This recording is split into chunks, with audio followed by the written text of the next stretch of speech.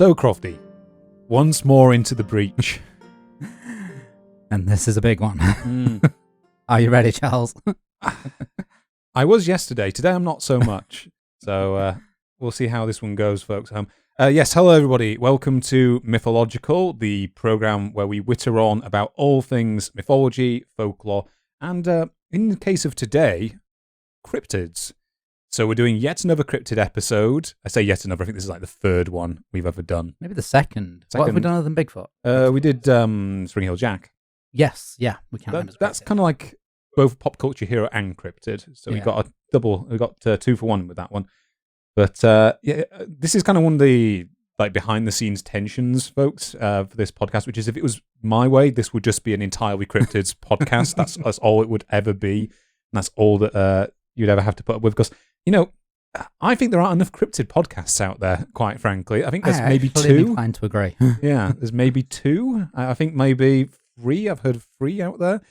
I haven't ever been on the internet, of course. But, do we have enough cryptids to sustain these several-hour episodes? Yeah, I mean, do we have enough cryptids to sustain the population of cryptids is another question. That's right. But yes, folks, so today's topic, I'm going to pass to you, Crofty, to give us the grand reveal. Drum roll, please. Yeah. The Loch Ness Monster. Yes. In case you haven't read the title. Yeah. So, folks, we've done a thing again. We've bitten off a lot more than we could chew, just like Bigfoot. The difference is we kind of knew we were going to bite off more than we could chew this time. Yeah, we expected a double episode here at least. Yeah, we at least It's planned not for one it. of those times where we say we change plan halfway through. Yeah, we did at least plan for it this time. So Still stressful though. yeah, it's still stressful, but we'll do our best today, folks. So strap yourselves in. This is, if you're listening to the audio version of this, then you've probably got 2 nice, chunky 3-hour episodes coming your way. You're listening to the video episode version. Oh, God. You've probably got like 6 hours or something to sit through. Apologies. I think at that point, if you get through the whole thing, it's kind of on you. If you make it through the whole thing in one sitting, we salute your bravery. Yes, we will send you a medal. It may or may not be chocolate. It may or may not be sent. Yeah. So, for anyone unfamiliar with the Loch Ness Monster, which I think we can also add in that case, welcome to Earth. There's most of the landmass is covered by water. We're going to be talking about a lot of water today, so you kind of want to get that down. So the creature known as the Loch Ness Monster is a cryptid, or I should say a beast currently unknown to science, that it has been claimed by its advocates dwells beneath the waters of Loch Ness, which is a large freshwater body of water not far from Inverness in northern Scotland. For our international viewers, would you say a loch is basically just a big lake? I'm going to say yes, but Scotland might kill me for not getting the distinction. If there is a distinction, we don't know it. Yeah, we'll be interrupted halfway through this broadcast by a crack Scottish assassination team. Is that bagpipes I hear? Yeah, bagpipes coming. Someone just threw a kilt over my head. Help. But yes, so Loch Ness is a large freshwater body of water not far from Inverness in northern Scotland. Most often, this creature is said to resemble either a large plesiosaur or some sort of sea serpent, with its most distinguishing features being its long neck and head, along with its humped body.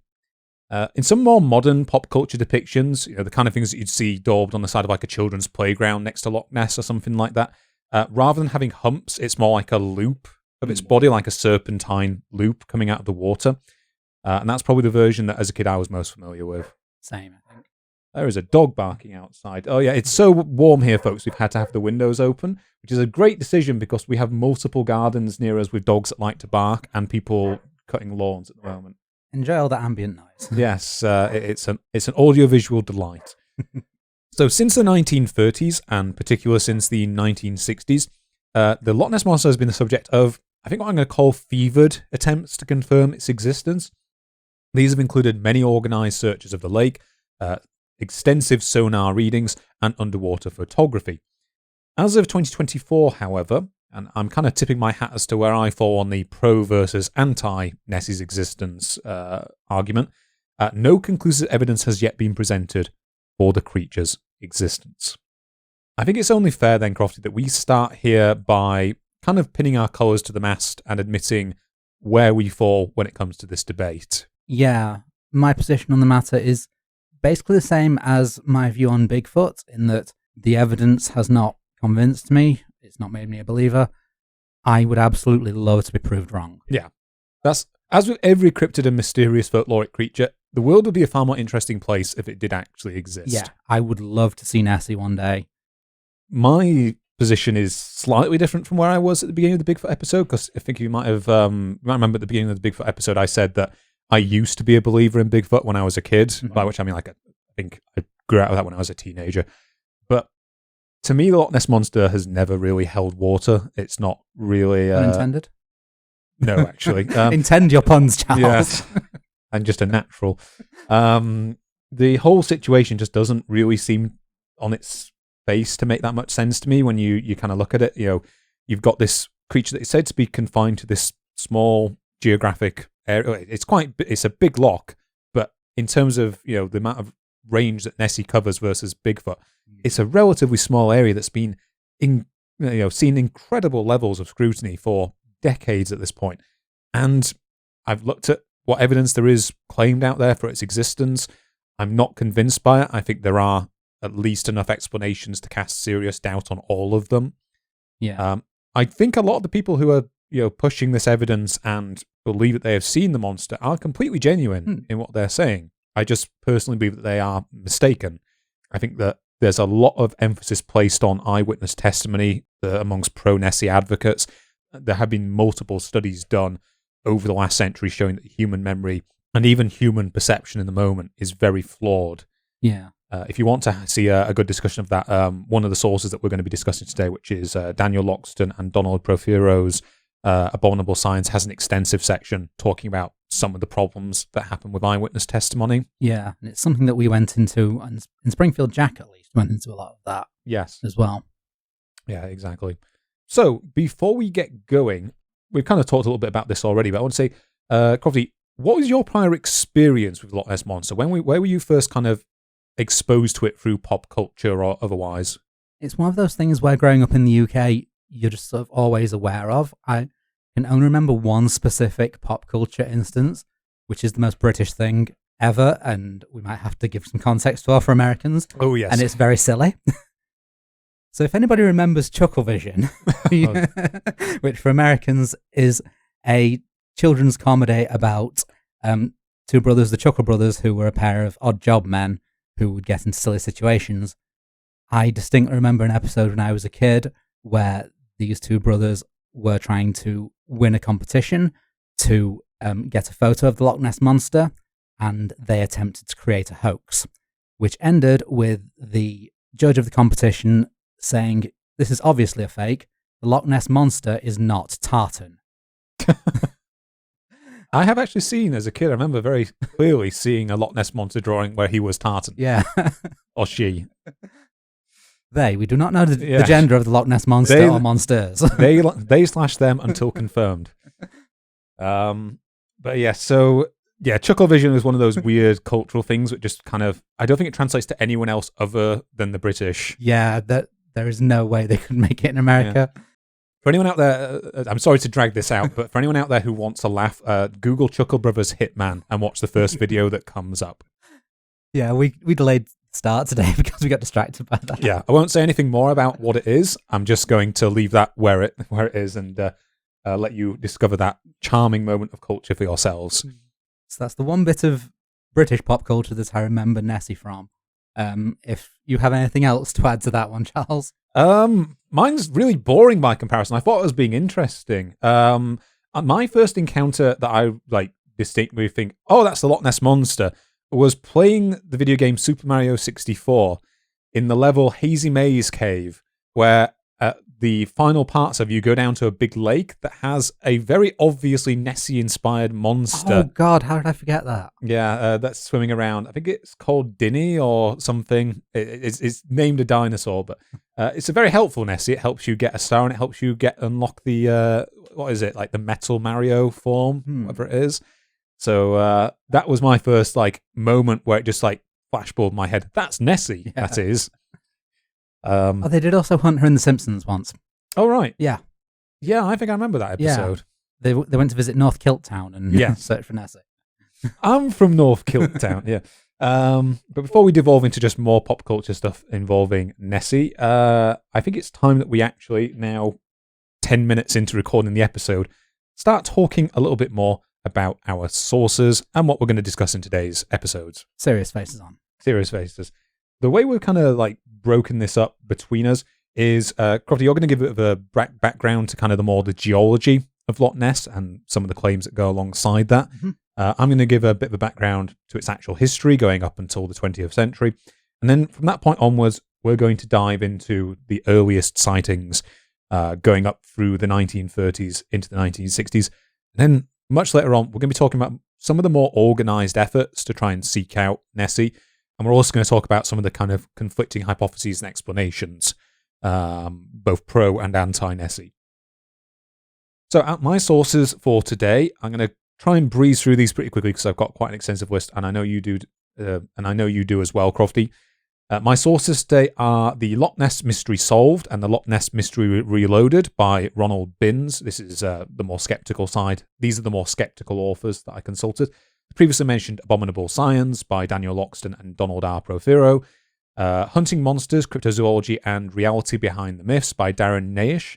On the more pro-Nessie side of things, I also consulted The Loch Ness Monster and Others by Rupert T. Gold, The Monsters of Loch Ness by Roy P. Mackle, The Great Orm of Loch Ness by F. W. Holiday, and The Loch Ness Monster by Tim Dinsdale.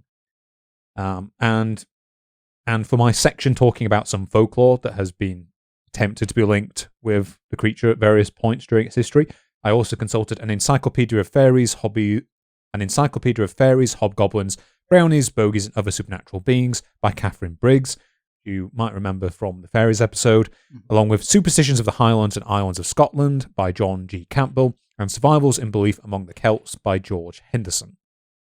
And for part 2, I used the Loch Ness Story and the Loch Ness Story Revised by Nicholas Witchell, the booklet Loch Ness by Adrian Shine and the Loch Ness Project, plus the Loch Ness Project Timeline and Archives at lochnesproject.org, Dick Rayner's website, lochnessinvestigation.com. I used some details from articles on Roland Watson's blog, lochnessmystery.blogspot.com.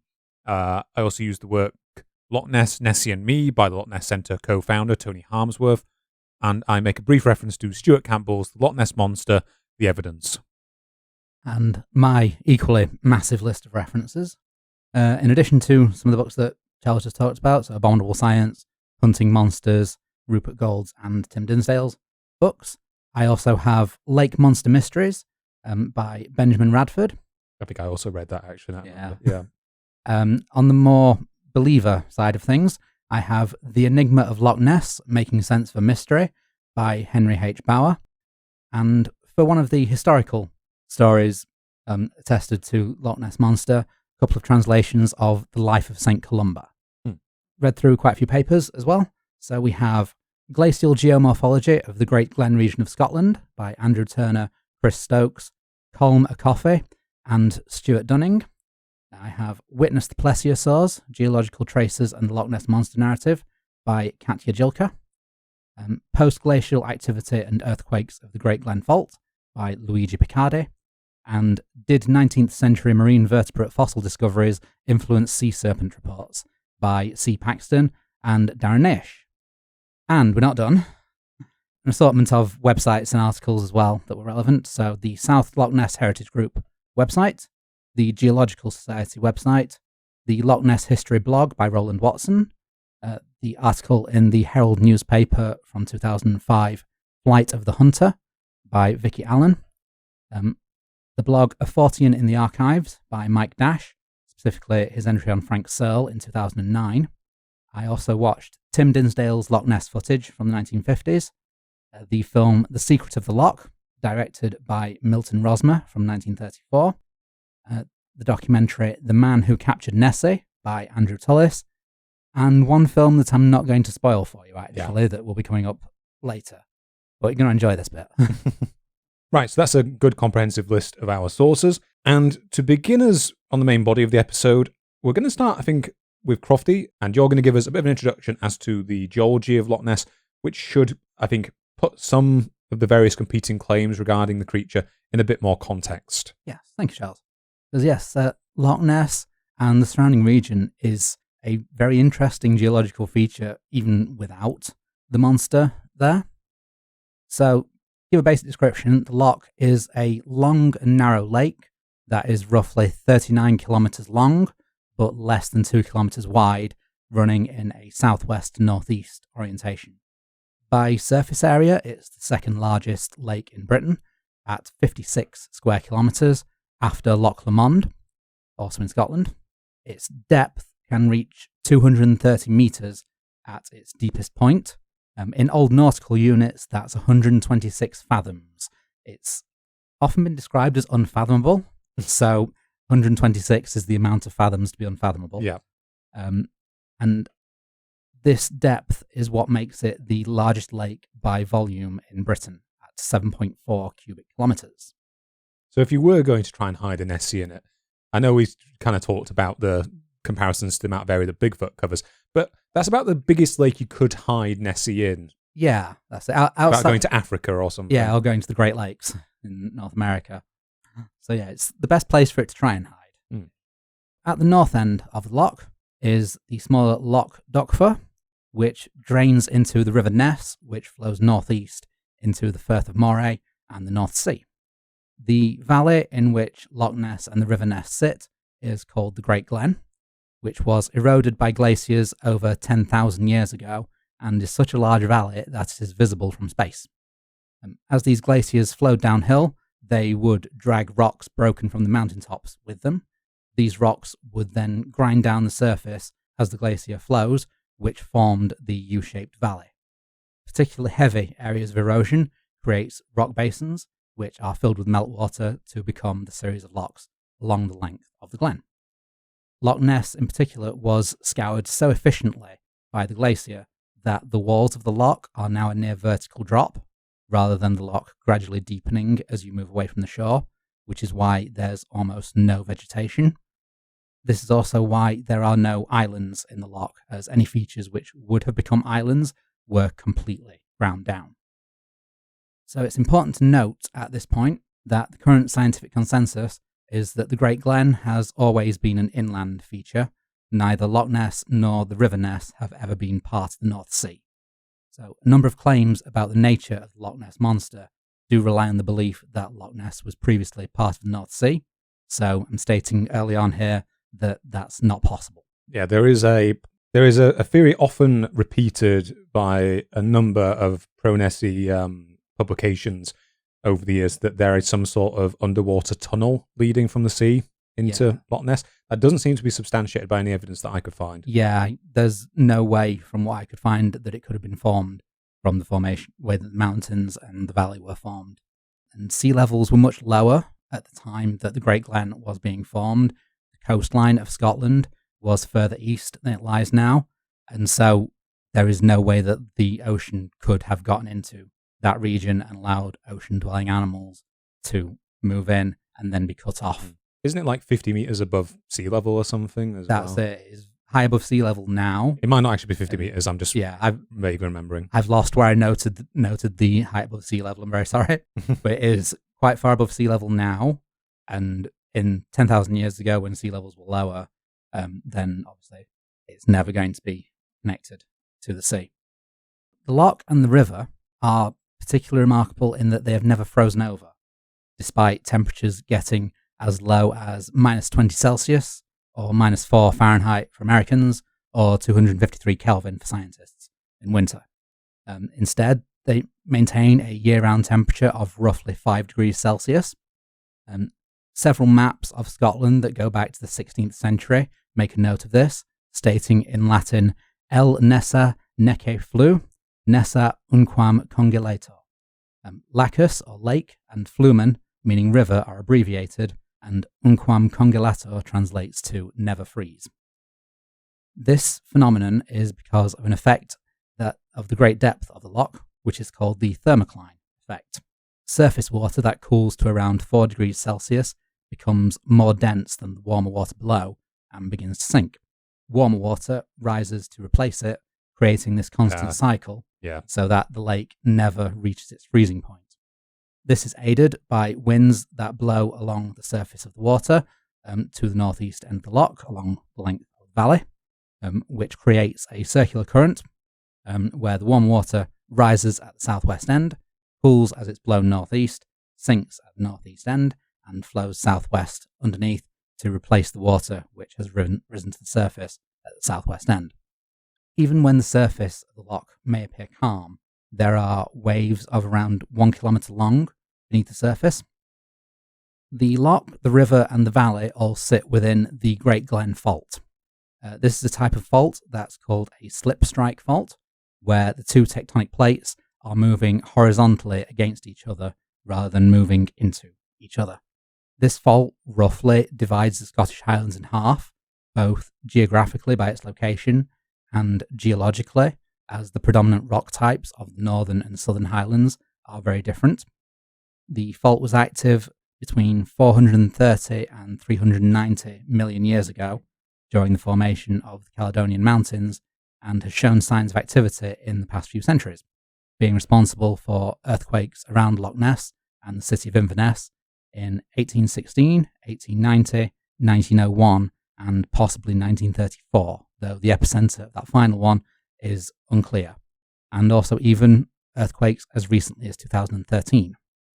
The August 1934 earthquake, according to the geologist Luigi Picardi of the Institute of Geosciences and Georesources in Firenze in Italy, was the culmination of a major period of seismic activity that had been going on for more than a year, and as we'll see, that period was also important in the history of the Loch Ness Monster.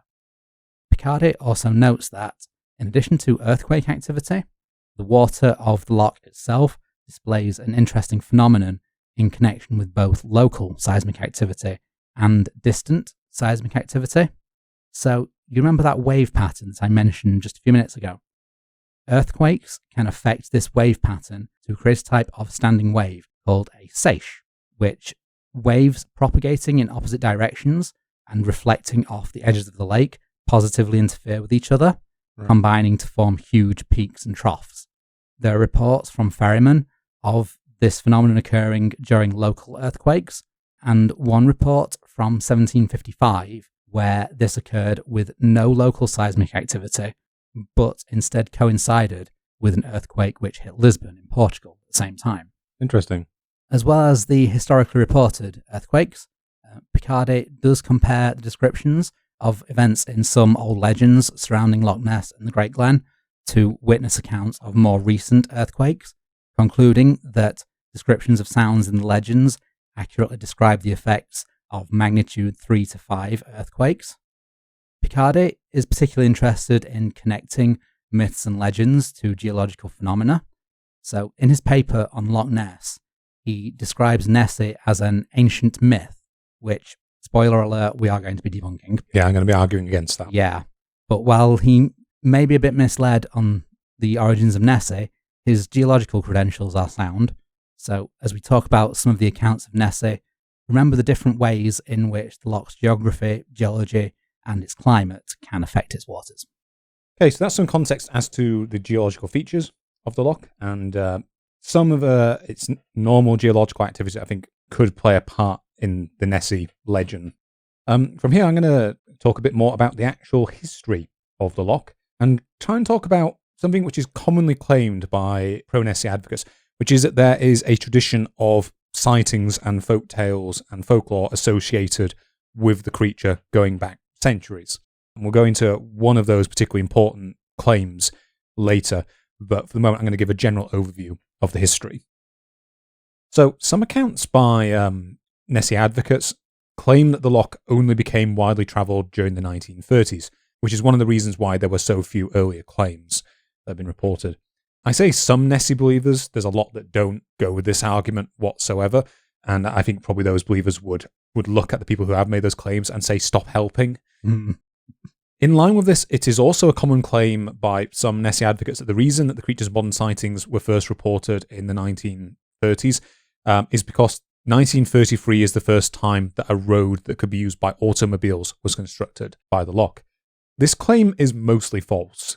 Whilst it is true that the road was renovated and expanded that year, there has been a road access to the loch's northern shore since at least the early 18th century, if not earlier, As evidence for this, according to Ronald Bin's work, The Loch Ness Mystery Solved, multiple different guides and maps of the region dating from the early 20th century clearly show that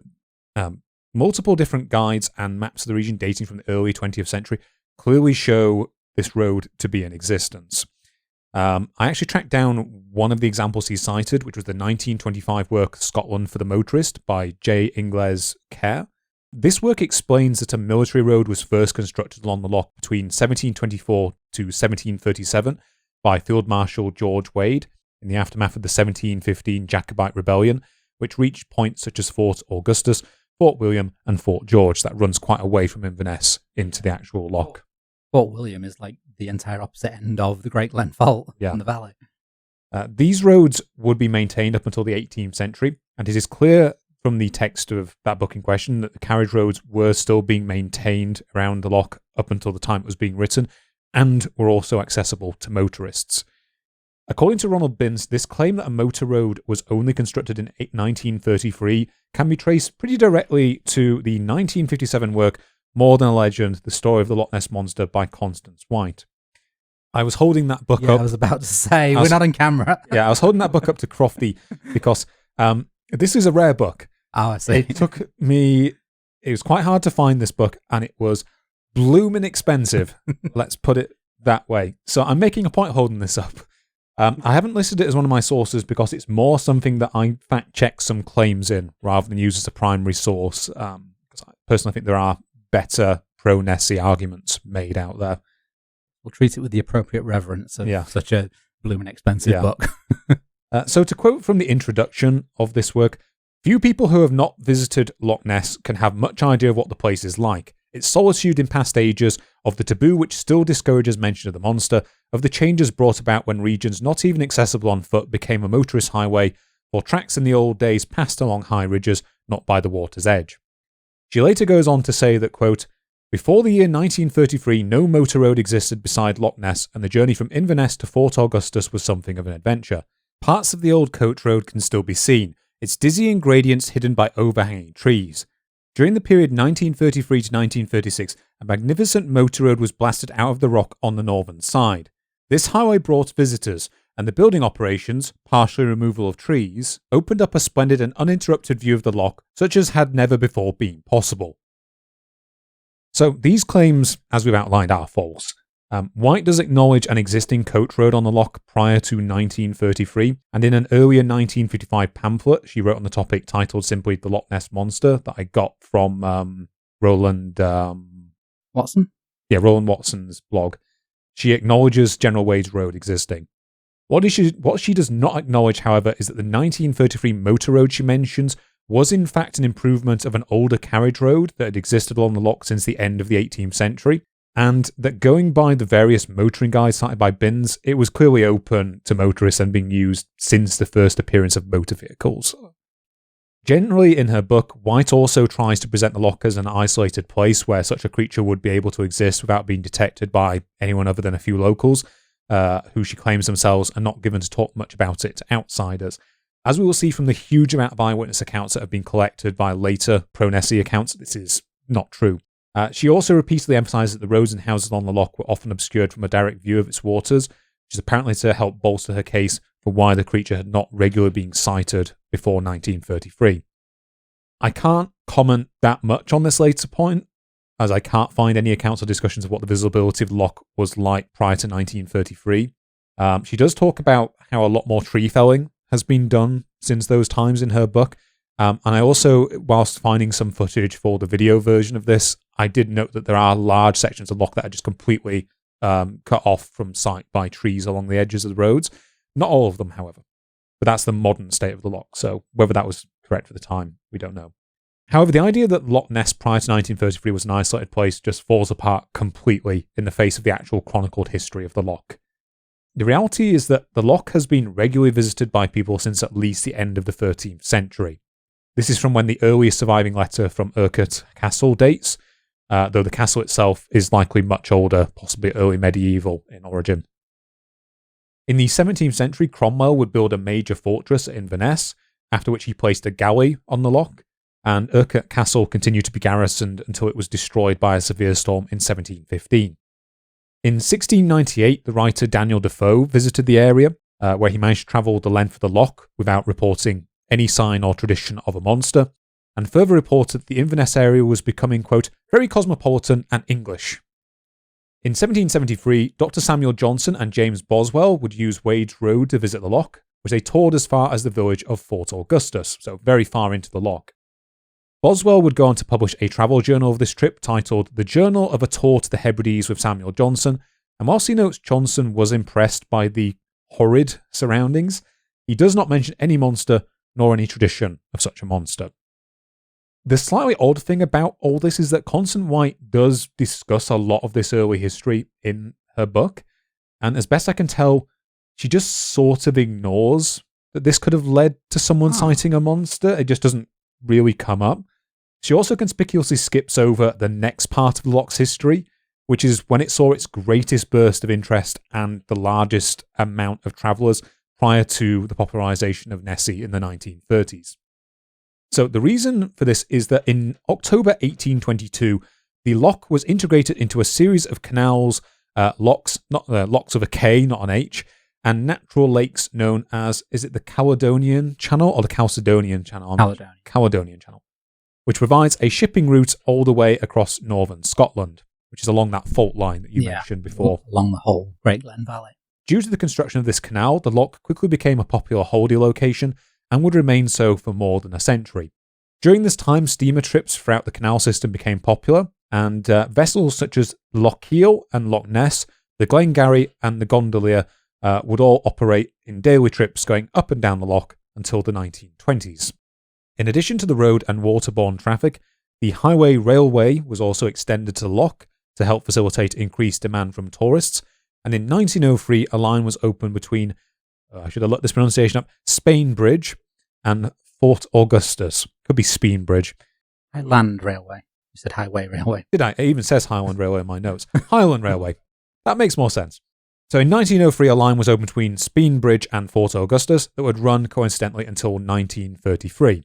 Over the remainder of the century, the loch would be visited by such notable figures as Queen Victoria and Prince Albert in 1873, the poet Robbie Burns, Charles Darwin, and someone I included specifically to make you happy, Crofty, Aleister Crowley, who lived by the loch between 1900 to 1918, and who of all people you would think would be the one to be interested in traditions of a monster dwelling within the loch.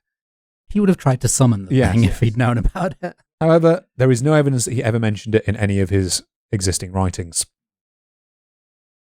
So this golden period of tourism for the region came to an end in the late 1920s.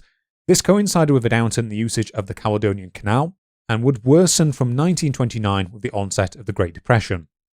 The remaining steamer traffic on the loch also ended that year, and by 1933 it was announced that the train line to Fort Augustus would also be discontinued. Despite this downturn in tourism, however, places such as nearby Inverness would remain thriving townships, and the loch was far from an abandoned place when the first modern reports of a monster emerged. So I think it's fairly clear from what we've discussed that there is little historical evidence for the idea that some sort of large creature or group of large creatures could have existed relatively undetected in Loch Ness for centuries prior to the 1930s. I think there was just too much traffic around the area, quite frankly. As soon as the steamers were on the loch, that would have disturbed it. I want to emphasise at this point the idea that the creature has been in the loch that long is only one of multiple pro-Nessie hypotheses. Yeah.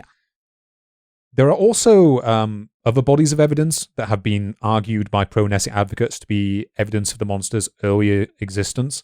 In particular, they point to the rich body of early Scottish folklore, along with a list of what are argued to be historical sightings of the creature, which we will now get into.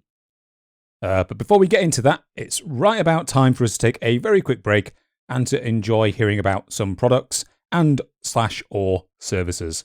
Here's some adverts. And we are back. So, to give a brief overview of some relevant Scottish folklore, there are many different aquatic creatures that I think would appropriately be termed monsters that have been claimed to inhabit parts of the Scottish Highlands. There's far more than I can actually sit down and give a detailed discussion of and actually remain on topic today. I'm a bit sad we didn't go more into it in the fairies episode in retrospect. but I'm going to give a roundup of some of the more popular and more interesting ones. There's one I deliberately haven't gone into, which is the Selkie, because I'm saving for that if we ever do a dedicated mermaids episode at some point. And as far as I can tell, the Selkie is basically never mentioned in connection with the Loch Ness Monster. That's also far too different from the monster to really get connected. So the first creature I want to mention is the Burach Bowie. I did look at the pronunciations for this, but it's flown out of my head, which is also known as the Furious Shackle, which is a large leech or eel-like creature said to have either 9 eyes or holes in its head that could be found at certain fords and in dark waters. This creature was said to twist itself like a shackle around the feet of passing horses in order to trip and drown them, after which it would suck on their blood. Interestingly, this creature's name would later be translated to lamprey in the 19th and 20th century dictionaries, but according to John G. Campbell's Superstitions of the Highlands and Islands of Scotland, the oral descriptions he collected very much specified a monstrous creature that doesn't really match with the description of a lamprey. After that, we have the Beast na Srogag, which is sometimes called the Scottish unicorn. This is described as a large animal with a single horn on its head, long legs of a clumsy and inelegant make, not heavy and thick, but tall and awkward. Finally, we have the Boobri, which is a shape-shifting creature which is most commonly said to take the form of a bird, specifically an enormous and ferocious waterfowl. According to George Henderson's Survivals in Belief Among the Celts, a supposed eyewitness of this creature claimed it resembled the Great Northern Diver, which is a water duck with a black head, brown, black, and white plumage. One alternative theory, however, is that this creature is inspired by lingering memories of the extinct Great Auk, which is originally was a creature that actually named penguins, and that name was put onto the modern penguins. Oh, wow. So I think its actual genus for the Great Auk is Penguinus, and I think it's the only member of it, or something like that. However, unlike the Great Northern Diver or the Great Auk, this creature's body is said to be bigger than the bodies of, quote, 17 big eagles put together, which is an interesting measurement, with a 17-inch long bill, short legs, and web feet that carry immense claws. Its favourite food is said to be the flesh of calves, though it will also feed on sheep and otters if it cannot find any. Interestingly, according to George Henderson, the Boobri is sometimes said to be a more general shape-shifting creature that can actually take 3 different shapes. In addition to an enormous bird, it can also transform into 2 other forms that are more directly analogous to the Loch Ness Monster, and the latter of which is often mentioned in early Nessie sightings. These are the water bulls and the water horses. So as the latter of these are mentioned a lot in a number of early Loch Ness Monster accounts, particularly in early newspaper sightings, I thought it would be good to go into a little bit more detail as to exactly what these creatures are. So water bulls are generally described as small black bulls that occasionally would mate with regular bulls and produce offspring. John G. Campbell describes it as a harmless creature that lives in lonely moorland lochs and that was occasionally heard lowing there at night. I've also seen descriptions of it as kind of like being a creature that looks like it's more composed of slime than normal flesh. This creature could be identified by its unusual bellow, which was said to sound like that of a cock, and its lack of ears. This feature would then be passed on to its offspring, who could be identified by having short ears. In the story, The Water Horse and the Water Bull, the offspring of a water bull is identified by an old woman from the area through the shape of its ears, and she ordered that it be put in a barn by itself, that it be held there for 7 years and fed on the milk of 3 cows. So by comparison to water bulls, water horses are much more nefarious creatures, which are known to shapeshift into either the form of a man or a horse, and that sometimes are explicitly said to be demons. According to John Campbell, by the time he collected his sources, which I think was 1900, belief in these creatures was largely past, but at one point almost every freshwater lake had at least one water horse legend going around.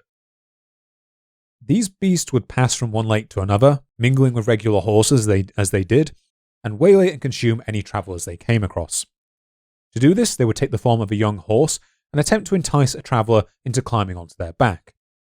There, the unlucky person would find themselves unable to get off, and the horse would rush into a deep pool where they would drown and consume their victim. These creatures were also occasionally seen to disport themselves on the surfaces of lochs. For example, the water horse at Loch Cruach was said to float in the water on its side, an act termed by the locals as, quote, making a salmon of itself, which I think is a reference to how salmon will frolic occasionally on the surface of water. And that to me does sound like quite a similar thing to the Loch Ness Monster. These horses were further said to have long flowing manes and tails, to be grey, black, or black with a white spot on their forehead, whilst on the island of Skye, this creature was said to be recognisable either by a sharp bill or by a brown slippery snout. These creatures are also often said to be associated with another water-dwelling creature known as the Kelpie, which in most sources is quoted as being a variety of waterhorse associated purely with running water. So the waterhorse is also known to take human form, and in many tales it will approach a young woman in the guise of a man and attempt to seduce or otherwise waylay her so that it can eat her. The most common version of these stories has a waterhorse approach a woman under some pretext and place his head on her lap. However, the creature is usually given away by still having visible horse hooves or by having green water weeds or sand in its hair. So to demonstrate this archetype, I will continue the same story I gave earlier for the water bull. So one day a servant girl took the farmer's herd down to the side of a loch so that they could graze. After a little while a man came walking towards her and asked her to fasig, or to arrange his hair. She agreed to his request, but after he had laid his head on her knee, she found it was full of a great amount of slimy green weed. Her first instinct was to scream, but she realised that doing so would probably mean the end of her, so instead she carried on with her task. Eventually the man fell asleep, and she craftily undid the strings of her apron, slid it and his head onto the ground, and fled back towards home. As she was nearing the farm, she looked back and saw the man had pursued her in the likeness of a horse, and had nearly caught up to her. The old woman who had previously identified the water bull saw the horse pursuing her, and she bade the door of the bull's barn be opened. The bull sprang out, and after eyeing everything around him, he leapt at the horse, and the two became locked in a ferocious battle that only ended when they drove themselves into the sea. The next day, the body of the bull was found on the shore, torn to shreds, but no trace could be found of the horse.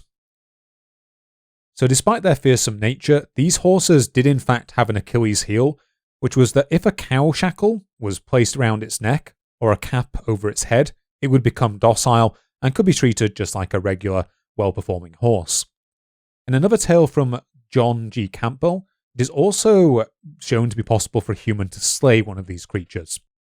So at Loch Ness, it's MNA, so I'm not sure what I'm supposed to do with that, a smith named Alistair resolved to kill a local water horse that had been responsible for the abduction of a local woman. He built a hut not far from the loch, with a special opening similar to a sewer that led towards the loch. Once the wind was in the correct direction, he killed and roasted a sheep in the hut, and the smell drifted down to the loch. The water horse was enticed by the smell and crept into the hut through the sewer. The smith, however, was waiting for it with his irons in the fire, and he thrust them into the creature's body.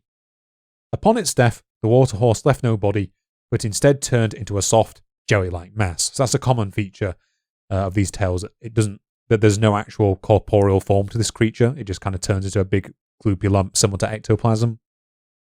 Over the course of reading about this folklore, I didn't really come across anything that singles out Loch Ness as the special home of any particular creature outside of this general folkloric tradition. The closest thing I came across to a monster that was associated with a single loch prior to 1933 is the creature known as the Big Beast of Loch, which is said to be either a large eel or a horse that had 12 legs, and was occasionally heard to break the loch's ice during winter. I also came across some claims of a similar creature to Nessie called the Morag in nearby Loch Morar. It's claimed that there are traditions of sightings of that creature going back to, I think, 1887. The problem I had is I could not track down the book that claims to hold this account, nor could I find any details of it online other than Roland Watson's blog. So I haven't been able to really look in any more detail into that sighting. I know one of the big Nessie-Hunters, Alan Shine, his project was called the Loch Ness and Morar Project. Yeah, there were also similar surveillance attempts made to catch the Morag, and there was a couple of books written on the topic as well. That's something for part 2, or for in a few hours' time if you're listening on YouTube. With that, I think it's high time we moved on to discussing some of the earliest claimed sightings of the Loch Ness Monster. And that unfortunately goes hand in hand with a number of hoaxes. So I'll hand over to you now, Crofty, to discuss those, beginning with one that actually long predates any of the history that I've discussed until this point. Thank you, Charles. Yes, we are heading all the way back to the 6th century AD to tell a story that's often claimed to be the very first sighting of the Loch Ness Monster. So this story tells of the deeds of Saint Columba, who was an Irish monk who lived between the year 521 and 597 and established a monastery on the Scottish island of Iona in the year 563 on a mission to bring Jesus to the Pictish people. An account of his life was written by the 9th abbot of Iona, named Adomnan or Adamnan, depending on which source, Adamnan, who was born 27 years after the death of St. Columba. One of the translators of the book, Francis Alice Forbes, who adapted parts of Adamnan's work, states that he entered the monastery at a young age and, quote, could only have gathered the materials for his book from the lips of those who had personally known the great apostle of Scotland and who had been eyewitnesses of the events recorded. She further attests to the accuracy of Adamnan's account by saying that Adamnan is considered to be a sober and trustworthy author and has not exaggerated, as many of the later writers undoubtedly have, the miraculous element in the life of the saint. She also cites a person named Carlyle, of whom no other details are given at all, and who's never mentioned again, as stating that it was clear that the author could tell no lie. And if you don't trust Carlyle's analysis of the honesty of Adamnan, who can you trust, really? My favourite northern city. Forbes' version of St. Columba's biography, however, doesn't include episodes such as his encounter with a certain aquatic monster, nor does it include other supernatural feats, such as the story of St. Columba expelling a demon hiding within a milk pail, or killing a wild boar with the power of prayer.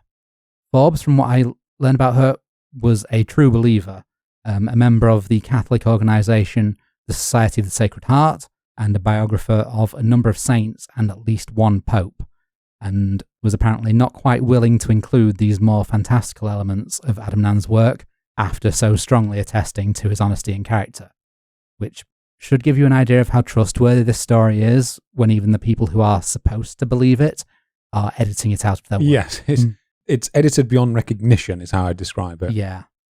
So to find the story of St. Columba in a full translation of Adamnan's work, we turn to Wentworth Heishay and his 1905 translation. And in Book 2, we have the chapter titled Concerning the Repulse of a Certain Aquatic Monster by Virtue of this Blessed Man's Prayer. As with all of the other episodes in St. Columba's life in this biography, the story simply begins with at another time, rather than placing it anywhere in the chronology of his life following the founding of this monastery. On this occasion, St. Columba had travelled from the monastery into the lands of the Picts and was intending to cross the River Ness, where he had encountered a group of Picts burying the body of one of their fellows.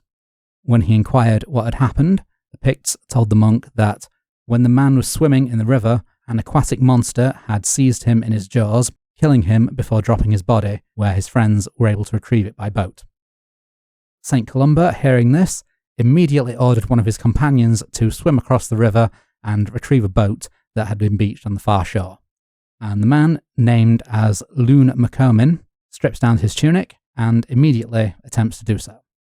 With what happens next, I can only picture St. Columba as Jason Bateman in the Dead Dove Do Not Eat meme, reacting with the sigh of, I don't know what I expected. Because, as I'm sure all of our listeners knew would happen, the aquatic monster that St. Columba and his men had just been warned about rears its head out of the water and goes straight for the monk in the middle of the river, striking terror into the Picts and into most of the monks. St. Columba, being the only one unafraid, makes the sign of the cross in the air and commands, Go thou no further, nor touch the man. Go back at once. The monster, which had almost caught up to Lune, immediately turns tail and flees at the saint, invoking the power of God. Lune retrieves the boat without further incident, and as these stories invariably end, the heathens are awed by the power of God and convert. So this story tends to get cited as proof that belief in the Loch Ness Monster goes back over 1500 years, or sometimes even cited as an eyewitness account proving Ness's existence. The latter part is obviously wrong because the account was written more than half a century after St. Columba's death by a man who'd never met him and had every reason to make St. Columba's deeds out to be such incredible displays of holy powers. Yeah, these sort of accounts, these hagiographies of church, well, I'm going to say church fathers in Columba's case, and also for people like St. Patrick, like the tripartite life of Patrick and stuff like that. They're not attempting to give a accurate summation of their lives. That's not the point. What they're trying to do is usually invoke parallels between these figures and say Old Testament prophets and biblical figures. They're not intended to be a chronicle of their lives. It's simply stories that have been reported about those figures. Yeah. And they're actually they are deliberately they are a deliberate conversion tool in that fashion as well. They are supposed to be examples for existing Christians to emulate and to give to pagans who could be converted. Mm. Yeah, and that is why we see that common trope of scaring off the serpent or the dragon with the power of God in so many of these stories, really. Yeah, there are similar stories in the tripartite life of Patrick. Yeah. And so, as well as the similarity between other Christian stories, claims that the story is specifically about the Loch Ness Monster are quite easily debunked simply from reading Haishay's notes in his translation. So he provides a background on the story by quoting a Dr. William Reeves of the Irish Archaeological Society, who collated the Society's manuscript collection in 1857, which included the Life of St. Columba and other manuscripts by Adamnan. Reeves states, "The belief that certain rivers and lakes were haunted by serpents of a demoniacal and terrible character was current among the Irish at a very remote period and still prevails in many parts of Ireland." Haishay then quotes another Irish writer, a W.R. Le Fanu, as saying, "The dreadful beast, the worm, half fish, half dragon, still survives in many a mountain lake, seldom seen indeed, but often heard. Near our fishing quarters in Kerry, there are two such lakes, one the beautiful little lake at the head of the Blackwater River called Loch Bryn, from Bryn, or Bran as he is now called, the direful worm which inhabits it. The man who minds the boat there speaks with awe of Bran. He tells me he has never seen him, and hopes he never may, but has often heard him roaring on a stormy night. Some miles further on, between Loch Bryn and Glencar, there is another lake from which a boy, while bathing, was driven and chased by the dreadful worm which dwells within it.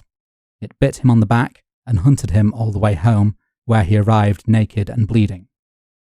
Haishay then follows this with a note on the River Ness, which simply states that the river runs between Loch Ness and the Moray Firth, with the city of Inverness at its estuary. So this is quite strong evidence to me to suggest that in 1905, when the book was published, there was no distinct legend of a Loch Ness monster. Otherwise, Haishay would have remarked on the story taking place in a location that is now known for its monster and made the connection himself, rather than later authors making the connection. Yeah. And Reeves, who he cited, can only make comparisons with Irish monsters, so proving in 1857 there wasn't similar knowledge. There's also kind of a fundamental problem with some of these accounts, which is that the descriptions of the creature don't really match the kind of nervous and gentle creature that Nessie is made out to be by a lot of pro-Nessie advocates. Exactly. It is very much the aggressive dragon of Christian stories. Yeah. So all the evidence really does point to Adamnan attributing this common Christian trope to St. Columba, and just by coincidence, it took place close to a loch that would become associated with a modern monster. So those notes from Haishay and Reeves, and how they don't mention Nessie, is something to bear in mind as we think about claims of a historical monster sighting.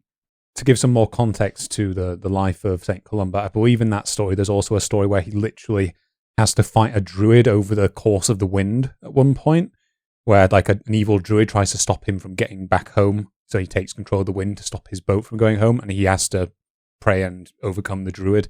Yeah. So, we're talking stories of sorcerers and stuff here now. We're getting into interesting territory. So it's a fun read. Yeah. But not something we can really use as evidence of Nessie. Hmm. While the Loch Ness Monster may not have been heard of in the 19th and the early 20th centuries, that's not to say that there were no lake monsters at all. So the 19th century saw 2 short-lived stories of creatures in Loch Ness in which the true culprit was quite quickly identified. So the first, in 1853, was the story of an attack by sea serpents, or possibly water horses, at Loch Ness, which was reported by the Inverness Courier. The heavy quotation marks here, attack, occurred at the north end of the loch, in the appropriately named village of Loch End. The paper reported that the loch had been perfectly calm until the villagers were startled by the appearance of 2 large bodies steadily moving on the loch, heading north from the direction of the town of Aldure on the opposite shore. The article claimed that some thought it to be a sea serpent coiling on the surface, while others thought a pair of whales, while others thought, potentially, water horses or kelpies. As they approached the shore, the villagers armed themselves with hatchets, scythes, and pitchforks to fend off the creature or creatures. Here the paper gave possibly my favourite description of a person, describing one fierce-looking Amazon wielding a tremendous flail about her head commenced to flagellate a hillock by way of practice. Nice. Yeah, I like that. Yeah. It's a good image. Yeah. I think the word queen comes to mind here. Yeah. One man was better armed than the rest, having fetched his old rifle, and he took aim. However, as the creatures came into range, he threw down his weapon. Briefly, he may have seen the animals as a pair of kelpies when they first appeared, but quickly realised upon aiming at them that they were regular but particularly valuable ponies. These ponies had in fact swam the entire width of the loch, so over a mile or nearly 2 kilometres from Aldure. Some damn fine ponies. Yeah, like I said, very valuable ponies. And we can see why if they can swim clear across the loch. Yeah. In the 19th century, people were also creating hoaxes, not just in Loch Ness. One unidentified group caught a bottlenose whale at sea and released it into the loch for it to be reported as a monster by the press, and drew crowds in to see it for quite some time before it was identified. Neither of those stories led to any persistent belief of a monster in Loch Ness, and like I say, these events weren't limited to Loch Ness or even to Scotland. For example, in 1868, stories began to spread in the American press of a monster in Bear Lake, in what was then the Idaho Territory. This began with articles written by Joseph C. Rich, one of the settlers of the Idaho Territory and a missionary for the Church of the Latter-day Saints. He would claim that this Bear Lake monster, as it had allegedly been named by the settlers, was a serpent-like creature, about 30 feet or 12 meters long, with light cream skin, writing several articles which he claimed were accounts that had been related to him by other settlers. He would claim that the local Native Americans had long known of this creature, which they called the Water Devil. The stories became particularly popular in Salt Lake City, with city newspapers sending reporters to interview settlers and claiming that almost none of them doubted it. As the story spread, claims that a similar monster had been sighted would appear around several lakes and rivers in the Utah Territory, leading to a belief that the Great Salt Lake and surrounding bodies of water were all connected by underground tunnels. The rumours became so prominent that the LDS Church president, Brigham Young, even spearheaded attempts to catch the monster. In 1894, however, Joseph Rich would admit that the entire story was a wonderful first-class lie, an admission of dishonesty that would not affect his election to the Idaho State Senate in 1896. Yeah, politicians have always been like this, folks. Yeah, or to the position of judge of Idaho's 5th Judicial District in 1898. Another American lake monster, the Lake George monster, would arise from a fisherman cheating on a bet.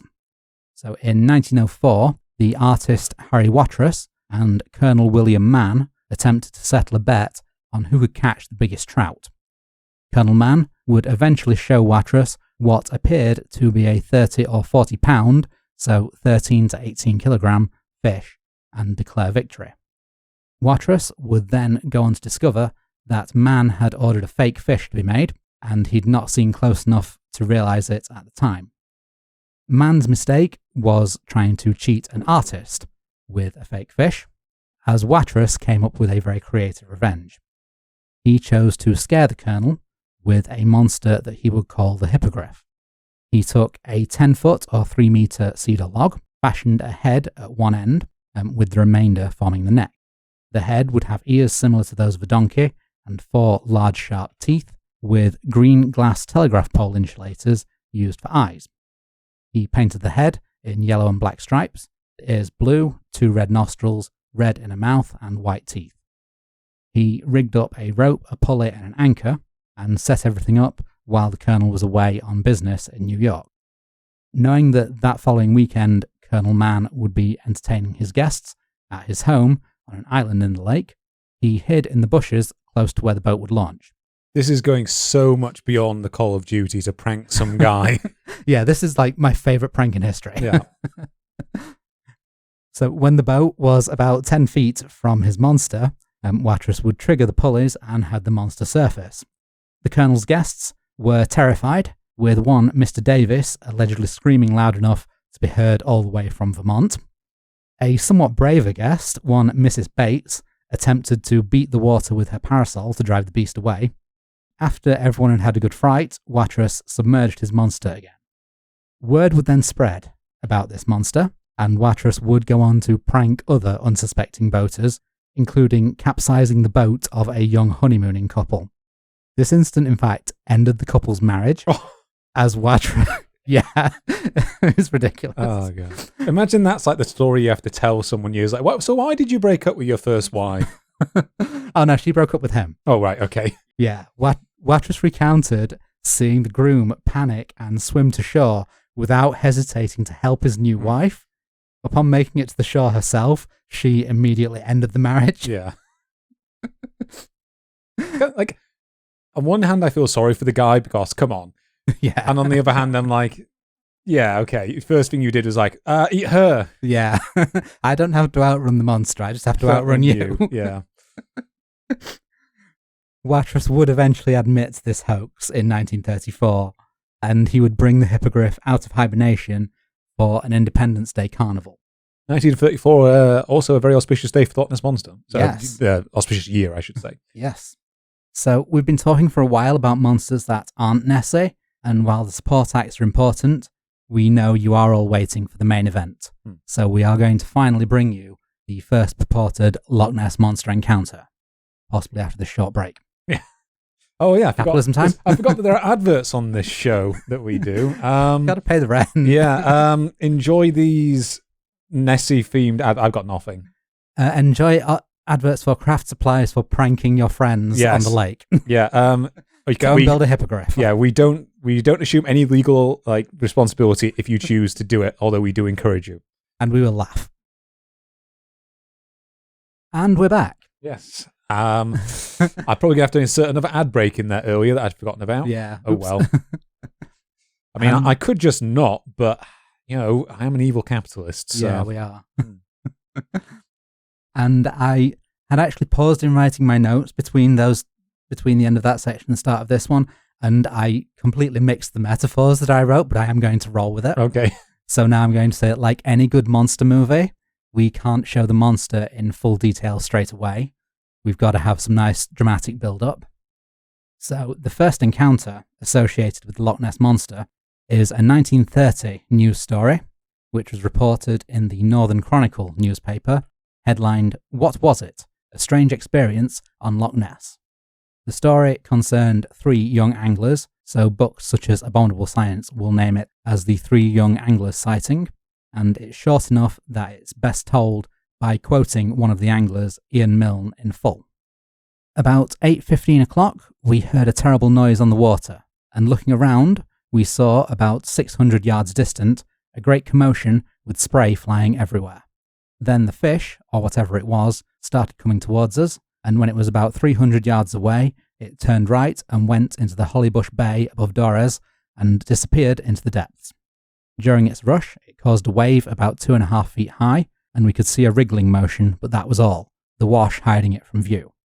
The wash, however, was sufficient to cause our boat to rock violently. We have no idea what it was, but we are quite positive it could not have been a salmon. So yes, no direct view of Nessie and no images at this point, just a hint of things to come later. Daniel Loxton and Donald Prothero describe the story as a bit of a dud. It is easy to see why, because the anglers didn't see what, if anything, was actually creating this wave.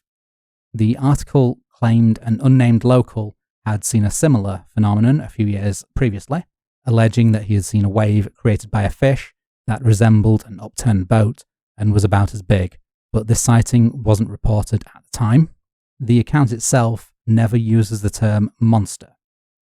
I think that account might have found its way into Rupert Gold's book at some point, but I'm not quite sure off the top of my head. It could be a couple of people's accounts. Yeah. So a skeptical response to the article was written to the Inverness Courier by a person giving their name as Piscator. A delightful pun on piss taker and Latin piscis meaning fish. I'm imagining Simon Pegg saw that story when he wrote about a PI staker with the missing goose in Hot Fuzz. And it's this letter that has the honour of associating the word monster with Loch Ness for the first time, in which they described the event as caused by some unknown monster that presumably inhabits Loch Ness.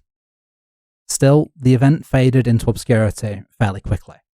The entire encounter is perfectly plausible as a natural wave, taking into account what we know from earlier on about the currents that are observed in the loch and the response of the currents to seismic activity. A 2.5-foot wave would be unusual, but plausible. This obscure report of an unusual minor incident, however, would resurface, pun of course intended, again in a few years later, bigger, scarier, and now attached to claims of a fearsome monster of legend. So now I will hand over to Charles as Nessie finally rears their head. All right, thank you. Pun intended. Yeah. Okay. I intend all my puns. Yeah.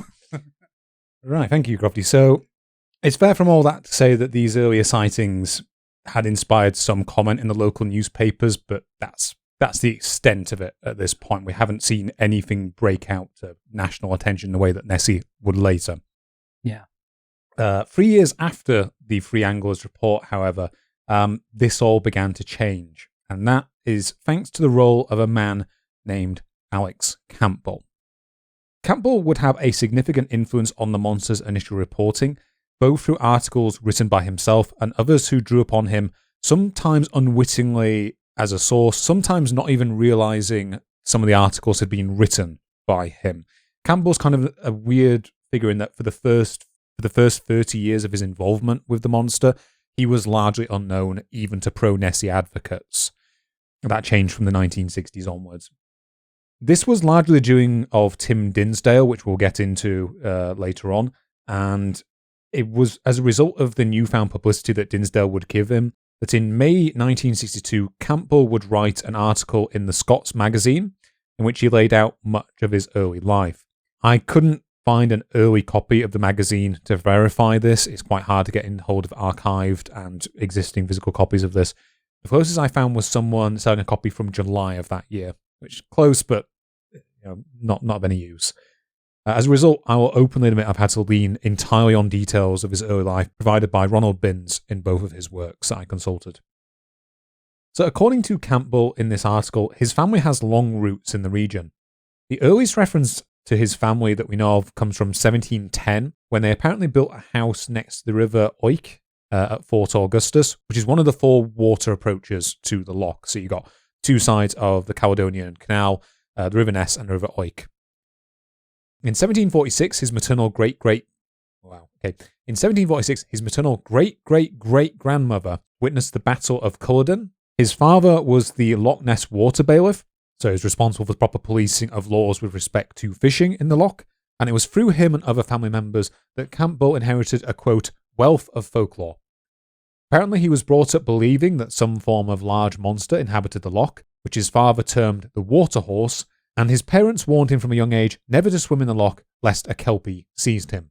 Was his father also called Alex Campbell? Because I keep seeing mentions of the water bailiff with the with the same name, but it just seemed a bit too long apart to be the same person. Yeah, because Campbell was still around in the 1960s and 70s, so it probably was his father, actually, or his grandfather. So yeah, when it says the water bailiff, it is Alex Campbell Sr., not. Possibly. To the best of our knowledge, Alex Campbell Sr. never made any serious attempt to publicise any belief in the monster. In the Loch Ness Mystery Solved, Ronald Binns tries to argue that his parents might have warned him about swimming in the loch because the loch water is in fact very cold year-round and could well kill a child very quickly from exposure if they tried to swim in it. Also, it has smooth, steep sides, so you could very quickly get into deep water quicker than you expected. However, according to Campbell's own accounts, his father had in fact seen this creature. I can't find any account where a description of this creature was given. The only thing I found was that it apparently caused a tremendous wash whenever it dived. I think, though, we should give Campbell the benefit of the doubt that it can be said there was something more going on in his family with regards to any sort of monster inhabiting the lochs than his parents simply trying to keep him away from the loch. It's also said that his brother did not believe in the creature either.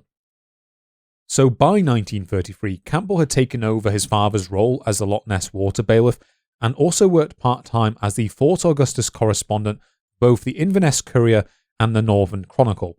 In his works The Loch Ness Mystery Solved and The Loch Ness Monster Reloaded, Ronald Binns argues that the Campbell might have been the writer behind the 1933 Anglers account that you mentioned, based on a supposed similarity between their writing style and later articles written by him.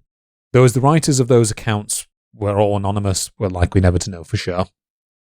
His first recorded involvement in the Loch Ness story occurred in May 2nd, 1933, when the Inverness Courier published the article, Strange Spectacle on Loch Ness, What Was It? There's a similar title to the one which you had, Crofty. Yeah. This story, which at the time was attributed to an anonymous reporter, but has since been admitted to have been written by Campbell, would prove deeply influential on the image of the monster going forwards. So to quote from this article, Loch Ness has for generations been credited with being the home of a fearsome-looking monster, but somehow or other, the water kelpie, as this legendary creature is called, has always been regarded as a myth if not a joke. Now, however, comes the news that the beast has been seen once more, for on Friday of last week, a well-known businessman who lives near Inverness and his wife, brackets a university graduate, when motoring along the northern shore of the loch, not far from Abriachan Pier, were startled to see a tremendous upheaval on the loch, which previously had been as calm as the proverbial mill pond. This lady was the first to notice the disturbance, which occurred fully 3/4 of a mile from the shore, and it was her sudden cries to stop that drew her husband's attention to the water.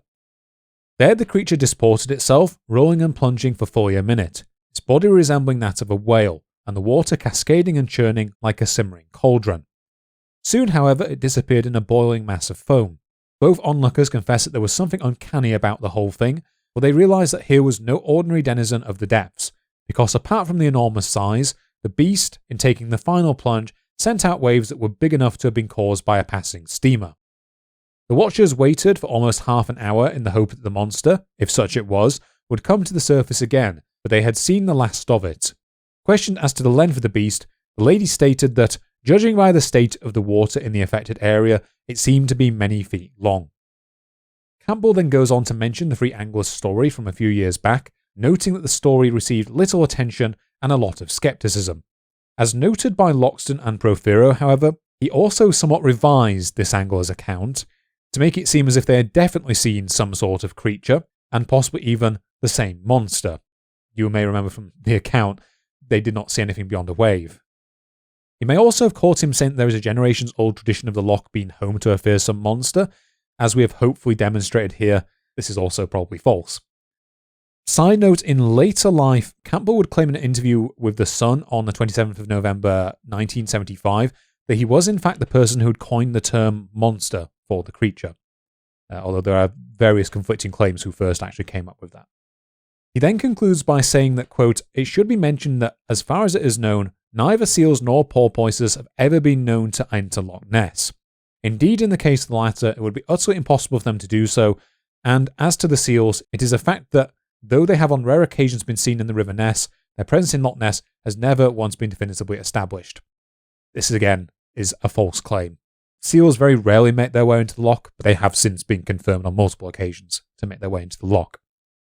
So the couple who claim to have sighted this creature are not named anywhere in the article itself, but would later be identified as Mr. John Mackay and Mrs. Donaldina Mackay, who were friends of Campbell's. Apparently the reason the Mackays originally chose to remain anonymous was that they didn't want to be accused of a publicity stunt to advertise their business, the Drumnadrochit Hotel in the eponymous village. I don't see any reason to actually dispute that claim. It does actually seem a relatively plausible one. That I can see both that they didn't want to be accused of a publicity stunt, and I also can see them not wanting to be ridiculed for it as well. Same. They only appear very briefly later on in further accounts as well. There's a few people in these early accounts that effectively kind of become phantoms going forwards, where they may have commented further, but I couldn't find any incident of them doing so. Instead, according to Rupert Gold in his book, in which he interviewed the Mackays some months later, he established that Campbell's account was a somewhat embellished version of what had actually happened. For a start, it was revealed that Mr. Mackay only saw the final part of the encounter as he was focused on his driving, and that Mrs. Mackay was the one who had seen the disturbance. According to Gold, she actually originally attributed it to two ducks fighting, only later decide that it was too large for this to have been the explanation. This initial series of waves then subsided and a big wake became visible, which he believed to have been caused by something large moving beneath the surface. This wake moved away across the loch until about its middle, where two large black humps appeared that Miss Mackay described as resembling a whale, and that she estimated covered about 20 feet between them. These humps continued on towards the pier for some distance when they turned sharply to port, made a half-circle movement, and then sank never to reappear. Daniel Loxton and Donald Prothero take great pains to note that the size of the humps puts them in the territory where they could actually have been a pair of seals, despite Campbell's claims that seals getting to the loch would be impossible. So it should be noted that at the time, Campbell's claim would be met with a great deal of skepticism. Whilst further reports, and indeed modern Nessie believers, would repeat the claim that there was a tradition of monsters at Loch Ness going back generations, interviews of local residents quickly poured cold loch water on this claim. The most frequently cited of these was a response, also in the Inverness Courier, by Steam Captain John MacDonald, published on May 12, who claims to have 70 years of experience of the loch.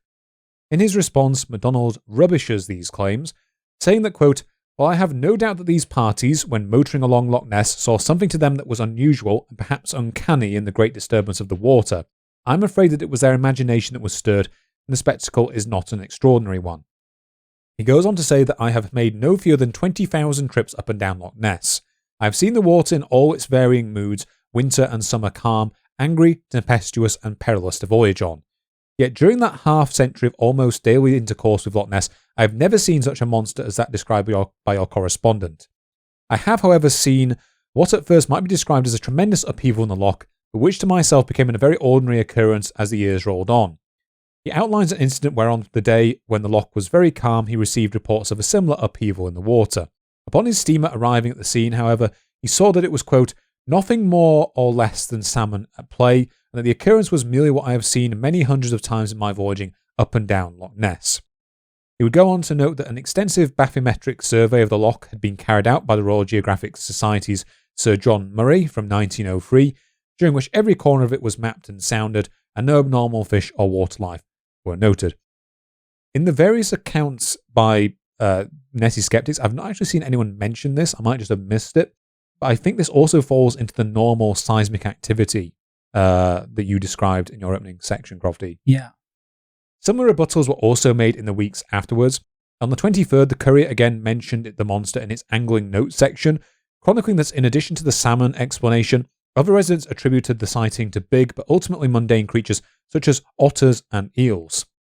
In one more humorous response, one anonymous old angler, who was apparently interviewed by the Courier, claimed that he had seen the monster all his life, but asked when he had last seen it, he responded, "I have not seen it since I became a teetotaler." To the best of my knowledge, Campbell made no reply to any of these responses. So the lack of impact that Campbell's article had on the wider public can probably be seen during the next 3 months, in that there were only 2 further sightings actually reported of the creature. These appeared as a small piece in the June 2nd issue of the Inverness Courier, and are so short in fact that I can quickly read them in full. Quote, Loch Ness Monster seen again. It was reported from Glen Urquhart that the so-called Loch Ness Monster was seen again yesterday. A squad of workmen engaged in blasting operations at Abriachan were startled to see the monster in the centre of the loch immediately behind a passing drifter. The monster followed the boat for some distance. The workmen declared that the beast had an enormous head and a large, heavy body. Passengers in a motor bus were also said to have seen the monster on Wednesday. Whilst the workman's account does give a description of the beast I would argue is quite distinct from many of the other accounts I've heard so far, it doesn't seem to have caused much further comment, and I can't really find any further discussion of it in my research. It's kind of one of those situations where I don't want to just dismiss it out of hand because no one else has bothered to give an explanation for it. It's quite indistinct as descriptions go. We've got big head and big body, basically, which could match a lot of things drifting in the lake. You know, a tree trunk, could have been a seal, it could have been seismic disturbance mistaken, could have been another vessel. I don't want to definitively say that any of them could have been responsible for it, though. I think that one has to be put under the category of unexplained. What I think is fair to say, though, is that without there being any further major sightings, interest in this monster would probably have faded away at this point, and we never would have heard a single thing ever again about the Loch Ness Monster. This course of history, however, did not come to pass. We live in the alternative future, and in August of that year, everything would change. That's because, much as with our Bigfoot episode, where we saw the eponymous creature gain its popularity through the widespread reporting of the Bluff Creek footprints, Nessie does in fact have one major account that brought it to broader cultural awareness. That's because on August 4th, 1933, the Inverness Courier published a letter from a Londoner named George Spicer. In it, he claimed that on a recent trip to the loch, he and his wife spotted a strange creature whilst they were driving from the village of Dawes on Foyers along General Wade's old military road, which is a sighting which kind of puts paid to some of Constance White's claims that the first sightings were seen on a modern motor road. So, to quote from this account, whilst travelling along the east side of Loch Ness between Dawes and Foyers Hotel, about halfway in fact, I saw the nearest approach to a dragon or prehistoric animal that I have ever seen in my life. It crossed my road about 50 yards ahead and appeared to be carrying a small lamb or animal of some kind. It seemed to have a long neck, which moved up and down in the manner of a scenic railway, and the body was fairly big, with a high back, but if there were any feet they must have been of the web kind, and as for a tail I cannot say, as it moved so rapidly, and when we got to the spot it had probably disappeared into the loch. Length from 6 feet to 8 feet, and very ugly. I'm wondering if you can give me any information about it, and I'm enclosed a stamped addressed envelope anticipating your kind reply.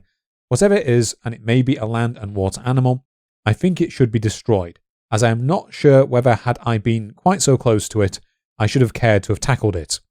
It is difficult to give a better description, as it moved so swiftly, and the whole thing was so sudden. There is no doubt that it exists. Yours, etc., George Spicer. So despite the correspondent that wrote this also being anonymous and in the Inverness Courier, I doubt that it had anything to do with Alex Campbell.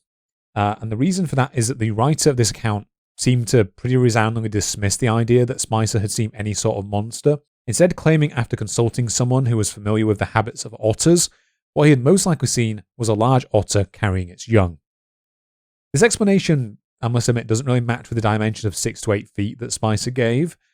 It's a dire otter. Yeah, it'd be a very big otter, and also the creature would be moving very rapidly, although otters can move quite quickly when they want to be fair. He was not able to see details such as its feet, so it is possible that he had been mistaken as to its size. Spicer would elaborate on this sighting in a follow-up interview with Rupert Gold in London, which he published in his book The Loch Ness Monster and Others. In this interview and follow-ups, Spicer volunteered several more details about the beast, some of which contradict his original letter. In the interview with Gold, he claimed the creature was a loathsome-looking grey colour, like a dirty elephant or rhinoceros, that had a long thin neck that was contorted into a series of half hoops, that it was 4 to 5 feet tall, and claimed that it looked like a huge snail with a long neck. So I just want to note that this is quite different from him previously describing the creature as like a dragon. Instead of claiming the beast seemed to be carrying a small sheep or animal, he now for some reason thought that the object he had seen was actually the end of a long tail that had swung round to the far side of the creature's body. As noted by Darren Naish in Hunting Monsters, this would result in a very strange walking posture for such a creature, as it would be trying to walk with both its tail and its head pointing in the same direction. It's an unusual contortion. If you imagine a dinosaur-like creature trying to swing its tail around in such fashion, it does seem a bit ludicrous, although Spicer does not describe it as like a dinosaur, really. Well, at first, anyway. We'll get to that. Gould also spoke to Mrs. Spicer, whose account he claimed broadly matched her husband's. However, she also opined that it had been about 200 yards away, which is 4 times the distance that Spicer claimed in the original letter he sent.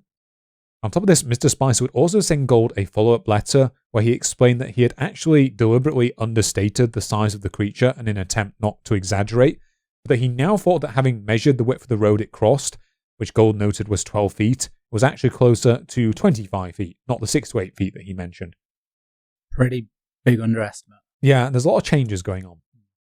Despite the changes in these details, Gould notices in his account of the interview that the Spicers seemed very genuine in having seen something they considered very unsettling, and that he was entirely convinced that the event had happened as they described.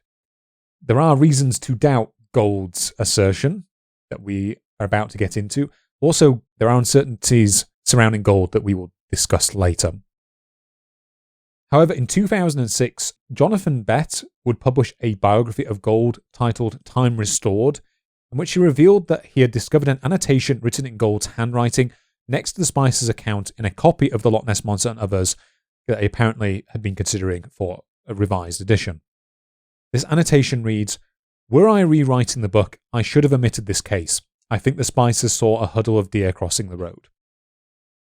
I haven't really gone into this, but that is also a common thing presented by some of the skeptics of Nessie in their various accounts. A lot of people claim that the undulating motion of the creature that Spicer saw would match a herd of deer moving across the road, kind of leaping as they went.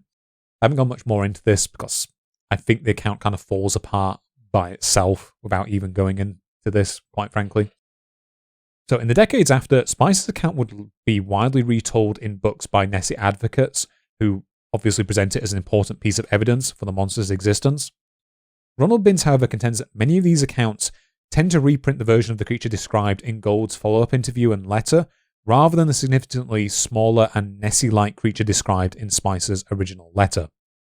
Spicer's description of the beast also continued to change over time as some of the authors contacted him. 3.5 years after the event, he replied to a letter by a then teenage Ted Holliday, who had gone to write a number of books on Loch Ness and propose what is known as the Great Orm Theory. This postulates that the beast is in fact a giant invertebrate, similar to the extinct toy monster. Except that this creature, for some reason, is no longer in the Americas, as is the toy monster, and I also believe the toy monster was a saltwater creature. This letter would make it into both Tim Dinsdale's The Leviathans in 1966 and Holliday's The Great Orm of Loch Ness in 1968. In this letter, he reiterated his claim that the beast was 200 yards away, and now instead of his original claim that it moved swiftly, he now said, quote, "Apparently it could not move fast."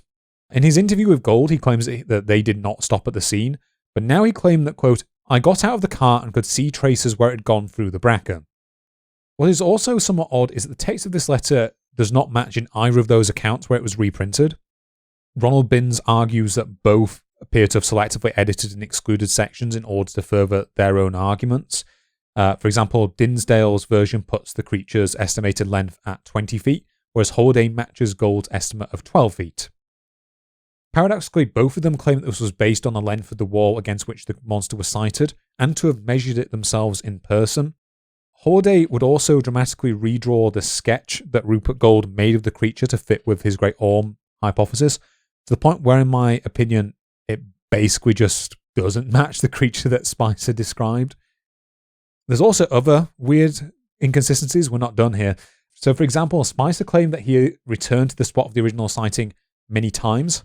However, in Gould's interview, it is claimed that Spicer wasn't certain where the encounter took place on the road, as he claimed he wasn't sure if they'd passed the area known as Whitefield, which is about halfway between doors and foyers. And I actually did check it on Google Maps. That all does check out.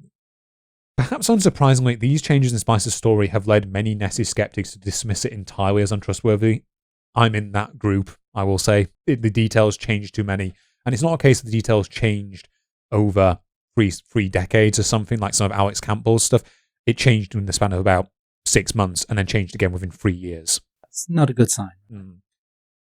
However, there is also another strange aspect to this story that skeptics such as Ronald Binns, Daniel Loxton, Donald Prothero, and Darren Naish have all made a lot of hay out of over the last few years, and that is of all things a possible association between Spicer's sighting and the recent release of an incredibly famous film, possibly even more famous than the Loch Ness Monster, that Crofty, you are now going to enlighten us on. However, I think it is time again for us to take a contractually enforced capitalism break.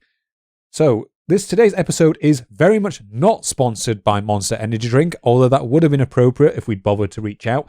Not going to stop me drinking it during the course of this episode, however. That's good, heart attack. Here's some adverts. And we're back. Yes, thank you, Charles. Yes, if that story sounds familiar, then you've seen this scene of the film. Because just 3 months before Spicer reported his encounter with the Loch Ness Monster, King Kong was released in Scotland. The release of King Kong was a huge cultural phenomenon. So the Daily Express would report after the film's premiere in London that theatres were frequently selling out and that thousands of people were being turned away. We are talking bigger than Avengers Endgame, bigger than Star Wars. That level of huge phenomenon here. Especially considering it happened in the middle of the Great Depression. Exactly. That probably gives it a shot at the title for biggest film of all time. Gone with the Wind, probably bigger. That point. But very big. Yeah. I agree. It's up there. So, for its time, the stop-motion animation, which was done by pioneering animator Willis O'Brien, made Kong the most realistic and terrifying monster to ever be seen on film. While monster movies had existed prior to King Kong, notably the adaptation of Sir Arthur Conan Doyle's The Lost World, also worked on by Willis O'Brien, nothing had had the impact of King Kong, which became the definitive monster movie of the Western world. Yeah, I personally think that the stop-motion sections of the film still hold up, quite frankly. Yeah, I watched it over the weekend. They are incredible. So the Scotsman newspaper described the movie as giving the impression that its monsters have newly emerged from the primeval slime, which I can see where that description came from. Yeah. According to the Making of documentary on the King Kong DVD, Willis O'Brien's animated dinosaurs were seen as so lifelike at the time that Arthur Conan Doyle had once screened the dinosaur sequences from The Lost World for a group of stage magicians who were notoriously difficult to fool, and he had successfully convinced them that they were watching real-life dinosaur footage. I think people were a lot more credulous in the 1930s. Yeah. The idea of like talkies as films was still fresh, to be fair to them. Talkies were a brand new thing. I mean, this was also 1920s, so Lost World was silent. No. I can't remember if Lost World was a talkie or not. Probably silent, guessing by the time, but it could have been an early talkie. I don't know. But still, stop motion was, like I say, brand new. Willis O'Brien pretty much invented it. So, yeah, and for the also, time, that's going to convince people. Yeah, also the quality of film and projection techniques from the time. Yeah. What we would see nowadays are like professionally made 4K prints taken from the original film negatives, something like that. It's not a third generation print that's been shown on a film projector in, some dusty theatre in Georgia or something like that. Yeah, but still, even now, King Kong's animation holds up. Yeah, I thoroughly enjoyed those sections of the film. This has been our review of King Kong. Yeah. Some more problematic stuff, but that's not for today. King Kong, pretty good film. Yeah. 2 thumbs up. Mm-hmm. So even if you haven't seen King Kong, you probably know that its world has more monsters than just a giant ape. Like this year, you've probably at least seen ads for Godzilla and Kong as part of their whole Monsters cinematic universe thing. But even from the beginning, Kong was just the most prominent of a whole lineup of gigantic beasts that had been isolated from the world on Skull Island. In the movie, after Kong has kidnapped the female lead, Anne, explorers from the ship The Venture give chase across the island through a foggy night. After a very violent encounter with a Stegosaurus, the group attempt to cross a lake by raft, and we see a long neck rise from the water briefly before cutting back to the men. Suddenly, the men see the neck and the head of a reptile strike out from the fog, capsizing the raft and grabbing men out of the water with its teeth. So if you're familiar with dinosaurs, you will at first think maybe this creature is some kind of plesiosaur, as you can see the round torso and the long prehensile neck with a small head and I just sharp want to teeth. jump in before the actually guys. We know plesiosaurs aren't dinosaurs. Yeah. Poor phrasing, sorry, my bad. That's fine. But yeah, I actually, when I was watching the movie, paused it, took a photo of one of the shots of the movie, and sent it to Charles saying, this looks very familiar for something that we'll be discussing later. I actually, as far as I'm aware, this sequence was considered so violent on its original release, it actually was partially censored, where some of the footage was cut out. Really? I think so. I think this is one of the... I'm not sure if this was lost for a while, this footage, but it's been restored to later versions of the film, to the best of my knowledge. Yeah, because I do have like it's still black and white, but the remastered version on DVD. So after the sequence in the water, the surviving men swim to shore, thinking they've escaped an aquatic monster, only to look back and see the creature heave itself onto the land and reveal it's in fact a brontosaurus or a diplodocus or something similar. This dinosaur, huge, long-necked, and with a round, lumbering body and short legs, with its feet hidden by vegetation in order to make the animation simpler, is shown side-on, stomping from left to right across the screen, grabbing one of the men in its jaws and shaking him. And as the remaining men escape, the beast roars before returning to the water. That particular shot is basically identical to one of the versions of the story that George Spicer told. He describes pretty much exact features from the film, being unable to see the feet, the idea of the tail curving around to the back of the creature, the motion of the neck, and carrying an animal in its jaws. Spicer describes the skin as grey like an elephant or rhinoceros, similar to the quality that the brontosaurus skin had in the film. Shortly after, when Rupert Gold interviewed Spicer, he did in fact ask Spicer if he had seen King Kong, and Spicer admitted that he'd seen it and the creature did resemble the dinosaur in the film. Gold noted the comparison in his book, but didn't really critically examine it. He just sort of left that hanging there. Yeah, it sounds like Gold. Sorry, I'm throwing Gold under the bus there. But he did a lot of work. Yeah. He did a lot of work. He was very detailed in his work. I don't think some of his reasoning was very good. Yeah. That's it. He moved on from that fact quite quickly and otherwise took most of Spicer's statements at face value and accepted reasons for his inconsistencies between the accounts. Yeah. While Gold makes little of the connection, here we do kind of have to stress the importance a bit, because prior to this, there had been no reports of the creature or of other lake monsters resembling dinosaurs or plesiosaurs. Even though the term dinosaur had been coined about 100 years previously, dinosaurs and plesiosaurs had been depicted in science fiction quite often in the 19th century. None of the sightings or the hoaxes had resembled plesiosaurs. Yeah. So the first real resemblance that was published was Rupert Gold's illustration as dictated to him by George Spicer, which does have similar shape and proportions to the monster in the film. So if you think back to the stories I told earlier, people have been making comparisons to fish, snakes, whales, seals, even legendary water horses, but no plesiosaurs or dinosaurs, even as fossils were beginning to be discovered and publicized. We see a similar sort of shift in views of sea serpents in the 19th century, though over a longer time frame. In Jules Verne's book Journey to the Center of the Earth, which is a particularly influential work of science fiction and was published in 1871 in English, it describes a plesiosaur as a monstrous serpent concealed under the hard vaulted shell of a turtle.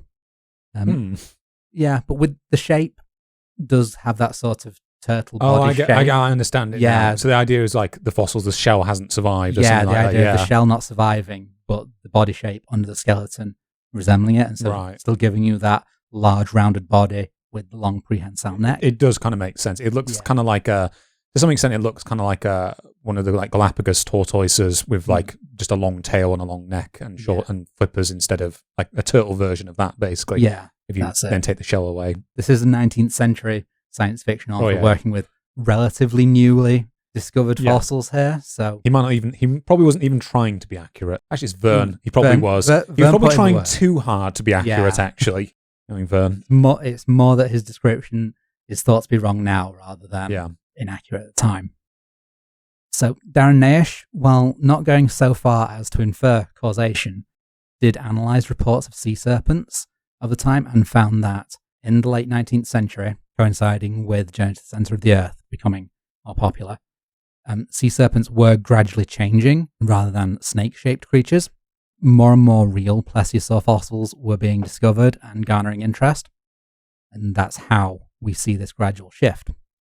So here with Nessie, the combination of Spicer's account and the popularity of King Kong may have caused the exact same shift to happen in the perception of lake monsters, but with a single sighting in a shorter time frame. Yeah.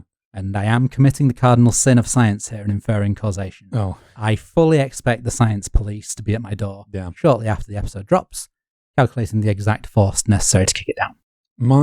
My personal thoughts on the what I'm going to call the King Kong hypothesis is I accept that it could potentially have influenced Spicer's second description of the creature. As time passed by and his memory of the actual incident faded more and more, I can see it exerting some influence of what he thought. I think that it could perhaps be overplayed how much of an influence that connection had on the all Nessie sightings going beyond that point. I think that could be overplayed a bit. I don't think anyone who wasn't directly influenced by the Spicer sighting, I don't think anyone independently probably came to that conclusion because of the King Kong plesiosaur creature. I think it's just the fact that Spicer's account has been very influential could have had some potential downstream effects from that. So that's it. If King Kong influenced anything, it was Spicer, and then the influence came from Spicer onwards. Yeah. And I'm not saying here that Spicer saw King Kong and decided to copy that. Yeah. But we know when we discussed Bigfoot, when we discussed Spring-Heeled Jack, about the malleability of memory, particularly with when you have other similar experiences that can essentially overwrite an earlier experience and become conflated. So it's more likely he believed his encounter, but his memory was affected over time. There was also more reporting between when this happened and when Gold interviewed him that talked more about sea serpents and stuff in connection with Loch Ness. I don't know if there's any possibility he was influenced by further reporting as well. Yeah. So that's a summary of how the release of King Kong may have influenced the Spicer account. So now I'm going to hand back over to you, Charles, to discuss some of the further sightings that year and the boom in popularity that the Loch Ness Monster enjoyed. Yeah, thank you very much, Crofty. The Spicer account in and of itself wasn't the exact flashpoint for the popularity. It's more that it drew the attention of much bigger and more popular figures with access to much bigger platforms than a correspondent writing in the Inverness Courier. So the next sightings of the creature came the day after that this account was originally published. A Miss Nellie Smith would claim to have seen the monster for 10 minutes, half a mile off the shore of the loch at Fort Augustus Abbey, as did a maid named Miss Prudence Keyes half an hour later. An hour and a half after that, Alex Campbell's neighbour, Commander Meeklem, arrived on the scene with his wife and also claimed to have seen the creature. All three of their accounts would swiftly be printed in the Courier on the 8th of August. In this article, Nellie Smith would describe the creature as swimming continuously in circles, looking like a small boat upside down with huge legs. Miss Keyes also described it as swimming in circles, splashing the water over its back with its legs or flippers. So whilst those two descriptions do roughly match one another, Commander Meeklem provided a very different description, saying that the creature was, quote, just like a horse, a black horse resting on the surface, and had a very rough sort of knobbly back. That to me sounds more like a water horse than it does what they'd previously described. It was a horse and it was on water. As we'll soon see, Commander Meeklem and Alex Campbell were probably good friends and had very similar opinions on things. Alex Campbell apparently then wrote a follow-up article in the paper The Northern Chronicle and General Advertiser for the North of Scotland. I do have a quote from it taken from Robert Bin's book, The Loch Ness Mystery Solved. Unfortunately, this paper only seems to have been digitised up until 1919 at the moment, so I don't have the original copy to quote from again. In this article, Campbell wrote that, quote, many people in the district now think the monster is certainly a prehistoric creature, and that there may be a great deal more truth in the water kelpie legend than the great majority of the public realise. I'm not sure if he wrote this in a separate piece or not, but on the 12th of August, an anonymous account that is now also thought to have been written by Campbell appeared in the Northern Chronicle that appeared to back up his earlier claim that there was historical tradition of a monster in Loch Ness. This account claims that a mason named Alexander MacDonald had seen the creature in 1889, and an excerpt from it is included in Rupert Gold's book. Quote, "It appears that some 40 years ago, an Abriachan mason, Alexander MacDonald, often saw a strange creature disporting itself on the loch in the early hours of the morning. Mr. MacDonald, who was a regular traveller on the Loch Ness mail streamer between Abriachan and Inverness, was often known to arrive at the pier in a state of subdued excitement, and after having boarded the streamer, he sometimes volunteered the information that he had seen the salamander, as he called it." Now, the reason it's thought this article was written by Campbell is that in 1962 he would retell it in his Scots Magazine article, claiming that Alexander MacDonald told one of his own ancestors of a strange creature in the loch. As noted by Ronald Binns, however, here the details have once again changed. Instead of taking place in 1889, it now took place in 1802. Alexander MacDonald is not a mason, but instead a crofter, who described the creature he saw as 20 feet long, resembling a giant salamander that, quote, propelled itself with things like short legs, and the movement was jerky. It then turned off for no apparent reason and made off towards deeper water, finally submerging with a great upheaval some 500 yards offshore. Personally, I would count that as a pretty unreliable account, given it wasn't recorded at the time it supposedly happened. There's a similar sighting called the Duke of Portland sighting that, again, was reported like 40 years after it happened. This account is at a bare minimum second hand, if not many more times, third, fourth, fifth hand.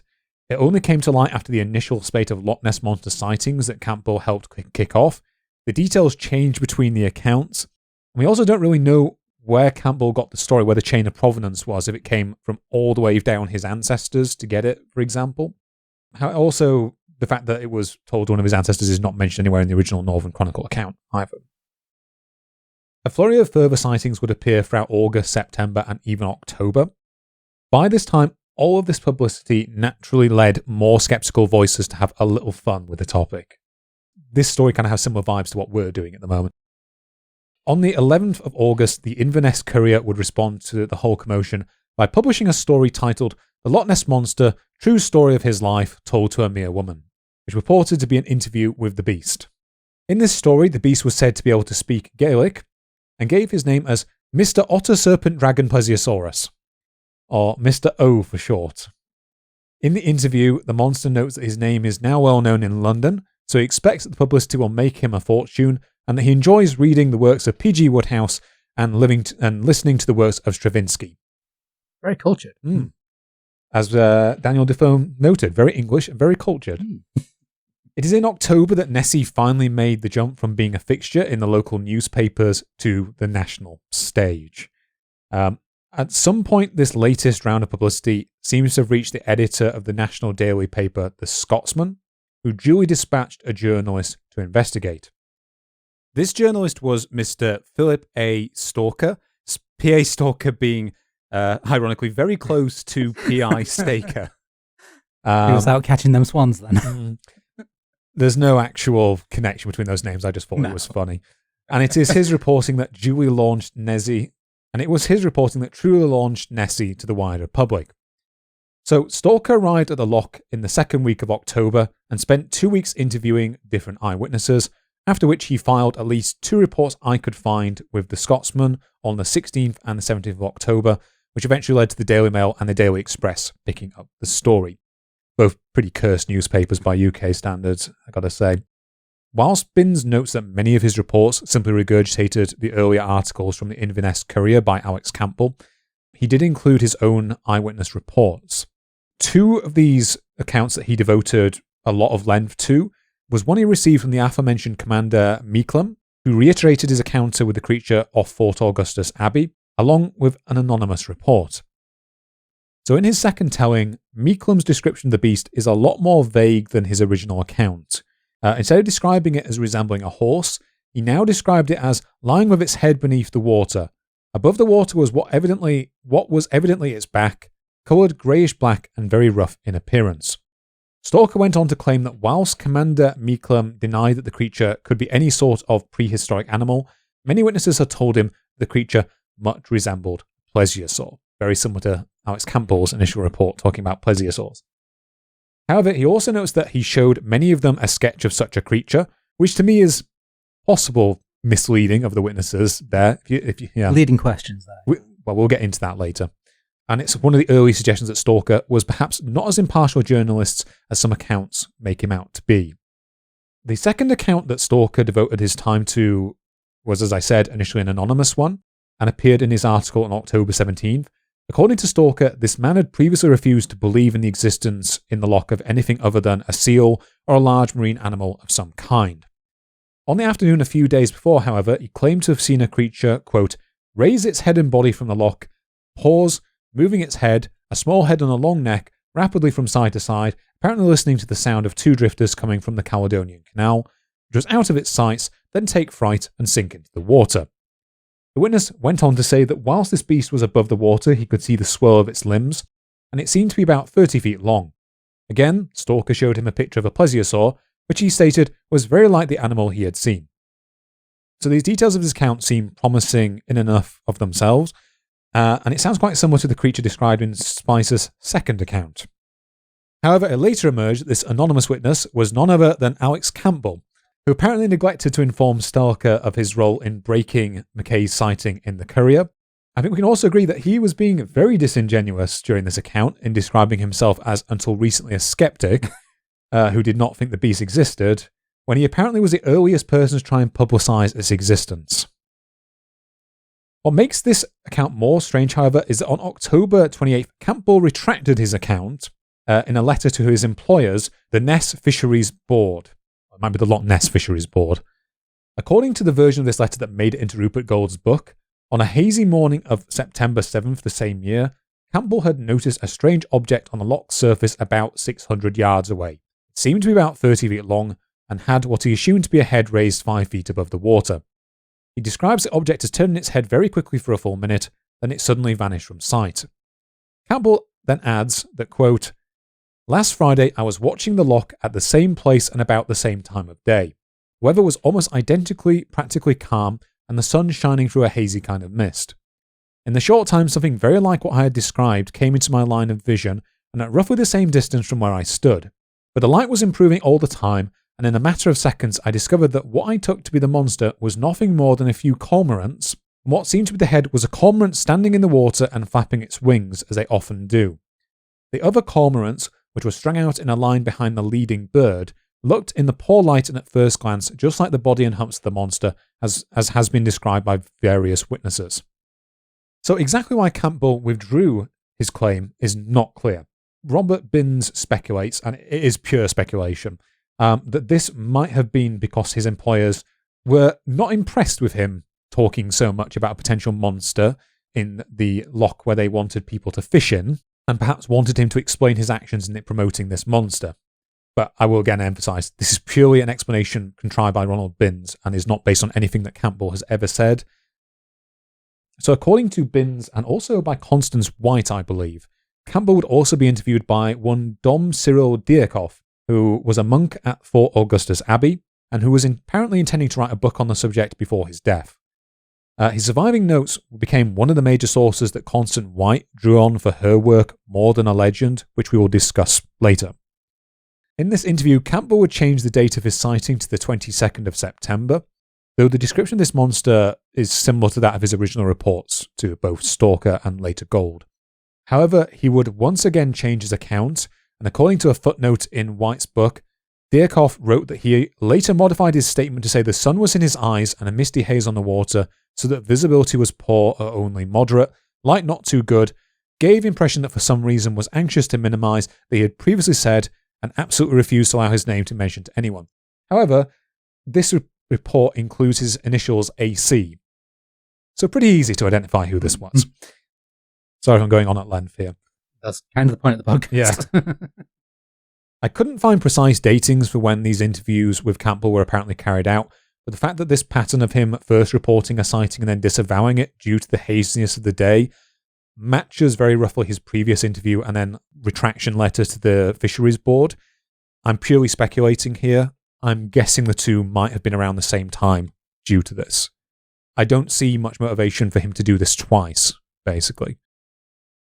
We will discuss Campbell's later activities in connection to the monster in part 2. He has a habit of jump scaring his way back into the story. I think for the moment, though, we can agree that his habit of repeatedly changing his story, along with his repeated pattern of misleading or editing other people's accounts makes him quite unreliable as a witness. For anyone who doesn't stick around as far as the second part, in his time, Campbell claimed to have seen the creature, I think either 16 or 18 times, although he never actually took a picture of it at any point during this. You didn't have his phone with him? No. I think he died long before camera phones existed. So despite these problems with Campbell's account, which Stalker seems to have been unaware of, because Campbell apparently didn't tell him that he was previously involved, Stalker remained enthusiastic about the monster sightings. After his initial reporting, he would go on to broadcast a talk to the nation on BBC Radio, which was later published in their print magazine equivalent, which was The Listener. Again, this caused a lot of problems for me, where I tried to track down copies of The Listener, couldn't find any copies of the exact issue, and also the digitized archive is currently held by Gale.com, who simply would not take my money to look at their archive. Apparently they wanted me to be part of an institution of some sort. And I tried to join multiple institutions in Scotland to try and get access, all of which said no, because you aren't actually in Scotland. So I could not for life of me get in there. No one wanted my money. Although, to be fair, a Scotsman not wanting an Englishman's money, fair enough. That's because you're not paying in them Scottish pound notes. Yeah. The result of all this is, again, I keep having to rely on quotes taken from Ronald Binns' The Loch Ness Mystery Solved instead. According to Binns, in his talk, Stalker stressed how respectable the witnesses he'd spoken to were, dismissed the idea that the monster sightings were simply misidentified otters, and finally suggested, in line with Campbell and Commander Meeklum's accounts, the creature was in fact a surviving plesiosaur or even the fabled sea serpent. Quote, "Of course you say it's impossible, but nothing is impossible until experience has proved it to be so, and no scientist on Earth would say that the sea cannot contain the legendary sea serpent. Many scientists from this period would dispute this." Yeah. However remote the possibility, or that such a creature in existence could not possibly find its way, possibly before full growth, up the River Ness, which is separate from the Caledonian Channel, and into the loch. That's a popular theory. I think Rupert Gold also has that theory. In his work, The Loch Ness Mystery Solved, Ronald Binns claims that the Stalker's talk drew the attention of a man who would go on to be extremely influential in the story of the Loch Ness Monster, one Lieutenant Commander Rupert Gold. Gold is often presented in both pro-Nessie accounts, and admittedly in his own book, as a somewhat impartial expert and even skeptic of the creature, who arrived at Loch Ness having seen the initial newspaper reports of the creature and become interested, and believing that what had actually occurred is that some sort of uncommon creature from the sea that the locals simply weren't familiar with had accidentally made its way into the loch, but who, through the gathering of many first-hand accounts and in viewing some of the earliest claimed photographs of the creature, came to the conclusion that it was in fact a real monster. So to quote from the introduction of his book, The Loch Ness Monster and Others, "At the time, I was not among their number," referring to believers. "Insofar as I had any theory on the subject, I considered that the witnesses had probably seen, but failed to recognise, some well-known sea creature which in some explained manner had made its way into Loch Ness. A large sturgeon, for example, or a beluga, or a seal, I think he means a beluga whale, suddenly appearing in a landlocked basin where nothing of the kind had ever been seen before, which naturally gave rise to reports whose surprising details sprang from the attempts of honest onlookers to describe something which, while familiar to coast dwellers and to scientific men, was outside their experience." Gold goes on to say that after seeing much comment on the supposed monster in the national press, he made his decision to investigate the sightings at the urging of a wealthy friend named Mr. Alexander Keeler, who offered to bear the expenses for Gold's trip. Gold promptly set out for the loch, where he stopped in Edinburgh to consult Stalker for information and to draw up a list of eyewitnesses that he wished to interview. After acquiring a small motorcycle in Inverness on the November 14th, which he whimsically named Cynthia, he headed towards the loch. Here he made 2 circuits of the loch, interviewed, by my account, 63 individuals, though he claims 58. I may have gotten confused as to what were historical accounts and what were accounts that he gathered himself when I went through the book. So I keep pointing at my computer. That's where I read the digital version of his book. After this, he returned to Inverness 9 days later, where he drafted the following communique, which he intended for the Press Association. Lieutenant Commander R.T. Gold, Royal Navy retired. I think it's from World War II is where his experience came from. World War I, sorry. Get my wars mixed up and time mixed up there. No time travel here. Yeah. Lieutenant Commander R.T. Gold, Royal Navy retired, left Inverness on Saturday after making an independent personal investigation on the spot the evidence in connection with the so-called Loch Ness Monster. In the course of his inquiry, he made 2 complete circuits of the loch and obtained first-hand information from some 50 eyewitnesses. He considers that the evidence which he has collected indicates clearly that the monster is a large living creature of anomalous type, agreeing closely in detail with the majority of the reports covered in his book The Case for the Sea Serpent, 1930. In his opinion, no further theory can be advanced which covers the whole of the facts. He hopes to publish his results in book form at an early date. So Gould would duly do so, publishing The Loch Ness Monster and Others in 1934, which included the eyewitness accounts that he had collected, along with a number of other major accounts and claimed photographs of the creature that we'll get into later. Now, this book doesn't seem to have done particularly well when it was initially released. According to Ronald Binns, it was never reprinted. The only versions I could really find online that weren't very expensive to track down were the archive.org versions of it. But it would go on to have vast influence on later pro-Nessie authors such as Constance White and particularly Tim Dinsdale. Gould is often presented, as I said before, as an impartial investigator into the affairs of the Loch Ness Monster, who came in as a skeptic but who was converted from the results of his own investigation. On examining Gould's history prior to his visit to Loch Ness, however, this argument looks very suspect.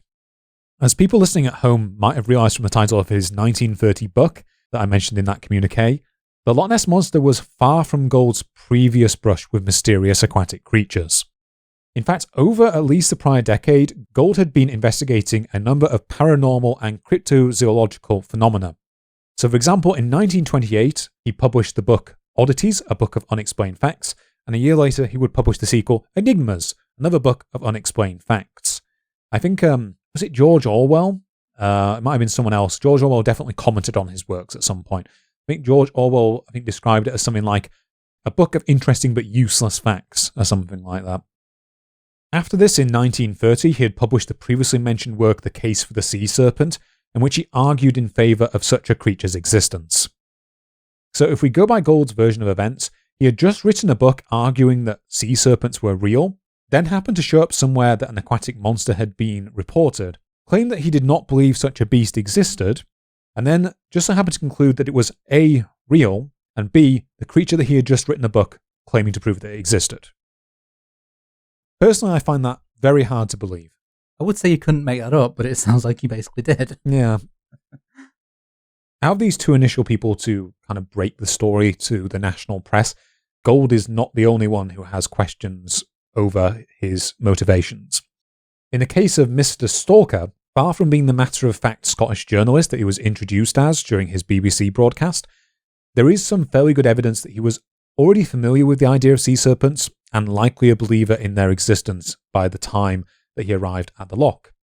This is because in the course of his BBC broadcast, he endorsed Gould's 1930 book, The Case for the Sea Serpent, and also ended his talk with the following quote from it.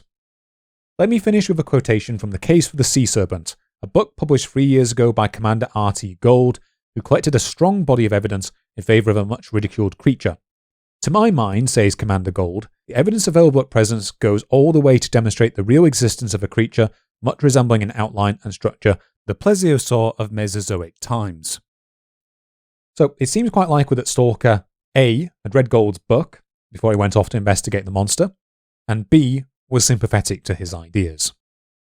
I also think, personally, that there is a convincing argument to be made that Gould's initial interest owed more to Spicer's name-dropping of him and linking the monster sightings at Loch Ness to Gould's sea serpents than him just hearing the newspaper reports and just simply being interested and thought, it's a great opportunity to go and have a look into this story. Oh, and whilst we're on topic, I just want to note that Gould does not mention Stalker's pre-existing interest in sea serpents anywhere in his book. So we're now going to talk a little bit more about the particular approach that Gould took towards interviewing his eyewitnesses, and just generally talk a bit more about the arguments he advances in his book in general. But before we do that, it's time for me to stop talking and for you to start listening to these adverts. Enjoy. And despite it all, we are still back. Now, to give Gould some credit, despite skeptics' concerns about his claim to have been skeptical of the creature's existence, he very much admits to his background in his book, and he continues to push his belief in sea serpents throughout it. He's not trying to hide his actual bias throughout most of it. He's just presenting himself as, more of a skeptic than he actually was initially. He also freely admits that he had no journalistic training prior to his investigation, but claims that he did his best to avoid any leading questions, and that did not mention any of his opinions in the process of interviewing them. Whenever he met two witnesses who had seen the beast in each other's company, he claimed that he did his best to interview them separately from one another, only then compared their accounts after he had written down the details. He also didn't consider any accounts from children, as he was worried that whilst they may in fact have seen something, they might be prone to exaggeration in the telling of the tale. This is purely anecdotal, and I can't remember who it was from. I have seen some pro-Nessie authors argue that there are good reasons to consider the reports of children, but that's neither here nor now.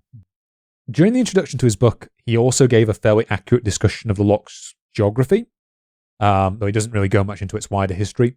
And he also doesn't consider credible many of the elements that later pro-Nessie authors would employ of defense of the creature's existence and the idea that there was a long-term tradition of there being a monster in the loch. So, for example, he rubbishes the idea of any connections between monster sightings and the prior monster folklore in the region, along with the St. Columba story. He also dismisses as unfounded claims that there are vast underwater caverns along the shores of the loch, which occasionally crop up, and apparently were circulating at the time. It's not a later invention. He also dismisses a common claim that would be repeated by Alex Campbell many years later, that the loch never gives up its dead. Although I will note he actually employs a similar argument later in his book to explain why there's been no body of any creature discovered. Some of his arguments, however, do kind of hinge on the idea that the creature only got there recently, which would tally with there being no remains because the monster only just got there and is still alive. Despite all this, however, I think it's important to note that Gold only seems to have ever interviewed eyewitnesses and believers for this book. If he interviewed any skeptics, those accounts didn't make it into his book. So, for example, he never seems to have interviewed Captain John MacDonald, who was the guy who rubbished Campbell's initial reporting of the Mackay's report in the Inverness Chronicler. As far as I can tell, though, it is possible that they were unaware that he ever made this response to Campbell at all, as neither of the two seem to have been aware that Campbell was behind the initial attempt to popularise the monster. I can't remember, in fact, if Stalker even ever mentions the Mackay's account at any point. So it's possible that they're not trying to obscure anything, they were just completely unaware of it. Because there's accounts, for example, that Ronald Binns was unaware of in his first book, and that he copped to in his second book. Because in the 1980s, believe it or not, it was quite hard to get hold of obscure newspaper documents. We're used to the more modern period where you can get lots of different newspapers with 2 clicks of your mouse. Gold also openly admits in the book that he would often show illustrations from his book on sea serpents to potential witnesses who could not draw the creature they had shown. Seems tremendously like trying to lead people to a certain conclusion. Me personally, I would not have done that in his case. I actually reached out to a friend I know who has worked in the legal system and has multiple degrees in law. Their opinion was that if someone was interviewing a witness in a legal setting, if they were to do this, it would be considered a very misleading thing to do. The example they compared it to was if someone reported the crime and said that they had been robbed by a middle-aged white man with a Yorkshire accent, and instead of providing them with a full lineup of potential suspects to choose from, the police instead presented them with one suspect that they'd really like to lock up for some reason, and said, "Is it this guy?" The person might well go, "No, it's not," but their mind is quite likely to go back to the one example they were presented with later, rather than having to pick out from a specific lineup and distinguish this person from other similar-looking people.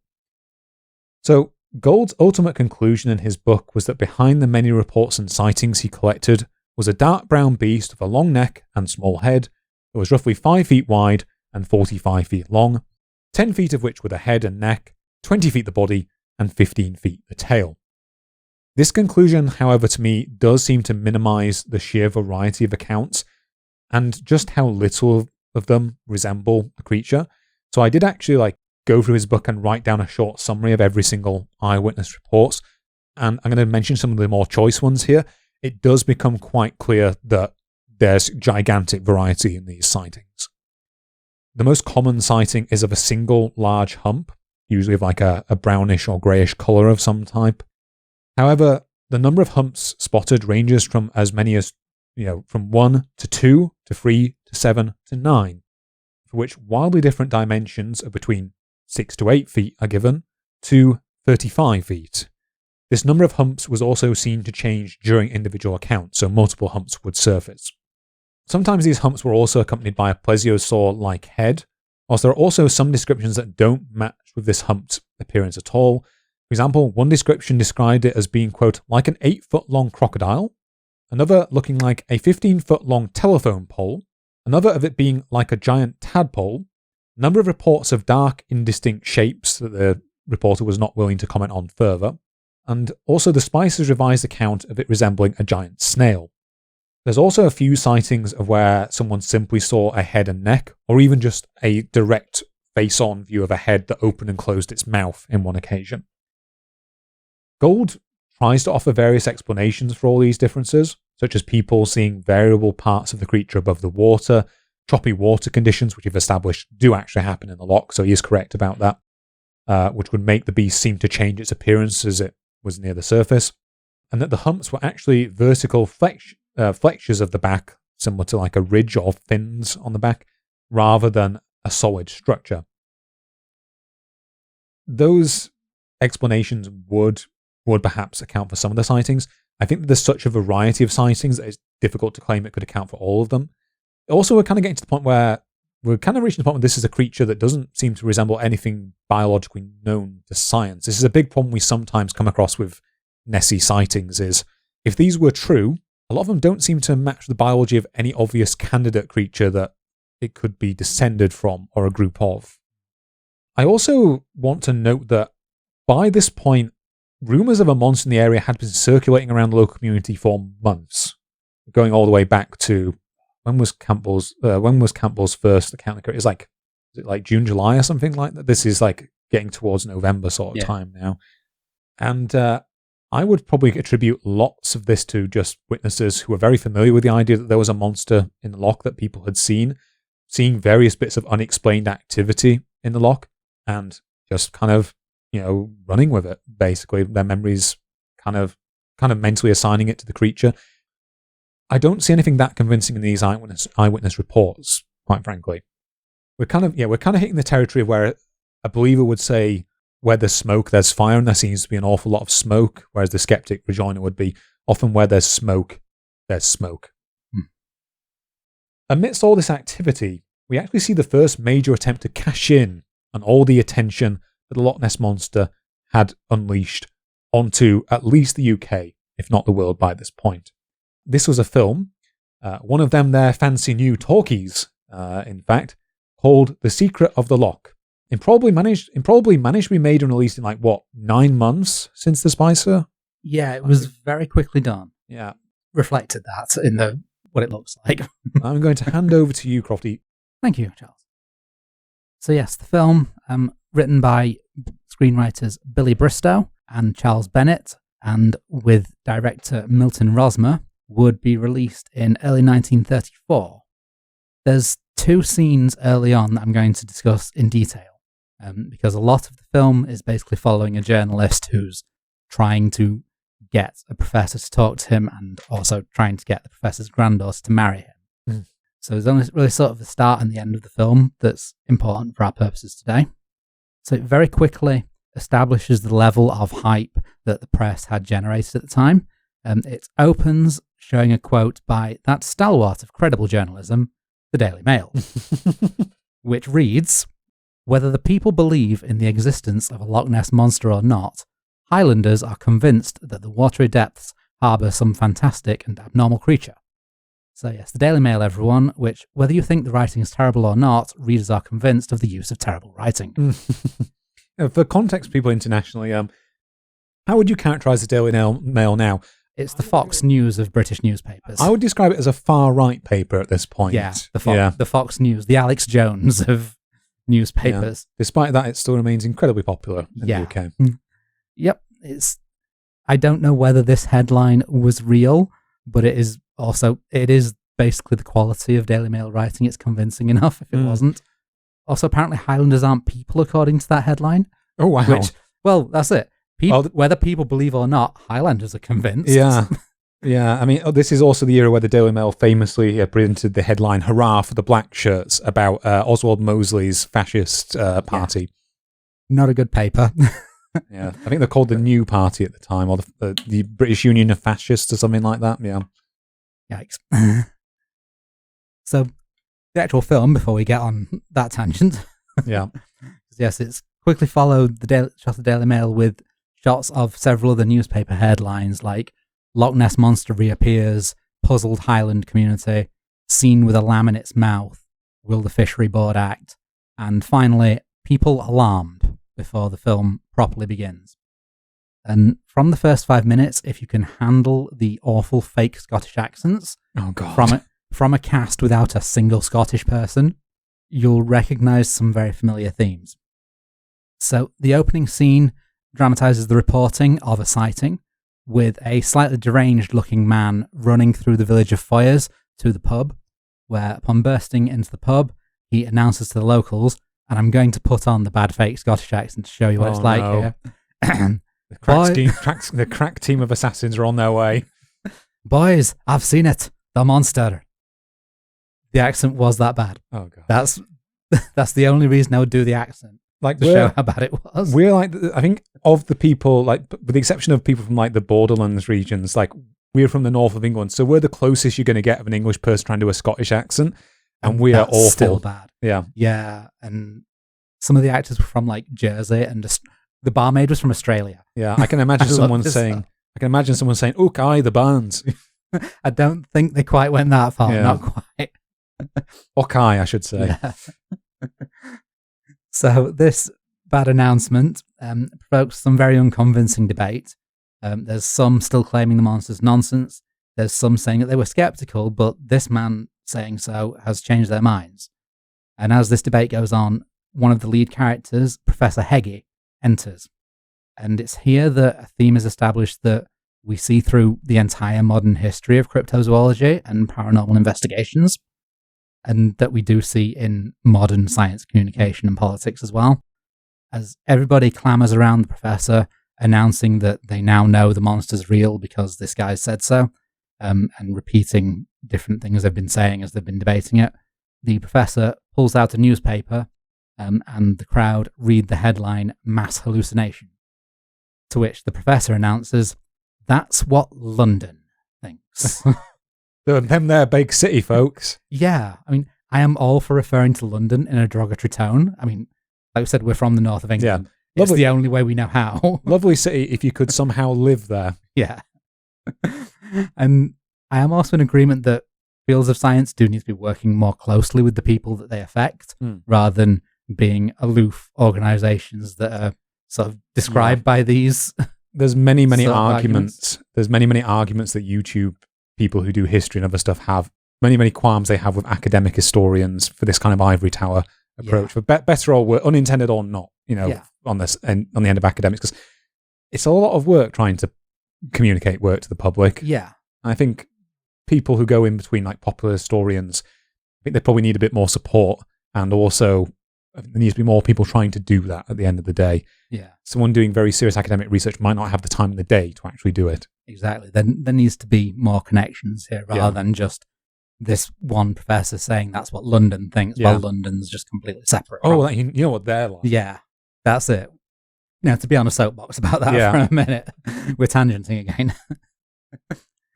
But that's it. The film is essentially creating one of the earliest instances of this kind of straw man argument of the establishment versus the real people. Yeah, what real people know. Yeah.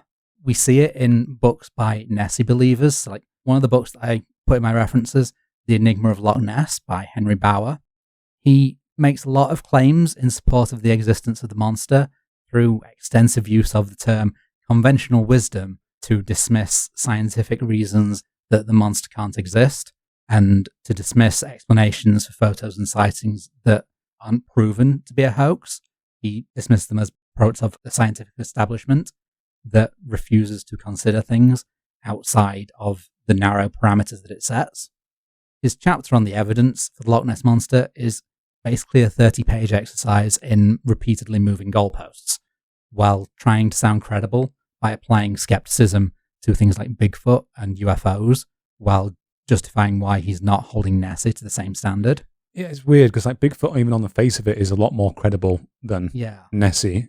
Anyway, that's it. We've gone on that tangent before, but yeah. So those kind of arguments are what a lot of cryptozoologists who mirror the film's Professor Heggie do sort of say to back themselves up.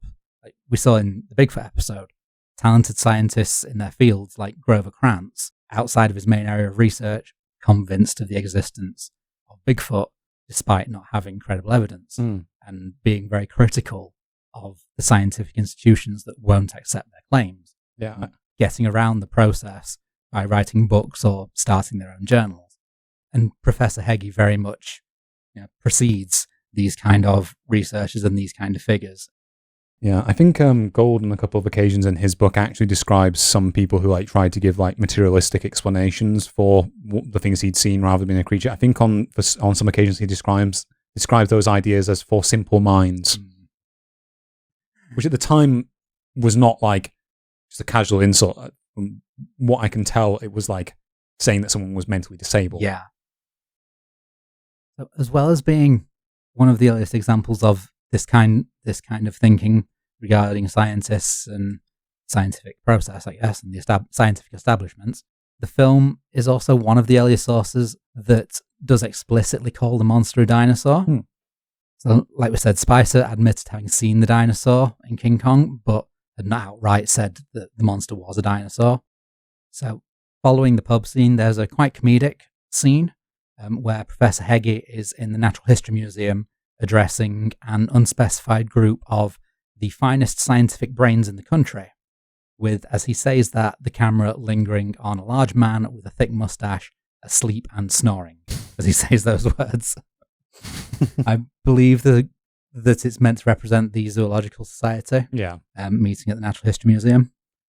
So other members of the society are ignoring Professor Heggie's speech entirely until finally members of the group start to call him out on his nonsense.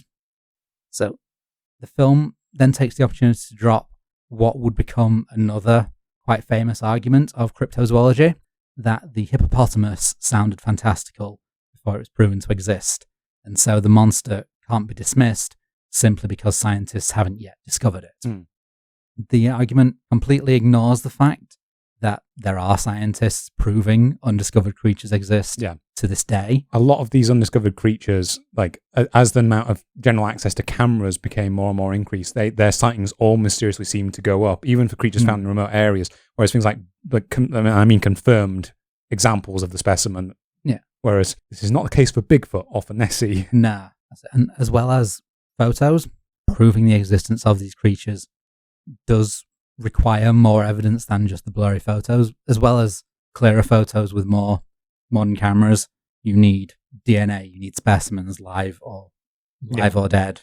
Film that's convincing. Yeah, film that can't be faked. Yeah, can't be mistaken for another object. Yeah.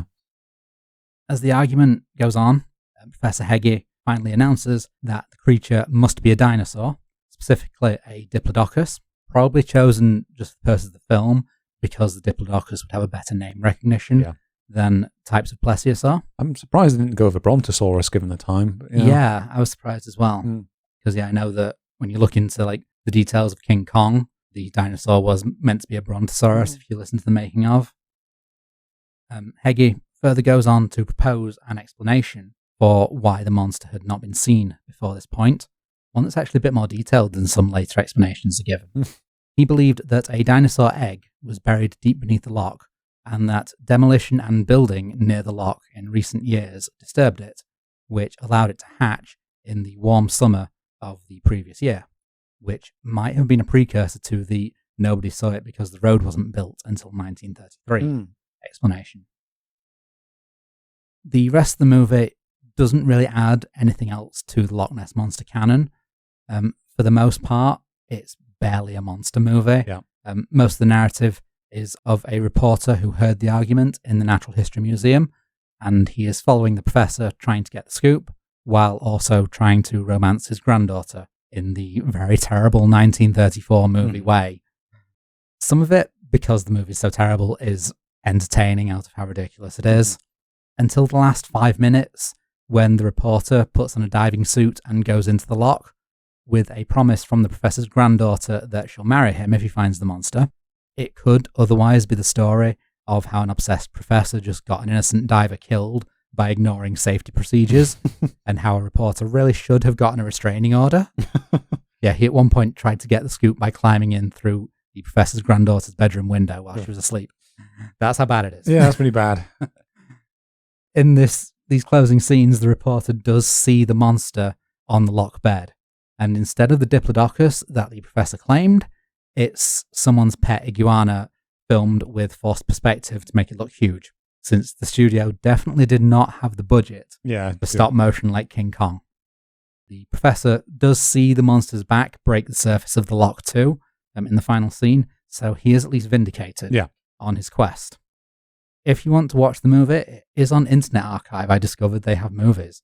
So thank you again to Internet Archive for all the work you do, because it is one of the most useful resources for this podcast. You might have given the tone a bit there, Crofty, of analysing the film like it was a real, like, claimed pro-Nessie account. Oh, sorry. It's just a film. Yeah, like, it is. Let's just get that across. So I thought I had specified it was a dramatisation. Sorry, it's just a silly film. It's a silly film cashing in on the popularity of Nessie, the popularity of King Kong. It's not something made as like a serious pro-believer statement, no, or even a serious skeptic statement. It's just a story. Yeah, so. Some of the early scenes do mirror arguments that we see throughout the field of cryptozoology. Really, I was just like trying to preempt people, being like, "Oh, these humorless skeptics analysing a film as if it's a real sighting." Yeah. No, we're analysing the themes of the film, and then how rubbish the film is in places. And that's all I have to say on the film. And speaking of rubbish, that wasn't a good start. The exact opposite of rubbish. Consider checking out these fine products and services that you can buy to help out your pet iguana. I don't know where I'm going with this. An iguana litter tray for getting rid of your iguana's rubbish. Would you like to force your iguana's perspective? Yeah. Oh, God. Here's some adverts. Yeah. Right, and we're back. And having shown the Loch Ness Monster on film, I think it's now time to look at the first photo purportedly of the monster, which I will hand back over to you, Charles. Thank you very much, Crofty. Up until this point, where we're in late 1933, at the end of November about, all we've had to go on so far has been eyewitness accounts, many of which as we've seen, attribute wildly different attributes to the creature itself. In November 1933, however, this changed, for it is then that the first claimed photograph of Nessie was taken. So one evening, a British aluminium company employee by the name of Hugh Gray was walking home from church along the shores of Loch Ness, where he claimed he ran into the creature. Now, unlike everyone else up until this point, he did in fact have a camera with him, and he promptly snapped 5 photographs of the monster. Quote, "I had hardly sat down on the bank when an object of considerable dimensions rose out of the loch 200 yards away. I immediately got my camera into position and snapped the object, which was 2 or 3 feet above the surface of the water. Now, 4 of these photographs showed nothing at all, but the last of these captured an image that is, I think, at best described as indistinct. If anyone out there is familiar with the photo.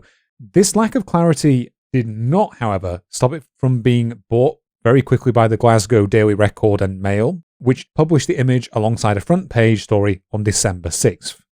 This report claimed that the image had been verified by a number of expert photographers, including one from Kodak and another from Kodak magazine, as being completely untampered with, and that the image showed a creature about 30 feet long, with a head like a seal, a body like an eel, and 2 lateral fins.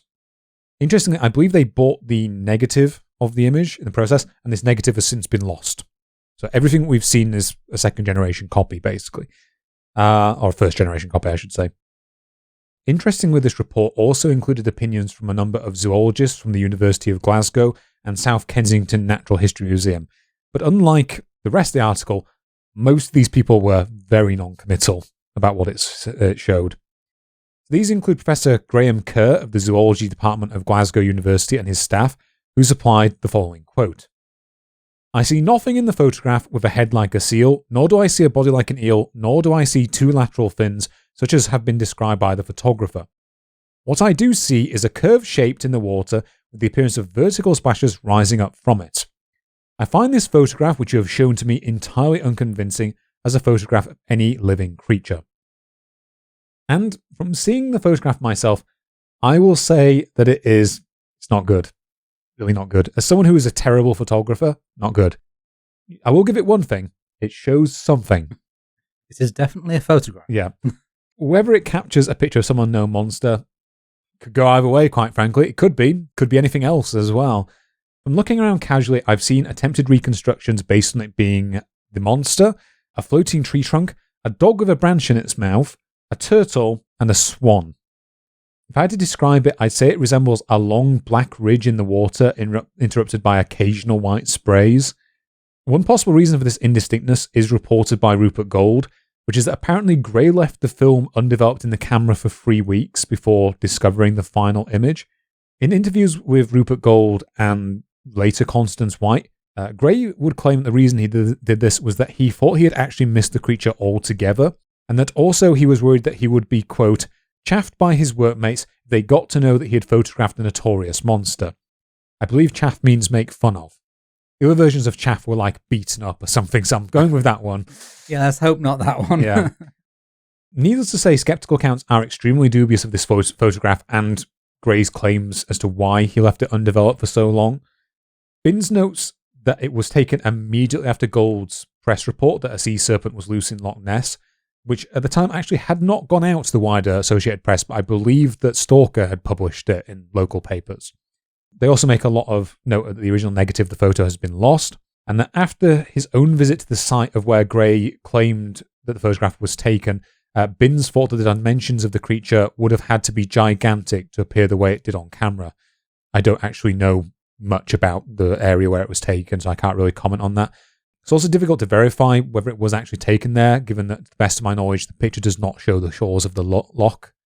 And Gray was also apparently a bit vague about how far away he was from the creature.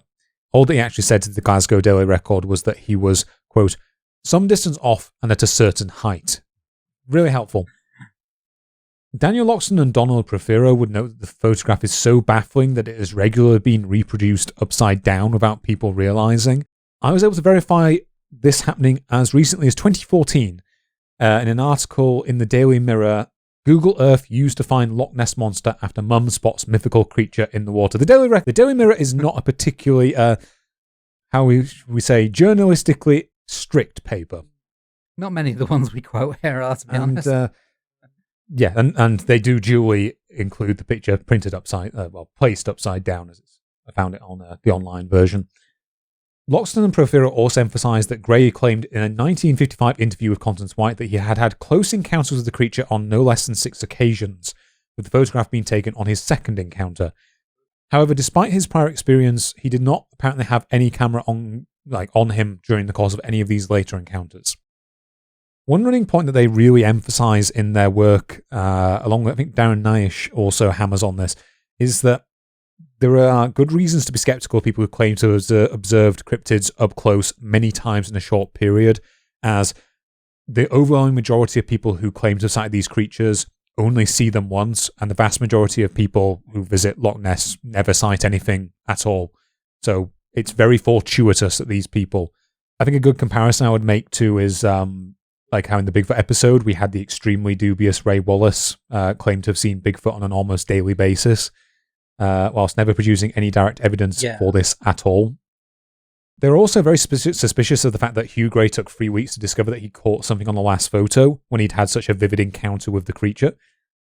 On one hand, I want to cut Gray a bit more slack because I've also done really dumb things in my experiences attempting to film and photograph stuff out in the wild. Like, if you want to see an overexposed photo, go through things that I've recorded.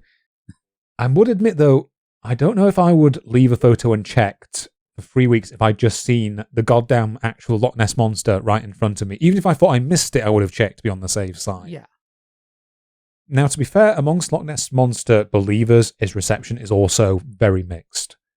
Rupert Gold would concede that the picture was indefinite, but claimed that it was also both interesting and undoubtedly genuine, which doesn't gel very well with the indefinite part. Constance White describes it as the first piece of credible evidence for the creature's existence, claiming that it was a good photo under the circumstances, and outlines a whole bunch of reasons why she thinks taking a clear picture of such a beast in the loch would be extremely difficult. And I don't think most Nessie believers would agree with her either. By comparison, Roy McCall, in his book The Monsters of Loch Ness, would state that he believed the picture is probably one of a population of aquatic creatures that he believes to be living in Loch Ness, but that nothing decisive can be gathered from it. He went on to say there was no real basis to determine what was the creature's front or back in the photo, but that he agreed with the Glasgow Daily Record that 2 protuberances along the waterline could be some sort of appendages. He's really not committal on it. I don't think he liked it. Tim Dinsdale initially seems to have been quite convinced by Gray's account, going by his books Loch Ness Monster and Leviathans. Dinsdale also managed to interview Gray on April 19th, 1960, during an expedition to the loch in order to try and film the monster, which we'll discuss much later. As part of this interview, Gray took Dinsdale to the exact spot where he claimed to have seen the monster, and Dinsdale also claimed that his account matched in every detail the interview given to Mrs. White, though he did not relate what these details were. In the appendices of a later revision of his book, Loch Ness Monster, however, Dinsdale was much more circumspect about the photo, stating that, quote, "So blurred it is almost useless, and it only carries weight when viewed in relation to the report of how it was obtained. Having met Hugh Gray years ago, I did not feel inclined to disbelieve his account, which seemed entirely sincere. However, since then, I have spotted some odd features in the photograph. I first noticed them in 1970 when re-examining the untouched print of it, seen in Photo 1 of Gold's classic, The Loch Ness Monster and Others, published less than a year after it was taken. This reproduction has a fine-tone gradation, which subsequent copies lack, and when holding up to arm's length, I noticed that the 2 bulbous objects at the side of the sinuous shape looked very much like hard-hatted divers' helmets. Once seen in this light, it is difficult to ignore the similarity, which is sufficiently real to cause doubt."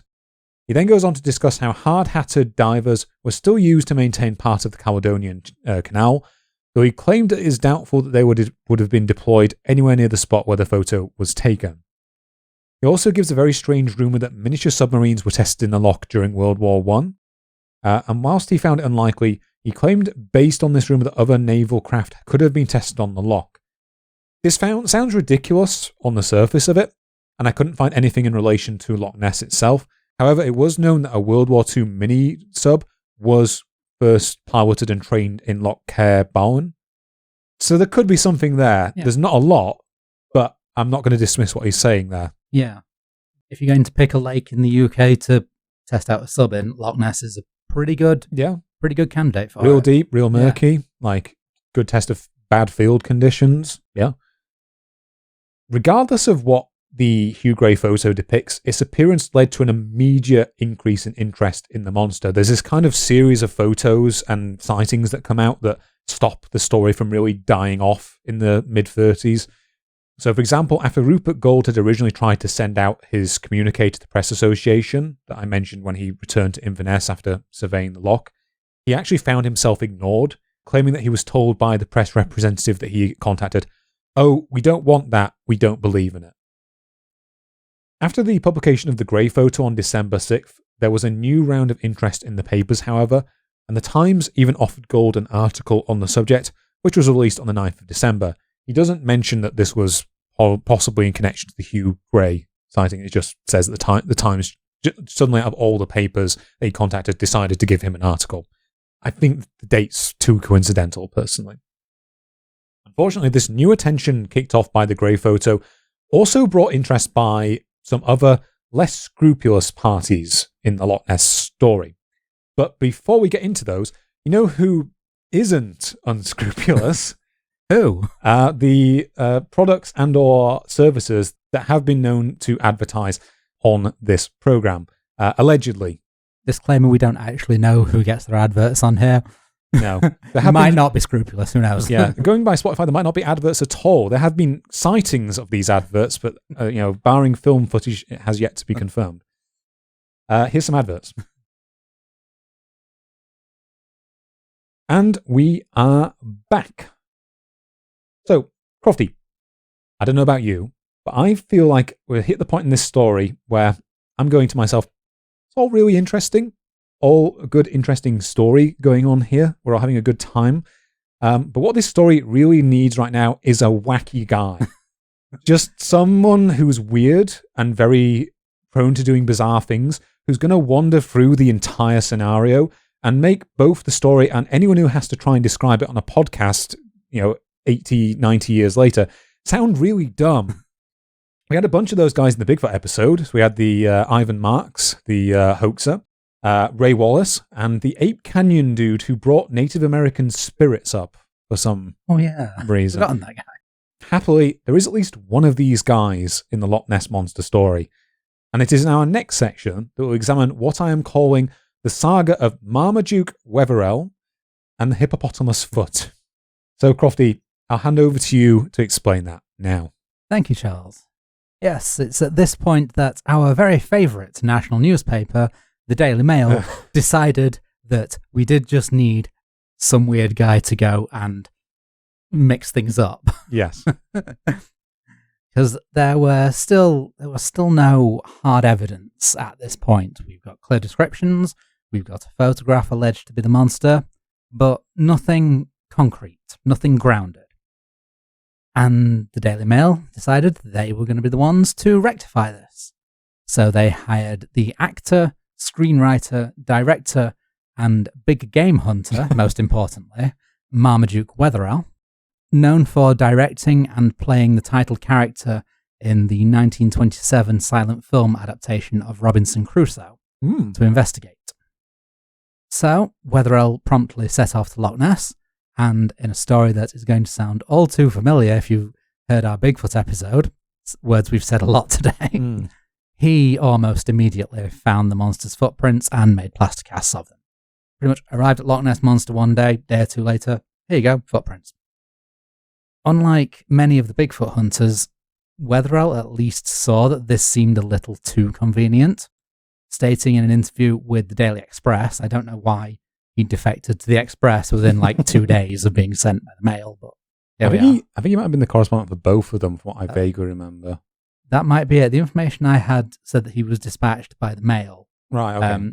But quite possible that he was moonlighting with the Express as well. Who knows? Yeah, correspondents do tend to liaise with multiple papers in the time, from what I can tell. So I might be making nonsense up there. I don't know. We are not journalists. Yeah.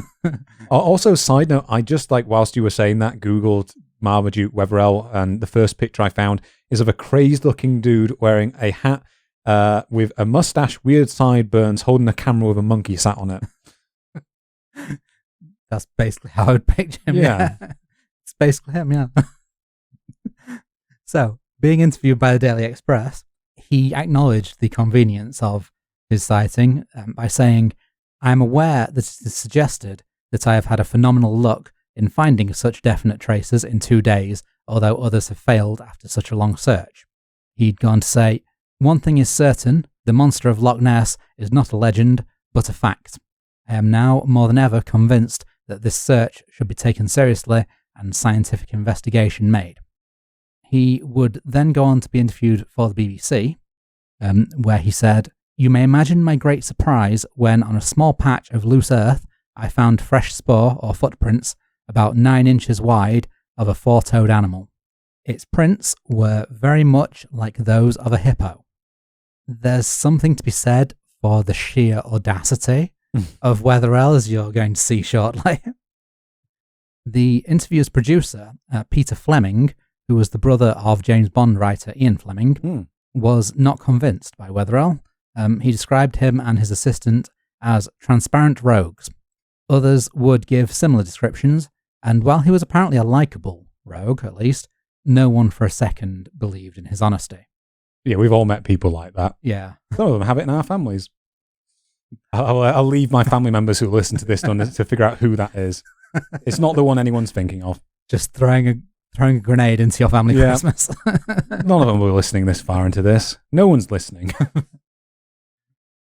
So within days of this, the cast that he'd made was sent to the Natural History Museum to be studied by their Department of Zoology. Their conclusion, which was published on the 4th of January, was that we are unable to find any significant difference between these impressions and those made by the foot of a hippopotamus. The prints had been compared against prints of a living hippopotamus commissioned from zoos for the museum, And while they didn't match live hippos, ruling out the possibility of the monster being a hippo or a population of hippos in the loch, a match was found when comparing it with a dried and mounted hippo specimen. So Marmaduke Wetherell had told on himself in that BBC interview. Sheer audacity. Yeah. So in 1999, authors David Martin and Alistair Boyd would reveal that Wetherell used a silver cigarette ashtray mounted on a hippopotamus foot to make the footprints. Being a big game hunter, it makes sense that he would have such a thing on hand as a trophy from one of his hunts.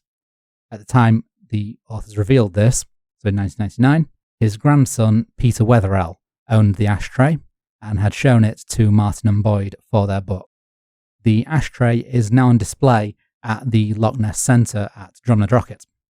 This would not be the only instance of footprints, however. On January the 5th, 1934, a day after the Natural History Museum published their findings on the hippopotamus footprint, a man named Arthur Grant would have a similar encounter to George Spicer. When riding his motorbike from Inverness to Drumnadrochit, he was passing the village of Abriacan. I'm pronouncing it differently to you, I'm not sure on that one. Okay. Abriacan. I'm sorry about that one. I think it was the second one. Yeah. So he was passing along the northwestern shore of the loch, and he saw a large black object further up the road. He alleged that the night was clear enough that he was able to recognize a man from at least 15 meters away just by the moonlight. As he began to draw level with the object, it revealed itself to be alive when it took fright, making 2 great bounds across the road and dived into the loch. He described the creature as between 15 and 20 feet, or about 5 to 7 meters long, with a long neck, a round body with 2 humps, and a long rounded tail. He said the body had 4 limbs that looked like flippers, a head resembling an eel, and that it loped across the road like a sea lion.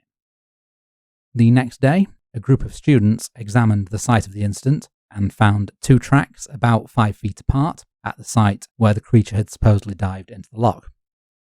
According to the modern Nessie hunter Roland Watson, who was writing on his blog Loch Ness Mystery, plaster casts were also taken of these prints.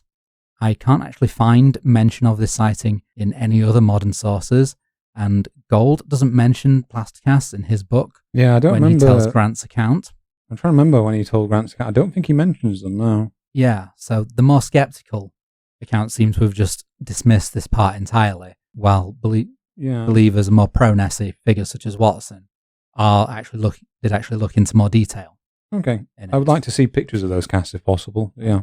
I believe they are on Watson's blog. Oh, okay. You can have a look. They might well exist. I think he's probably right that they exist then. Whether they're real or not is a different question, but I think he's probably right that they exist. Yeah. So Watson says that these casts were actually identified as rhinoceros tracks, with 3 toes rather than the 4 toes of hippopotamus tracks. Watson thinks it's unlikely that these tracks were another hoax by Wetherell, since they didn't match his previous work.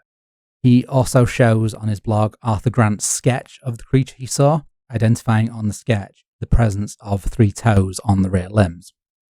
While he thinks it's unlikely that it's another of Wetherell's hoaxes, Watson doesn't rule out the possibility of them being a hoax. He does mention a small newspaper article about similar 3-toed tracks that were allegedly found on January 1st by a person who was only identified as an official at Fort Augustus, but these were not cast or photographed. There's no direct evidence here to implicate Wetherell, and no known connection between him and Grant.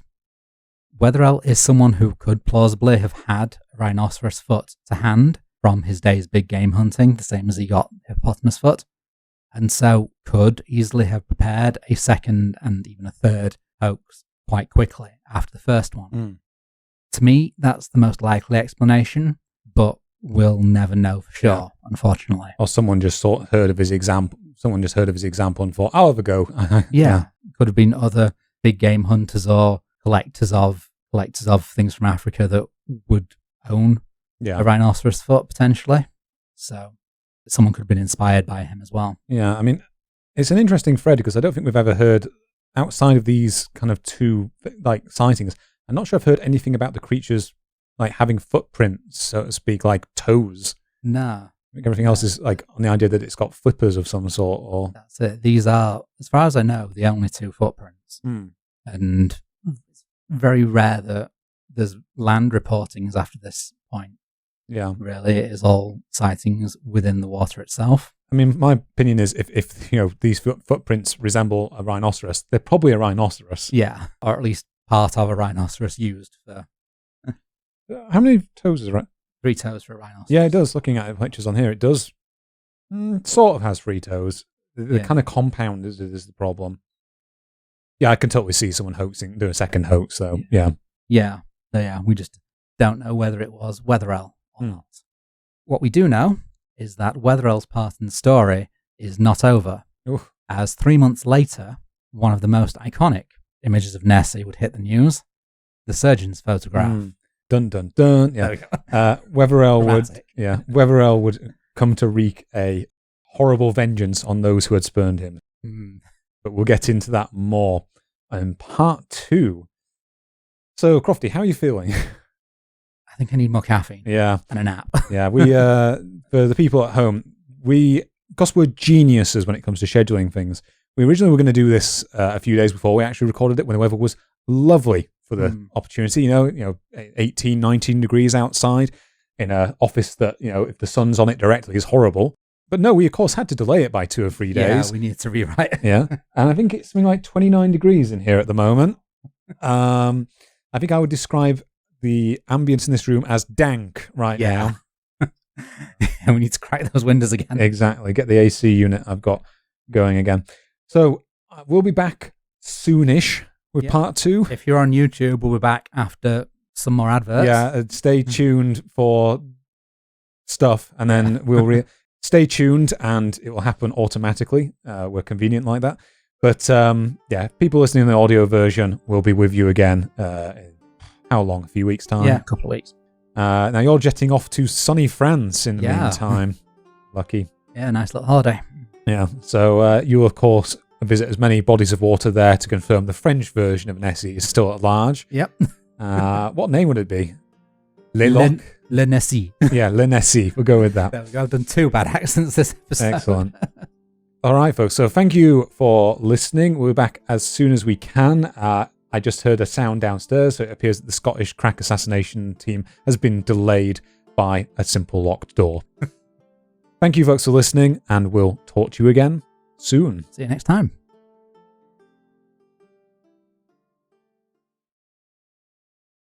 No luck catching them Nessies then.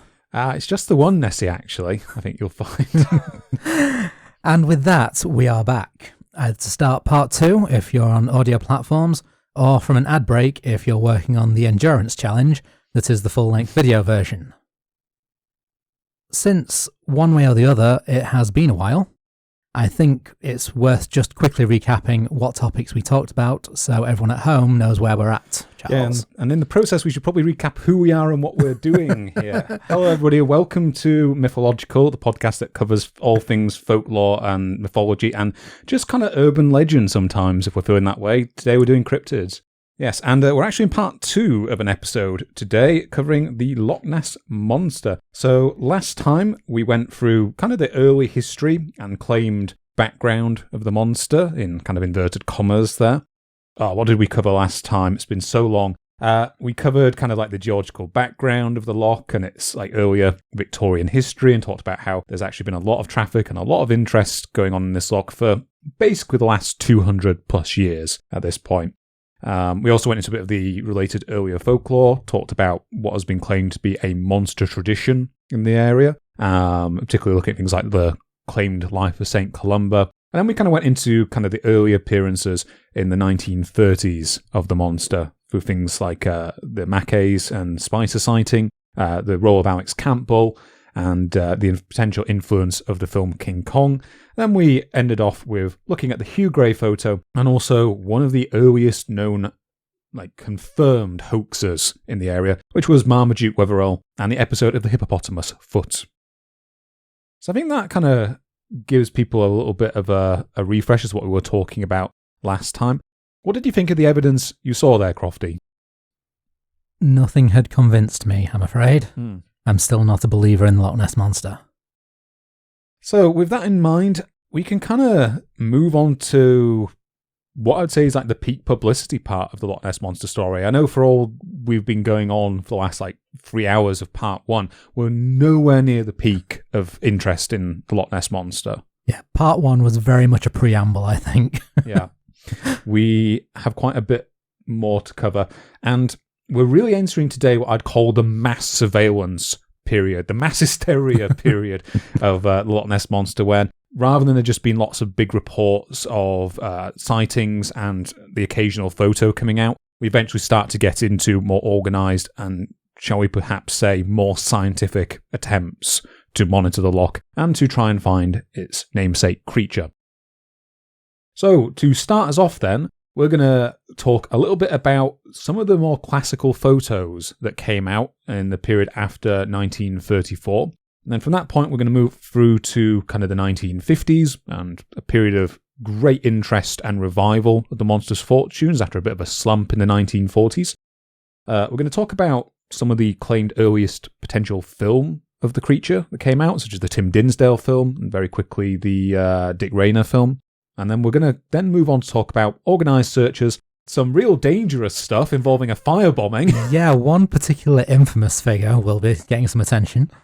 And then we're going to kind of look into what I call the more modern searches for the monster, followed by some possible explanations as to what some of the more general phenomena that have been identified as a monster actually could be. So, to start that off, I'm going to hand over to you, Crofty, for a little while to talk about what I'm going to call probably the most famous Nessie photo ever taken, to be honest. Yes, this is indeed the defining image, I'd say, of the Loch Ness Monster, which is about to hit the news in early 1934, which is roughly where we left off last time. At this point, something of a Nessie fever has begun to hit the UK. Travel and tourism companies are seizing the chance to sell train and bus tour packages to Loch Ness to an eager public. The Daily Express would describe the monster as Scotland's answer to the Taj Mahal or the Empire State Building, in how its allure could draw tourists even in the middle of winter. Nessie toys, Nessie merchandise, even Nessie-themed breakfast cereal has hit the shops. But still, there was no clear picture of the monster. That would change on April the 21st, 1934. So Marmaduke Wetherell's employer, the incredible newspaper, the Daily Mail, incredible in a more literal sense. Technically correct, yeah. I will say. The best kind of correct. Their existence is incredible. The Daily Mail published the clearest photograph yet of the Loch Ness Monster that would become the most famous image ever produced of Nessie, featuring in basically every book on Nessie and on cryptozoology as a whole. The photo was purportedly taken by the gynecologist Dr. Robert Kenneth Wilson, and so it became known as the surgeon's photograph. The picture very much cements the plesiosaur or dinosaur-like image of Nessie. It shows an otherwise nondescript section of water with no shoreline visible for scale, with a long neck poking out of the water, topped by a small head. If you've ever read any books on dinosaurs, like I spent most of my childhood doing, you'll be immediately reminded of pictures of the Diplodocus, with its head and neck often depicted in the same position as it browses for leaves. I believe that's since been kind of shown to be an inaccurate reconstruction based on their lumbar structure, where things like the Diplodocus would actually be a much more horizontal sort of arrangement rather than the neck just being vertically upright. Yeah, I've heard similar things. I've not had the chance to research that in depth with everything else we're working on. Me neither, I just thought I'd throw that in there. Go listen to Terrible Lizards if you want to know more, I think. They'll probably give some better information. Yeah. It's a very good podcast, I love it. We're not sponsored by them or anything. No. we are in no way affiliated, that's just my personal opinion. So, for the photograph itself, you can see ripples around where the neck breaks the surface, and a reflection on the water, as well as a shadow to hint a body still submerged. Dr. Wilson allegedly took a second photo, in which the head and neck are moving downwards, either to catch prey or to dive again under the water, but it was too blurry to be published. Darren Naish says that the attachment of Wilson's name to the photo, since he had a reputation as an upstanding person due to his status as a respected doctor, lent the photo more credibility. Wilson himself would appear not to be happy with the fame that arose from it, stating many years later that he had never claimed that the photo showed a monster, nor had he ever believed in one. All that we know about the circumstances in which the photo was allegedly taken are that the headline claimed that the monster was only yards from the loch side, and a conflicting report about the date. Dr. Wilson told the Daily Mail that he had taken the photo on the 19th of April. However, Rupert Gold stated in his book that the photo was taken on the 1st of April, a claim repeated in Henry Bauer's book 50 years later, and alleged to be Wilson's way of hinting that it was actually a joke. The photo seemed to divide viewers, providing solid proof for Nessie enthusiasts, while attracting attempts to rationalise and debunk it from non-believers. Ronald Binns stated in a 1995 letter to Radford and Nicholl for their book Lake Monster Mysteries, "In those days we all firmly believed that they were genuine photographs and that the monster was indeed a very big animal with a long giraffe-like neck." Possibly the most prominent and authoritative figure to declare that the photo was not the monster was Roy Chapman Andrews, an adventurer and naturalist known for discovering the first known fossil dinosaur eggs in Mongolia. He would later become the director of the American Museum of Natural History and was allegedly the inspiration for Indiana Jones. Within a few days of the photograph being published, the story had been picked up by the New York Times, who gave Andrews a copy of the photo and interviewed him on the subject. The article, whose headline gives away the main point of Andrews stating that it is a killer whale, is behind a paywall for New York Times subscribers, but in 1935, Andrews wrote about the photo and his interview with the Times for his book, called This Business of Exploring, which is free on Internet Archive. He states, "The Loch Ness Monster was seen several times and photographed once. The picture, as it appeared in the New York Times, showed a long, curved neck surmounted by a small head. Evidently, it had been retouched by an artist who was obsessed with the camel head complex. I got a copy of the original from the Times, and it showed just what I expected, the dorsal fin of a killer whale. A killer's dorsal is 6 feet high and curved. It would make a wonderful neck for a sea serpent. The head could easily be supplied out of the imagination, as the newspaper artist did. Doubtless what happened was that the killer made its way through the narrow gate of the loch from the open sea and remained there for some days. It may even have gone in or out several times. But wasn't I unpopular with the Loch Ness supporters when I said what I believed the serpent to be?" Yeah, this to me is a good example of have been several historical cases where people who are skeptical as to photographs or pieces of evidence for Loch Ness Monster have come up with some quite wild explanations of their own. The idea that a killer whale managed to get into the loch without ever being noticed coming through the canal system or somehow got through the river system, that's pretty wild. It really is. I suspect that Andrews didn't know anything about the geography of the Highlands and the River Ness. So, to give more context, at Inverness, the river averages around 75 centimetres deep, according to the Scottish Environmental Protection Agency, with the lowest level on record being around 30 centimetres. The record high water level is 3 metres, but this is only in very extreme conditions. A killer whale's body is between 1.6 and 2.9 metres tall, up to 9 metres long and weighing 1 to 5 metric tons. It's, as far as I understand, physically impossible for a creature of such a size to swim up the River Ness, except at the most extreme high water level. And even then, it will be a difficult journey, and it would not pass through the port of Inverness unnoticed. Yeah, I'm imagining a reboot of Free Willy, but they're trying to smuggle a killer whale into Loch Ness. I would watch that film. Yeah, I probably would too. It was a good film, that. I think it was like I haven't written this down, but I think in 1972, Flamingo Land Zoo tried to smuggle the body of an elephant seal into the loch as a publicity stunt. Yeah, one of the things I mentioned last time during the 19th century was that some people managed to smuggle, I think, a bottlenose dolphin, was it? That was the one that we had last time. Into the loch in the 19th century. Yeah, fun times. Yeah, but even if someone had tried to create a hoax later on with a whale, there's no way with more security at ports and stuff and more traffic on the roads that would have happened. Andrews is fair to most people who report sightings of the monster in that he says that most cases are faulty observation rather than a deliberate hoax or lies. He gives the example of the popular image of the sea serpent having a long neck and a head like a camel, which is the camel head complex he mentioned in his quote in his book. This image becoming imposed in one's mind over a glimpse of one body part of a more mundane creature, such as a whale or a shark or a seal. A viewer would then share this image with a reporter. It then gets blown out of proportion by the press, and this is his explanation for the surgeon's photo based on seeing the original and the published versions.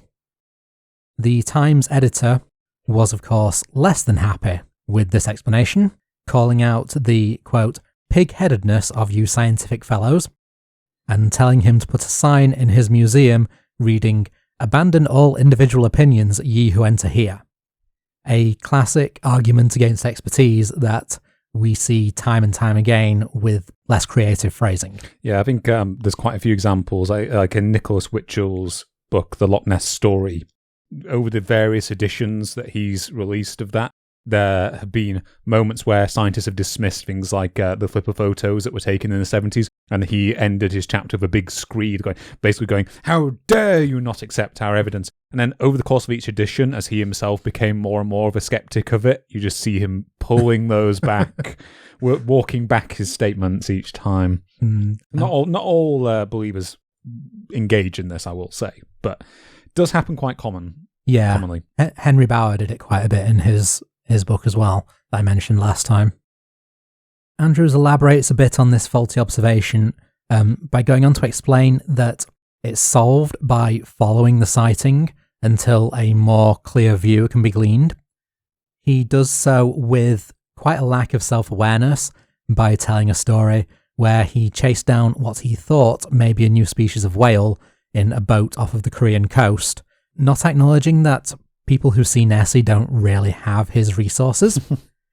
Because, he tells a story where he saw what he thought was a new species of whale with 2 dorsal fins, demanded that the captain of this boat change course and chase it down, and eventually saw it dive and found out, oh no, it's a mother whale and a calf swimming very close together. Yeah. I would dispute that. There are some very expensive investigations that went on late in Loch Ness's lifetime. $500,000 being spent here and there. Let's put it that way. True. In 1934, though, it was a bit less of a thing. There was a search done that year I'll get into later, and I think that was like more on the scale of, pay 10 bob for this rather than... Yeah, and the people who we have discussed so far in part 1 definitely did not have the resources to go and chase down the things they saw from the shoreline. So, for all of Andrews' certainty in his explanation, and for all of his authority in scientific circles, his claims did not put the matter to rest at all. Others would claim the photo was a bird or an otter's tail, given the illusion of a monster by its position, by the close framing of the shot, and by the light. These claims, however, and Andrews' analysis would all be proven wrong. So, decades later, friends and relatives of Wilson would claim that he made no secret that it was a hoax. Wilson would serve as a lieutenant colonel during the Second World War, and one of his officers, a Major Eggington, would tell the Nessie researcher Nicholas Witchell of Wilson's claims in 1970. He alleged that one day in the officers' mess in 1940, he told Eggington and 2 other officers that Wilson's friend and fishing companion, Morris Chambers, had superimposed a model of a monster onto the photographic plate, and that after the story became big, the publicity scared them both too much to come forward with the truth. This would certainly fit with Wilson's later dislike of fame and his reluctance to say that he saw a monster. Another researcher, Maurice Burton, claimed that it was well known throughout the London club that Wilson was a member of that the picture was a hoax. Members of Wilson's family also alleged that the photo was fake. Following Major Eggington's death, his widow claimed that Wilson had been telling the story among friends for many years, laughing about it together, and that they all found it incredible that the hoax lasted so long. A more detailed claim of a hoax first came out in 1975. The Sunday Telegraph ran a short interview with Ian Wetherell, the son of Marmaduke Wetherell, claiming that it was actually his father behind the hoax, claiming his father said to him that he would give them their monster after his footprints were revealed to be fake, and decided to fake a photo as revenge.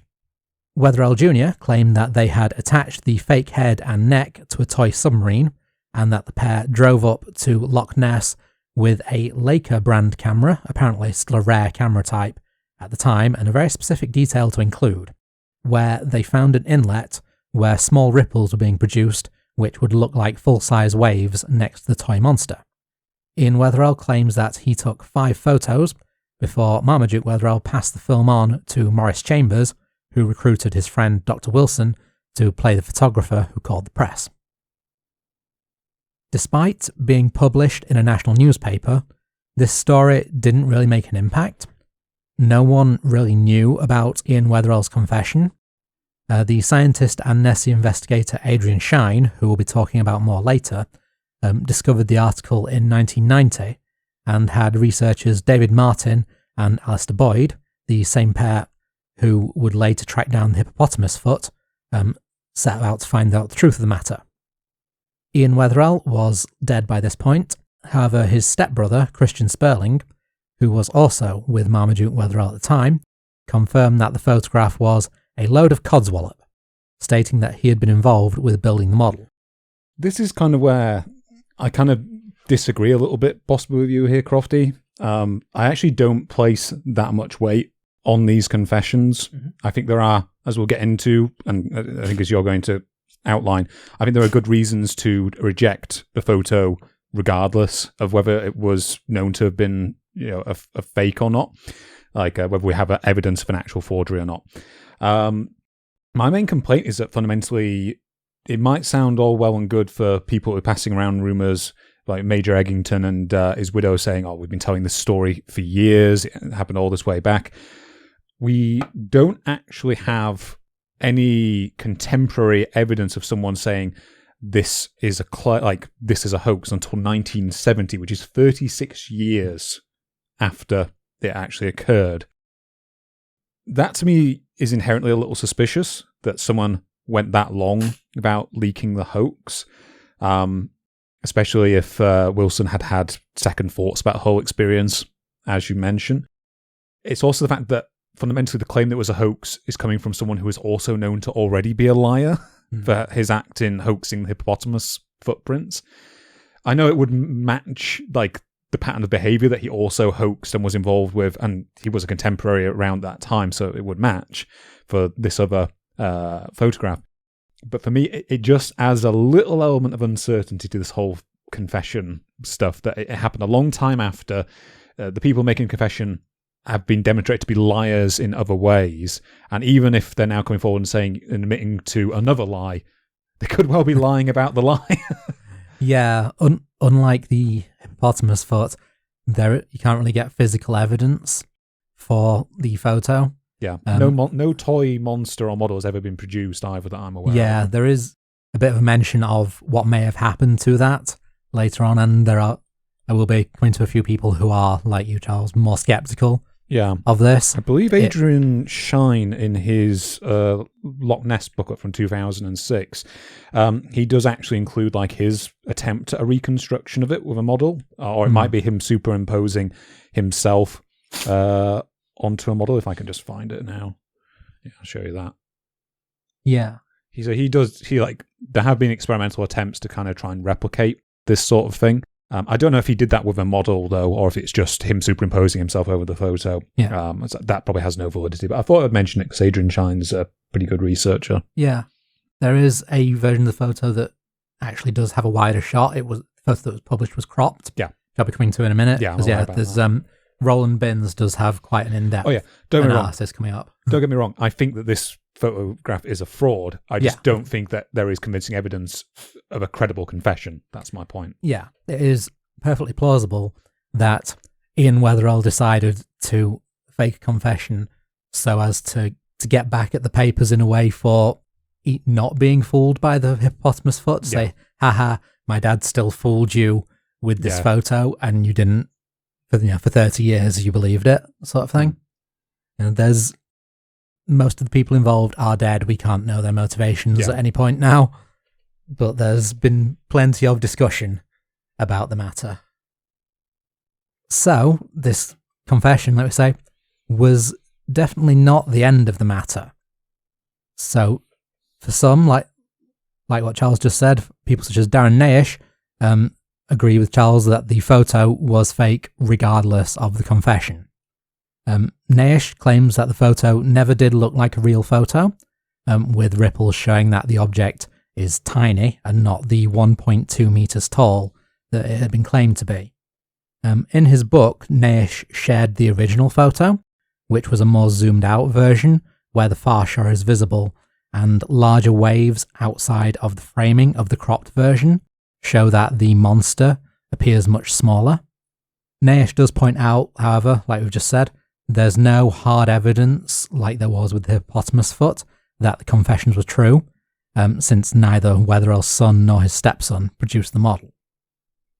There are others who would claim that Weatherall's sons were creating a new hoax to discredit a real photograph.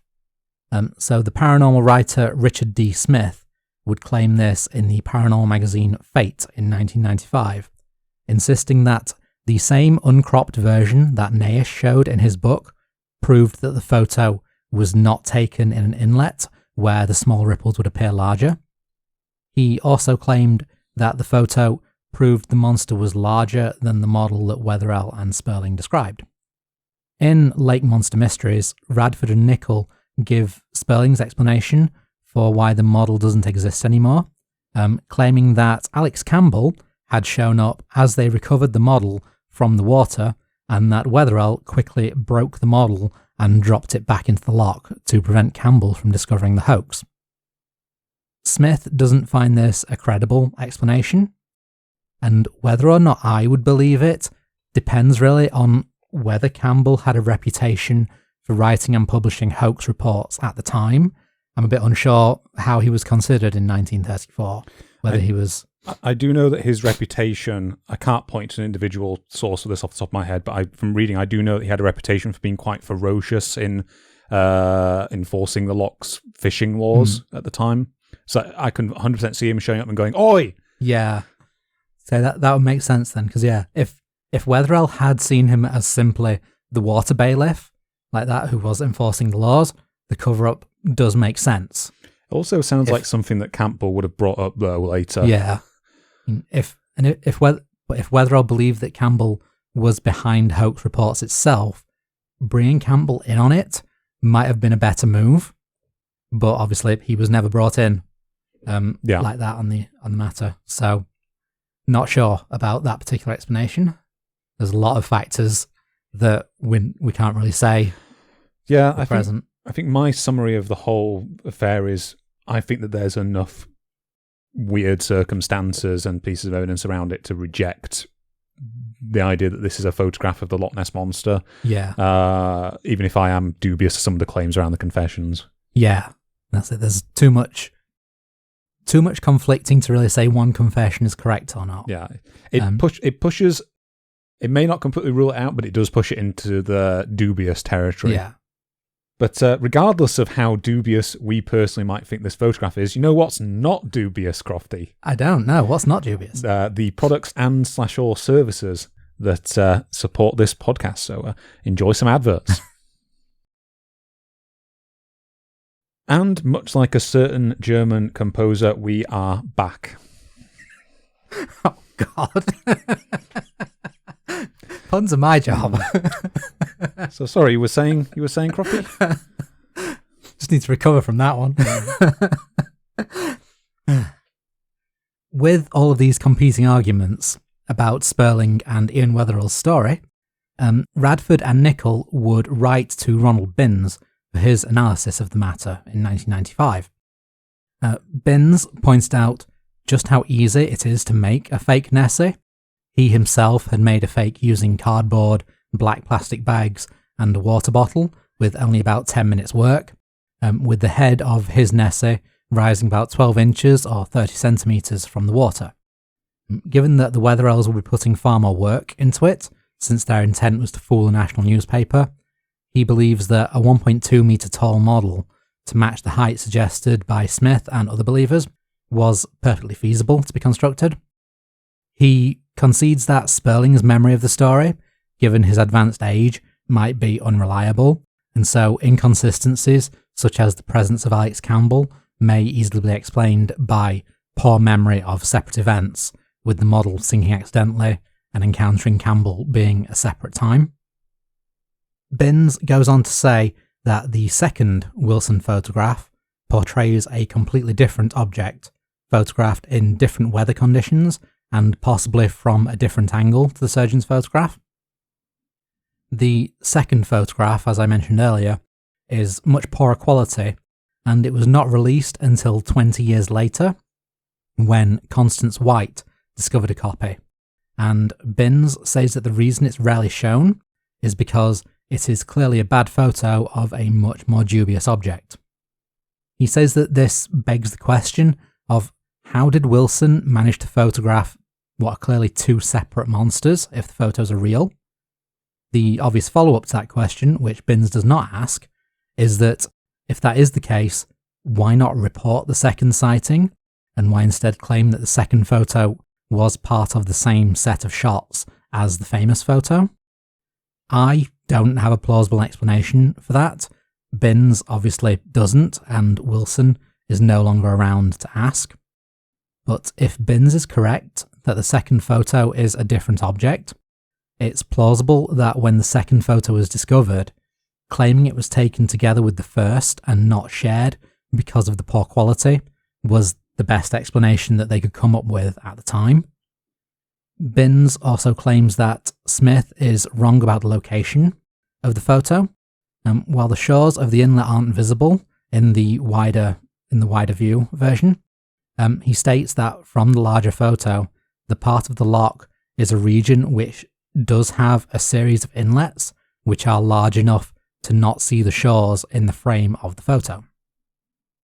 And also, since the monster is dead center of the frame, Binns finds that too neatly composed to have been a spontaneous photo of an animal seen by chance. Two reporters from the Skeptical Inquirer, Simon Hoggart and Mike Hutchinson, add one more detail to the analysis of the photo, that the ripples surrounding the monster are consistent with something dropped into the water rather than something emerging from the water.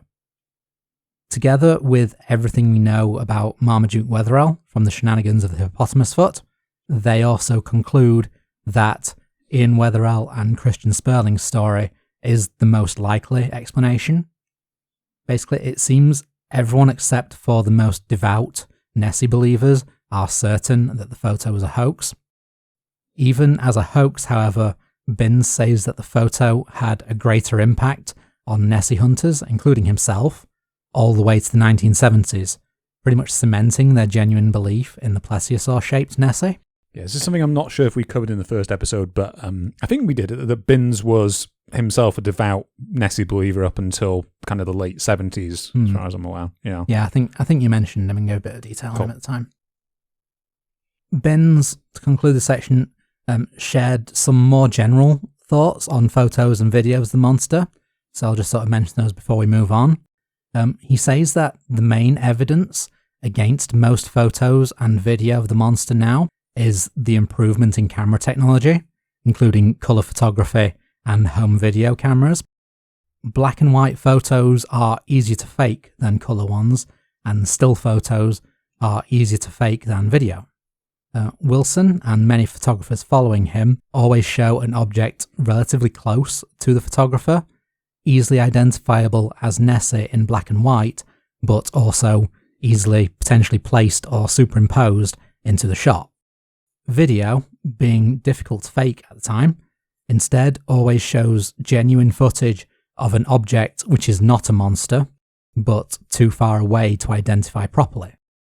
The lack of colour film of Nessie, when Binns shared these thoughts in 1995, was to him quite telling evidence against the available images being the real Nessie, if one existed. Yeah, I think also the sheer proliferation and ease for which you can take colour film these days, having not actually led to any really major footage in the last 10 years or whatever, is kind of a bit of a mark against the whole affair. Even more than 10 years, I think. Well, I'm thinking more like the period of when smartphones really started to become a thing. So like the last 15 years, really. Yeah. But with that, I think we can move on from the surgeon's photograph, as you have some more photos to discuss, I believe, Charles. Yes, I do indeed. Before I move on, I also want to just issue a couple of quick corrections from part 1 I forgot to do earlier. You might remember in the first part I mentioned that Aleister Crowley actually lived on Loch Ness between 1900 to 1918. As far as I can tell, this was incorrect. I think he actually lived there, from looking at other sources, from 1899 to 1913.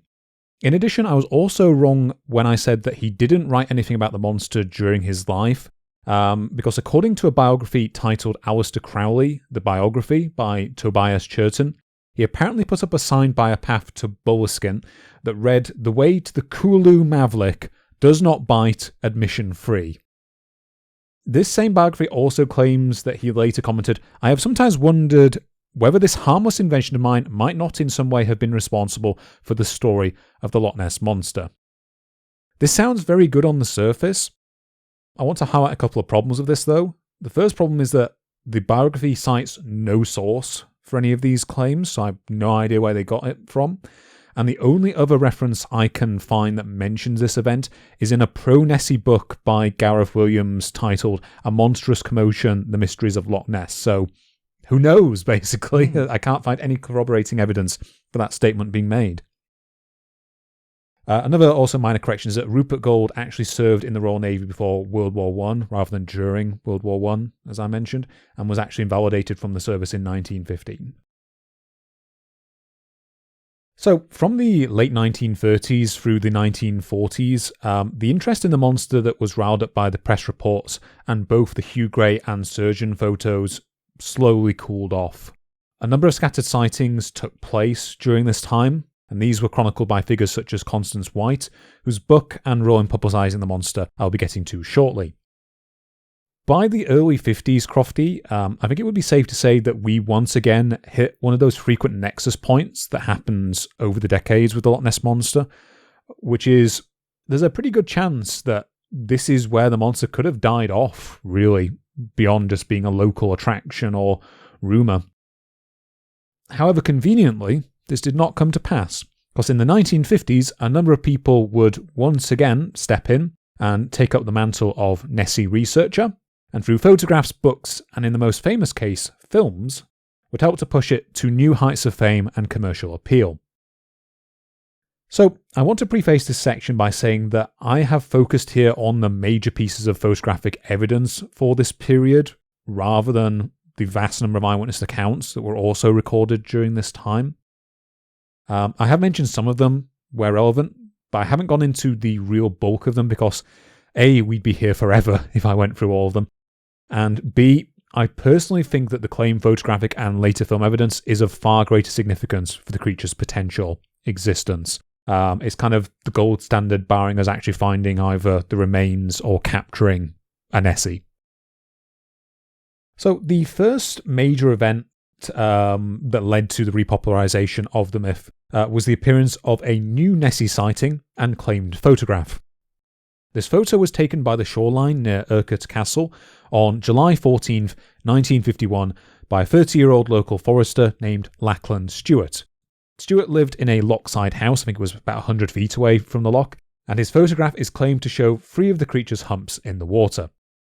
To quote from Stuart's own account, which appeared in the Scottish Daily Express the next day, "I got up at about 6:30 a.m. to milk the cow. When I looked out of the window, I saw what I took to be a boat speeding along the middle of the loch towards doors, but I decided it was going too fast for a boat. It looked like a hump. Then another hump appeared, and I thought it must be the monster which has been seen several times in this vicinity this week. I shouted to my wife Elsie, and to Taylor Hay, who stays with us, to come. I grabbed my camera, a small box camera, and hurried down the hill. Taylor followed." By the time the two men reached the shore, Lachlan claimed the creature had turned and was heading south about 50 yards away. To continue his quote from above, "I focused my camera on it, saw the 3 humps in the viewfinder, and snapped it. The beast was making for a point which juts out from the loch about 40 yards away. The 3 humps were visible all the time, and in front of them was a long, thin neck and head about the size and shape of a sheep's head. The head and neck kept bobbing down in the water." Shortly after the photo was taken, Lachlan claimed that the creature began to head towards the shore, and he and Hay backed away into the trees. In the version of the account, which he later also gave to Constance White in More Than a Legend, he goes to great lengths to point out that this was not because he was scared, alright? Even though that's, I think, effectively what the papers reported. Shortly after, the creature made off towards the centre of the lake, and when it was about 300 yards away, it dove under the water and did not resurface. According to Constance White, Lachlan Stewart originally planned to, quote, "finish off the film before getting it developed, as it already had some pictures of his children on it." However, again according to Witchell, the Inverness correspondent for the Sunday Daily Express heard about the photo through Stewart's employer.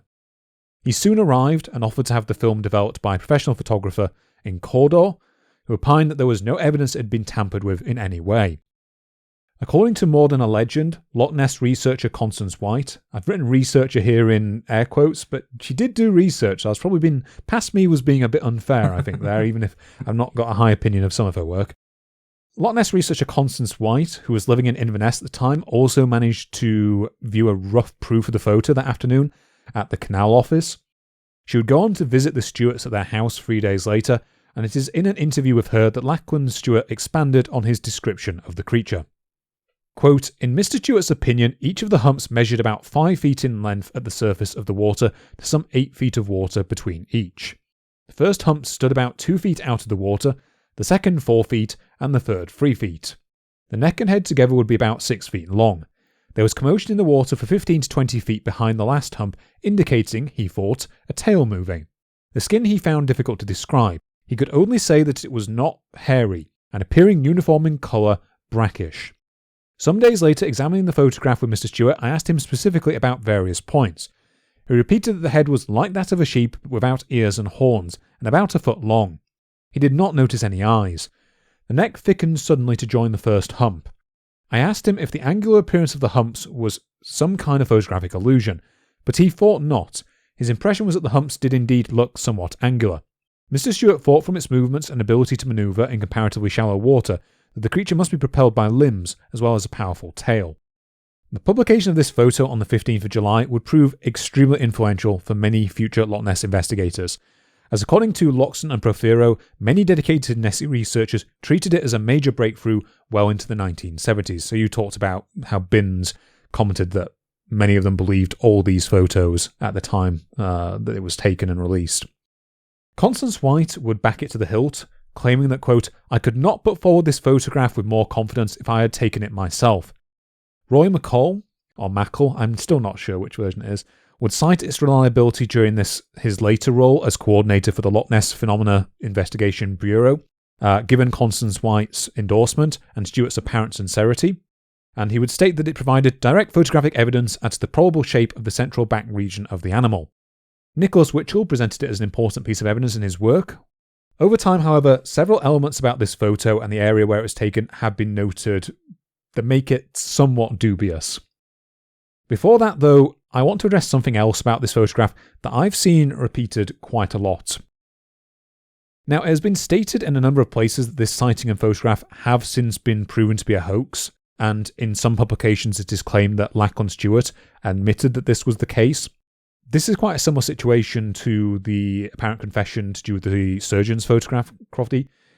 And this claim appears to almost entirely rely on the account of a man named Richard Frary, who in May 1980 walked into the Loch Ness Monster exhibition, which later became the Loch Ness Centre and was being run by Nessie researcher Tony Harmsworth at the back of the Drumnadrocket Hotel. That's the hotel that was owned by the Mackies in the first episode.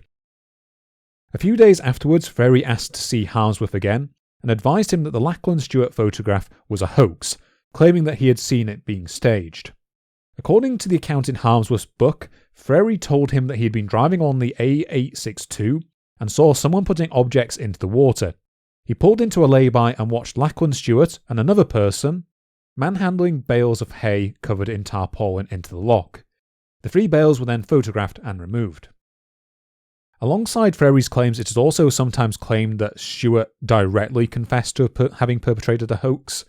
For example, in James Carney's modern tourist booklet, The Loch Ness Monster, the caption accompanying Stewart's photo states that, quote, he later confessed that the humps were in fact floating bales of hay covered in tarpaulin. In the revised version of his book, The Loch Ness Story, Nicholas Witchell also reported it as a hoax, claiming that he knew a certain resident who Lachlan Stewart had taken into his confidence 2 weeks after its perpetration, but who he swore to silence. But who swore him to silence, I should say. Loxton and Prothero reiterate this in Abominable Science, where they identify Witchell's witness as Frary. Much as skeptics out there might like the idea of a confession, however, I could not find any evidence anywhere of anyone actually directly quoting Lachlan Stewart himself as having confessed to perpetrating a hoax. Moreover, both Roland Watson and Ronald Binns also highlight several problems with Frary's claims. For a start, they were made decades after the initial taking of the photo, during which time there is no evidence that Frary told anyone else about it. He also only told Harmsworth about the photo's claimed duplicity, which apparently was the first time apparently that he mentioned it to anyone, after he had already viewed Harmsworth's exhibition, including the photo. And he would go on to tell multiple conflicting versions of how he came upon the fraud. And the version he apparently told to Adrian Shine, which was included in a 2008 BBC article titled Nessie Mystery Turns 75, he claimed only to have seen the remnants of the hoax, and that he actually spoke to Lachlan Stewart the next day, who he claimed confessed to it. In another version, published on the Loch Ness Project website, it is claimed only that Stewart instead confessed to Frary sometime after the hoax, whilst in his 1988 book Loch Ness, Frary would largely just keep it kind of vague as to how he learned about this.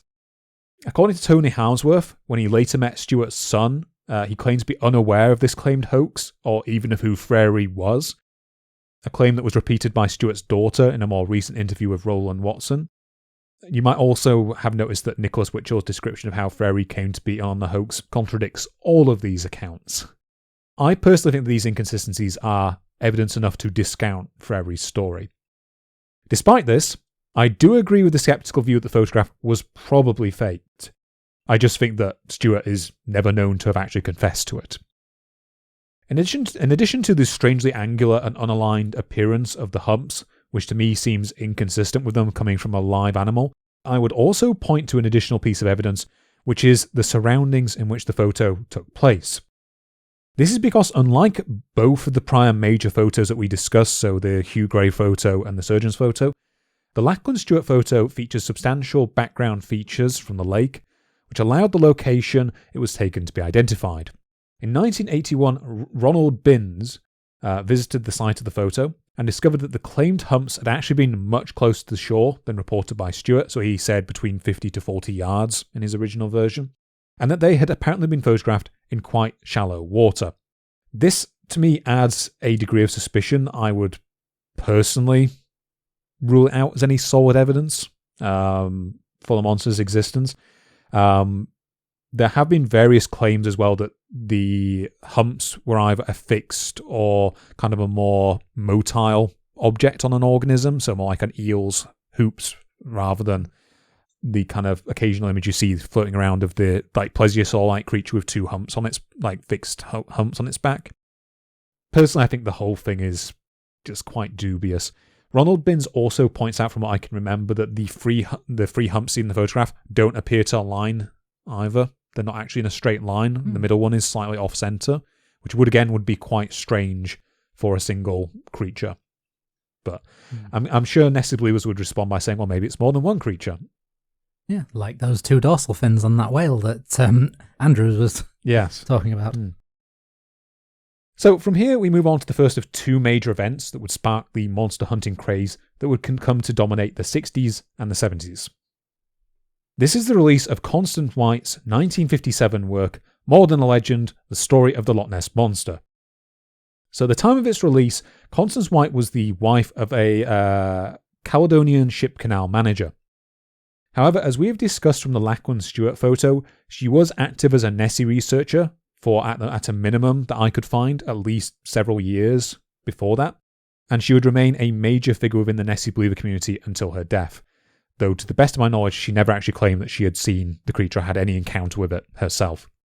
Tim Dinsdale would also claim in his book, The Loch Ness Monster, that she had 23 years of monster lore experience by the time her book was published, so that's presumably referring to the 1930s accounts of the monster. White's book attempted to pretty uncritically compile all the major evidence up to this point, which would supplement with many additional eyewitness accounts that she claimed to have collected since the 1930s. Unlike Rupert Gould, who we discussed a lot in the first episode, who did attempt at least some degree of objective reporting, White was very much preaching to the converted. At no point does she really try to justify any of the sightings. It's more a case of she just lists them out and adds any details that she additionally has found. As we discussed last time, White is the source of the myth that Loch Ness was little visited before 1933 and that there was limited road access to its shores prior to that year. We'd spent a lot of time debunking that one. She often would also spend a lot of time smoothing over various inconsistencies in the accounts she compiled. So, for example, when describing the Spicer's claimed encounter with the beast, she presented only a rewritten version of the later tale, where they described the creature as being a loathsome, snail-like creature, rather than the original version reported in the papers, where the creature was described as being smaller and more like a dragon. Similarly, her version of how the surgeon's photo came to be taken is not the original one from the Daily Mail, but instead one she claimed to have received from a personal communication from Wilson in June 1955. This is significant because the 2 accounts do not match. So in the personal account that Wilson apparently gave to her, he claims that he was not actually intending to be out there trying to photograph the creature. However, in the Daily Mail original article, he explicitly says that he had his camera with him in case he came across the monster. So, again, a bit dubious. Unlike Gould, who believed the creature had only recently arrived at the loch, in her work, White very much popularised the idea of a monster tradition dating back to St. Columba's time. She appears to be the source of this thread in the Loch Ness story. She also attempted to draw additional links with claimed traditions of creatures in other lakes, such as Loch Morar, which I'll mention briefly later, Loch Fyne, and Loch Bryn in Ireland, along with a number of more general events from Scottish history.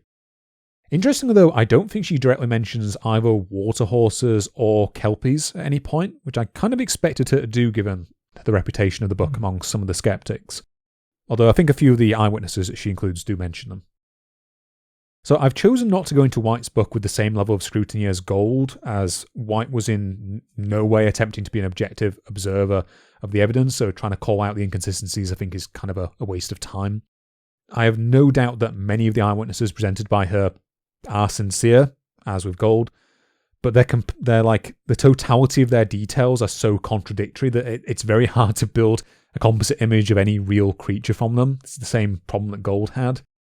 What I should emphasise, however, is that according to Ronald Binns, this book had a profound effect on future Loch Ness researchers, and in many ways helped to revive the legend and give birth to an entire generation of dedicated monster hunters. Tim Dinsdale in particular would cite it as one of his major sources when planning his 1960 expedition, and as late as the 1970s, Roy McCall was still happily citing her as an authoritative source. So the next major photograph of the Loch Ness Monster appeared quite soon after the initial burst of publicity caused by Constance White's book, which Nessie skeptics such as Binns note as being very convenient. There is kind of this pattern, I'm not sure if we discussed this again in part 1, there is kind of this pattern of the legend kind of cooling off, and then right when it kind of was threatening to fade into obscurity, someone comes out with a sensational new finding. It may just be a coincidence. We had something similar going on with Bigfoot, to be fair, as well. So this new photograph was taken in autumn of 1958 by Herman Lewis Cockrell, and shows an indistinct object in the loch he claimed was photographed at night. According to Ronald Binns, Roland Watson, and Roy McCall's various accounts, at the time that the photograph was taken, Cockerell was a professional fish farmer near Dumfries in southern Scotland. Cockerell would be attracted to the loch by the increased public attention caused by White's book. So, for example, a number of expeditions to the loch had already been announced by that point. In May of the same year, the BBC had run a documentary titled The Legend of the Loch, and the British Film Ministry had released a film titled Behemoth the Sea Monster, or The Giant Behemoth, which Ronald Binns alleges was inspired by the publicity surrounding the loch. So, in the prep for this episode, I did actually watch this film in the background. Thank you, Dailymotion, for your illegally hosted copy. And the monster shows up for like 5 minutes of the 80-minute actual runtime. A lot of people at the time praised it for having like a slow sense of tension building up to actually showing the creature. The problem for me is when they actually show the creature, it does look quite dopey. It's not very good. As bad as The Secrets of the Loch one, someone's pet iguana. Worse because it's a stop motion creature that has a big seam down the front of it. Oh, wow. But yeah, it's fine. It does kind of hilariously end where they kill the monster. The guy who kills it gets out of a submarine. Sorry for spoilers for a 70-year-old film, by the way. Gets out of the submarine, says to goes over to Professor that he's been consulting with, who goes, "Well done." And that's effectively the end of the film. They go off to their car and there's like a radio broadcast with like a dun dun dun sequel hook. But that's basically it. I think The Legend of the Loch might have been better. Secret of the Loch. Secret of the Loch, sorry. It's really a film that could have benefited for something like a romance, because the whole thing is just them looking at like slides of fish and going, well, look here at this radiation. Considering how terrible the romance was in Secret of the Loch, I might disagree with you on that one. Well, yeah. The idea that this was inspired by the Loch Ness Monster, I think, is a bit dubious, because they do mention it once in the film towards the beginning where someone like dismisses the sighting as like, oh, one of these monsters of the Loch Ness type. The monster also does look a little bit like Nessie, but my understanding is that it apparently was supposed to be about a giant radioactive goo monster originally. And the guy who made it is also the guy who made the beast from 20,000 Fathoms, or whatever it's called. 20,000 Leagues Under the Sea. No, I think it is called 20,000 Fathoms. It's a different, a different thing. So I think that those elements probably were just thrown in as flavour more than anything else. Sorry, back to Cockerell's actual story here. So he'd heard about the publicity associated with the Loch Ness Monster. According to Cockerell's son Peter in an interview with Roland Watson, this all began as a publicity stunt itself for Solway Fisheries, but later became a serious endeavour as his father grew more enthusiastic about the topic. I personally kind of believe this because Cockerell did not really publicise things afterwards when things kind of go south, which I'll get into. He didn't spend the rest of his life, promoting this photograph or anything like that, and was quite equivocal about what it showed. The Weekly Scotsman newspaper got wind of this and duly commissioned Cockerell to write a series of articles on the subject, which ran from March to October that year, when he finally conducted his search. So again, a lot of skeptics would note this is really convenient timing that right at the end of this series of newspaper articles, he managed to get a picture to crown it with. Now, it should be said that Cockerell did employ what, by the standards of his time, I think was a really genius setup, actually. This guy was serious about it. It's a shame he didn't stick with the hunting, actually, after this one incident. Reasoning that the monster would be more likely to surface at night, I think because there's less traffic on the loch at that time, and it's, more stealthy, he built what he described as an Eskimo kayak to patrol the lake. This kayak had a steel frame in case the encounter with the monster turned violent, and he also built a special waterproof case that contained 2 high-quality cameras and multiple flash guns. For the first 2 nights, he patrolled the lake without incident, but just before dawn on the 3rd night, he noticed something about 50 yards away on his port bow. This object looked like a large flat head about 4 or 5 feet long, and seemed to be swimming very steadily towards him. Despite admitting to panicking a little, as the creature seemed to be getting closer, Cockerell succeeded in taking 2 pictures of whatever the object was, after which a squall descended and the object seemed to sink. But you know what doesn't sink, Crofty? Whatever we're about to be selling. I was going to say the opinions of these fine products and services when they're going to be consumed by our listeners. Enjoy this not at all contrived ad break. And we are back. So after the squall had passed over, and the weather and loch had cleared, Cockerell investigated the area further, where he just had this dramatic, climatic confrontation with the beast, and succeeded in finding a stick. Was it a good stick, though? It was 4 feet long and 1 inch thick, so that's a decent walking stick. That's a good stick, though. According to Cockerell, he initially believed that what he had succeeded in photographing was in fact just the stick. After the film was developed, however, he changed his mind to being non-committal about the image, and it appeared alongside a story of the events in the Weekly Scotsman on the 16th of October. This non-committal attitude appears to have been mirrored by most of the major Nessie investigators. Of them, Tim Dinsdale alone would embrace the picture, claiming it showed what appeared to be a head just breaking the surface, and stating that, quote, "There is no doubt in my mind that they saw and photographed the monster."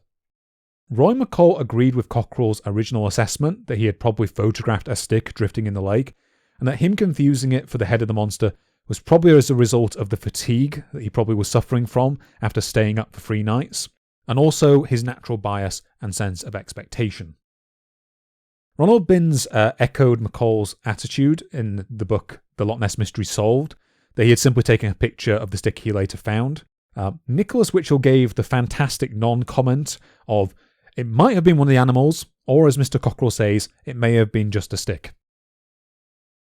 Finally, Ted Holliday apparently ignored it completely in his book The Great Orm of Loch Ness, probably because it didn't line up with his theory that the monster was in fact a giant invertebrate that we discussed briefly in part 1. Stay tuned for more Ted Holliday antics coming up, it's going to get wild. My personal take on it is, if you go by the photograph alone, then whilst the hypothesis of the object being a floating log or stick is certainly very plausible, it falls into that category of what that many of the photographs from Loch Ness during this period do, which it's just too indistinct to really conclude anything from it. However, the fact that Cockerell immediately found a stick in the vicinity of the area, I think, is pretty damning. The publication of the Cockerell photograph led to another curious development, which was that a week after it appeared in the Weekly Scotsman, a paper published another famous Loch Ness photo. This picture was taken by a Mr. P.A. McNabb, who was a bank manager and county councillor in Ayrshire, and is claimed to show 2 huge humps and an associated wake in the loch water just off Urquhart's Castle. McNabb claimed that he originally took the picture on the 29th of July, 1955, but due to his fear of ridicule, he had kept it to himself until that point. However, it should be noted that according to Roy McCall, he did supply a copy of it to Constance White in 1957. To quote from his version of events as he recapped from an interview with Nicholas Witchell, "I was returning from a holiday in the north with my son and pulled a car up on the road just above Urquhart Castle. It was a calm, warm, hazy afternoon. I was all ready to take a shot of Urquhart Castle when my attention was held by a movement in the calm water over to the left. Naturally, I thought of the monster and hurriedly changed over the standard lens of my Exacta camera to a 6-inch telephoto. As I was doing so, a quick glance showed that some black or dark enormous water creature was cruising on the surface. Without a tripod and in a great hurry, I took the shot. I also took a very quick shot with another camera, a fixed focus Kodak, before the creature submerged. My son was busy under the bonnet of the car at the time, and when he looked in response to my shouts, they were just ripples on the water. Several cars and a bus stopped, but they could see nothing, and listened to my description with patent disbelief. So great was the skepticism and leg-pulling by friends to whom I showed the picture that in a spirit of exasperation, I threw the second negative away and nearly got rid of the first as well." So according to Witchell, McNabb further believed that the photo he took might actually have contained 2 creatures, rather than one large multi-hump monster. Witchell also notes that the tower of Castle Urquhart, which is clearly visible in the photo, is known to measure some 64 feet. Combine the 2 humps more or less equal it in size, and barring any tricks in perspective, this would make the right hump alone somewhere in the region of 50 feet long. This would make the prospective creature very large indeed, beyond almost all the sizes that we covered in the eyewitness reports that Rupert Gold collected, for example, in part 1. This sheer size is one of the main reasons a lot of skeptics have a lot of trouble accepting the authenticity of this photo.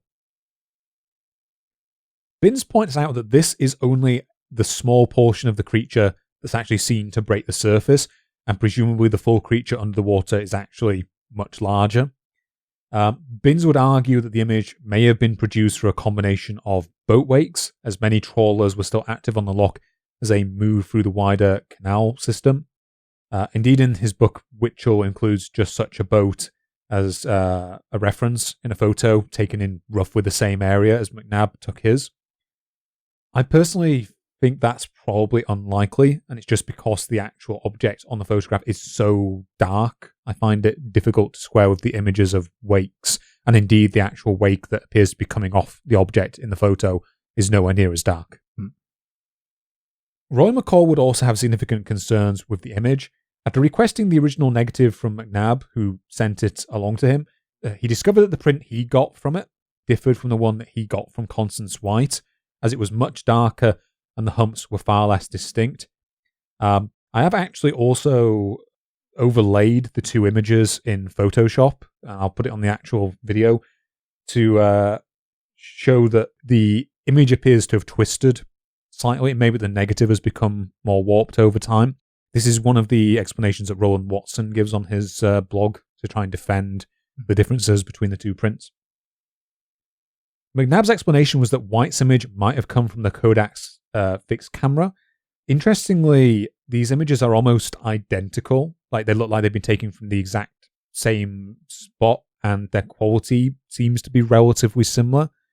So the cheap Kodak camera took a photograph that's almost identical in quality. Not quite, almost identical in quality to the good camera that he used. Interestingly, despite the apparent time gap between the two images being taken, as he said that he took the first picture and then afterwards took the Kodak picture, when you overlay the two objects together, the image of the object is exactly identical and in exactly the identical spot. Doesn't seem to have moved in the time between him. Like, so if I demonstrate to you now, I know people at home can't see this. Go, yeah, that to me makes me dubious to his claim that this was two separate photos taken a few seconds apart. For those at home, Charles mimed swapping cameras around after taking a photo. Right. Yeah, sorry, I probably should find that a bit better. We're professionals. Yeah, people have also raised the problem that you did earlier, Crofty, that these black and white photos are a lot easier to transpose objects into, and whiffs of that have kind of circled around this photo to the present day. Should also be noted that McNab described the creature as moving at between 9 to 14 miles an hour, which again should mean that the object would be significantly to the right, where it is in the second photograph that was taken.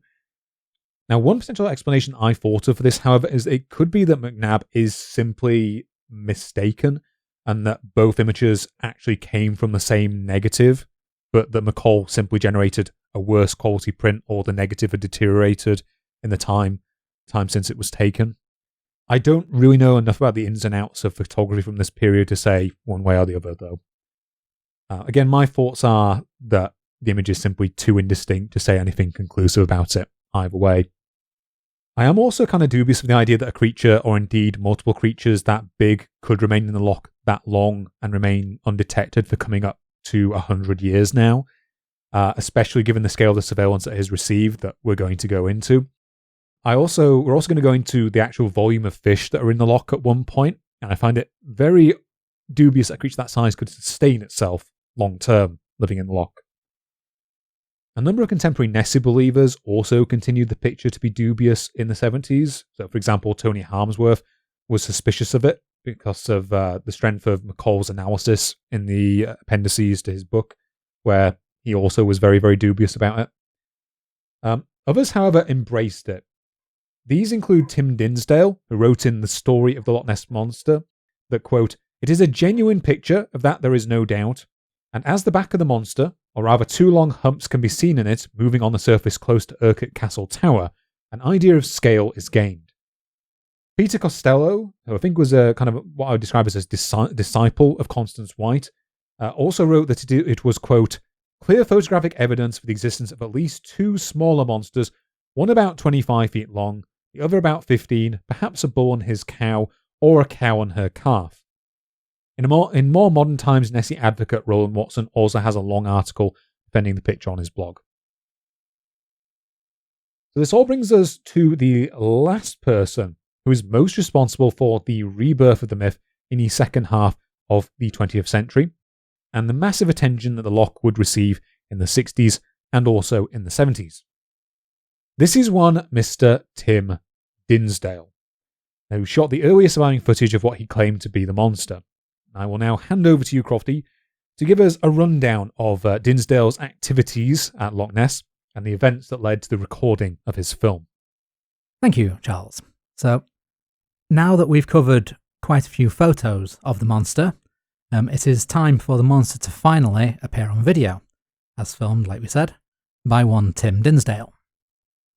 Dinsdale, a Welshman, was a former pilot, having trained with the RAF towards the end of the Second World War, went on to become an aeronautical engineer, working for Rolls-Royce testing jet engines in Montreal, and later was an aspiring writer. Following on from the success of his film that we'll talk about in a moment, he wrote a book on how he came to develop an interest in the Loch Ness Monster, explaining that he had not even been aware of the monster, much less believed in it, until 1959. Having lived in Hong Kong and Shanghai as a child in the 30s, served in Africa in the war, and spent the first half of the 50s in Canada, he pretty much completely missed all of the major events surrounding Nessie so far. In his book, he describes how he first gained an awareness of the Loch Ness Monster and developed a fascination that would lead to him travelling to Loch Ness himself.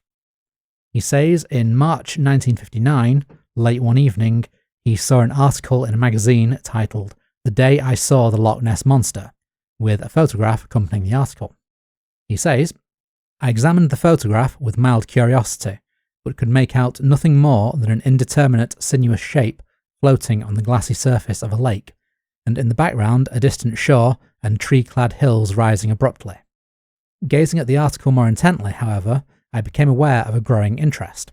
Before my eyes ran the serious, carefully chosen words of men and women who had claimed to have seen a huge and fantastic beast, like some great dinosaur of prehistoric times, churning the waters of Loch Ness to a foam, or swimming off across it at tremendous speed, trailing a wake like that from a speedboat, and waves breaking on the shore half a mile behind." The article seemed to cover basically everything that we've talked about so far, but without looking critically at any of it.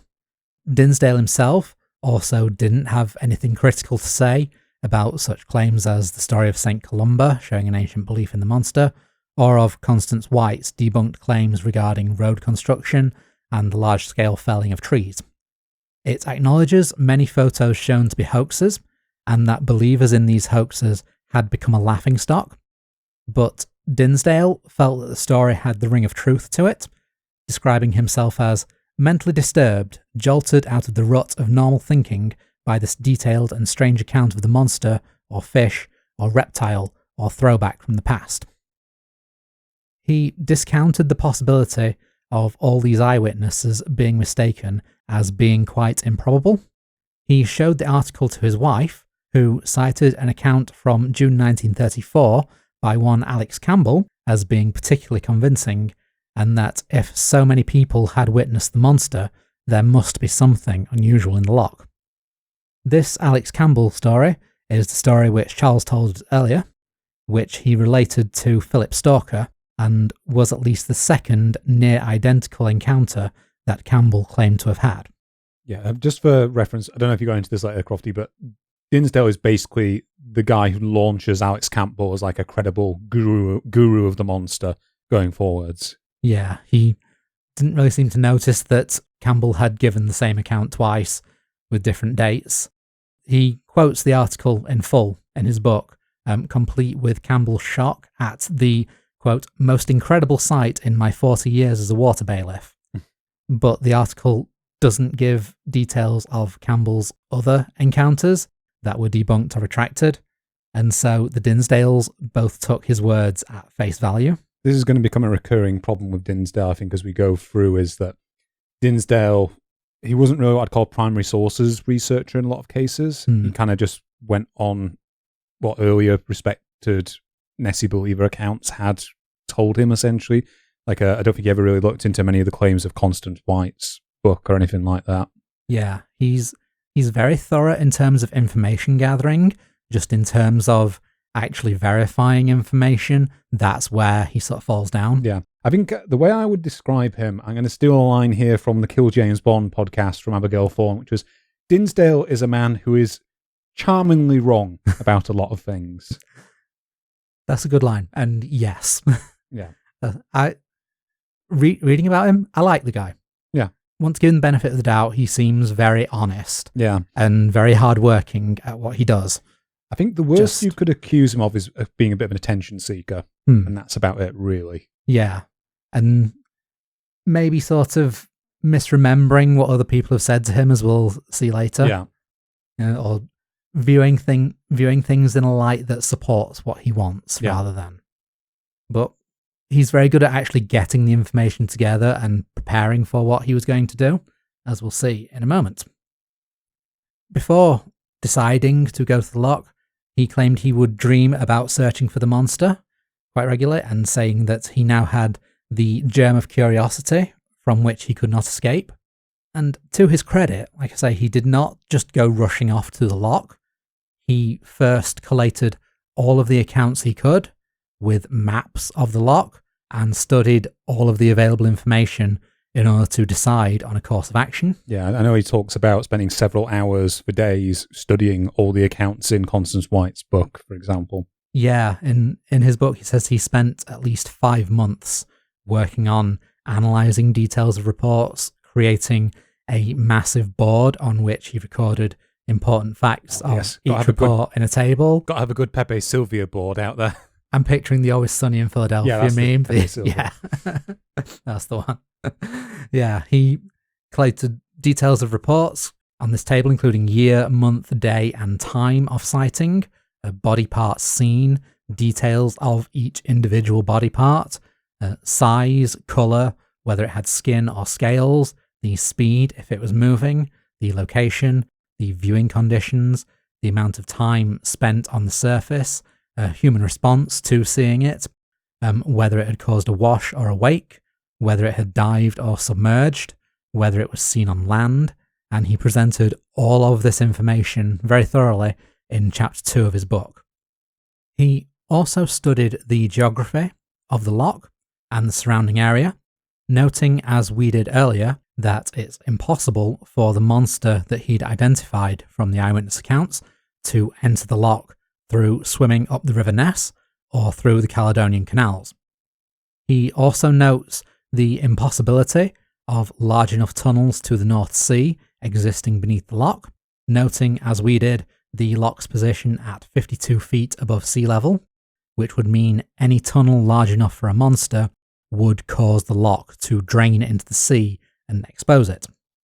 Where Dinsdale's research differs from what we discussed before is that he believes glacial meltwater did actually connect the loch to the sea for a time, around 5,000 years ago. All of the maps that I've found and references mentioned earlier put the entire region above sea level, even as levels rose with glacial melting. Dinsdale doesn't cite where he got his information from. He only mentioned the famous 50-foot beaches as proof of sea level being 50 feet higher in the past. So at this point, I delved back into the geological papers to make sure that I hadn't missed anything in my discussion of the geology of Loch Ness in part 1, and confirmed that I hadn't made a massive error when I said that Loch Ness has never been below sea level. The 50-foot beaches don't seem to have been mentioned since the 1960s, but I did find a more recent paper that shows a sea level rise around 6,000 years ago, in which the sea levels at the Moray Firth were between 5 and 7 metres higher than today. This still doesn't put Loch Ness below sea level. Today it is 16 metres above sea level, so a 5 to 7 metre rise still leaves more than half of the region covered by Inverness City above sea level, leaving Loch Ness still a good 8 metres or 9 metres above sea level. So you're saying this idea does not hold water? I am, yes. Well punned. Thank you. The paper specifically talks about the Moray Firth, not about Loch Ness, and it covers a shorter timescale than my other reading in sea levels at the time, which is why I did miss that particular bit of information before. But also, that means that the sea levels as measured were much further east than where Loch Ness is, in fact, out to sea in the bay. So, again, missed Loch Ness entirely. It is also important to note, though, Dinsdale was working with information available in 1960 and with no internet and with just as little geological expertise as me, so it is still some impressive research under the circumstances. I'm not disparaging his work or what he did to figure this out here. I will disparage some of Dinsdale's work personally. Okay, I'll disparage some of his work at later points, but I will give credit where it's due here for what he did. There is a real habit, an unfortunate habit, of every single time a new finding comes out, Dinsdale will embrace it completely and utterly and heartily with both hands, and then in later editions of his work have to row back or quietly delete stuff. Although that's happened for a lot of people who then later became skeptics as well, like Nicholas Witchell and people like that. Yeah, he essentially remains a believer even as he keeps ruling out reasons to believe. Yeah, is the thing, rather than finding evidence that shows Nessie couldn't exist and going, oh, I was wrong. He goes, okay, how then, if this isn't correct, how can Nessie still exist? As I say, charmingly wrong and quite a naive man by all accounts. But yeah, the research itself is still impressive for the time. Oh yeah, especially like 1960, no internet, as you said. Yeah. With the information available to him, all of this research led Dinsdale to believe that a population of Loch Ness monsters must have been creatures that swam into what is now the loch from the sea some 6,000 to 5,000 years ago. He also believed that the monsters survived by eating migratory eels that would swim up the river into the loch, which he says have been caught by fishermen in the loch before. And I think, 5 years ago, a lot of DNA research found there is a massive population of eels. I'll go into it. Yeah, I mentioned that later on as well. So, with all of this research, we can understand that Dinsdale at least had some reasons to believe Nessie was possible, even if he wasn't as critical of them as we would like him to have been. Yeah. But Crofty, who also has rational reasons to believe that advertising is possible. That's the worst one, I think. That's the worst one I thought of.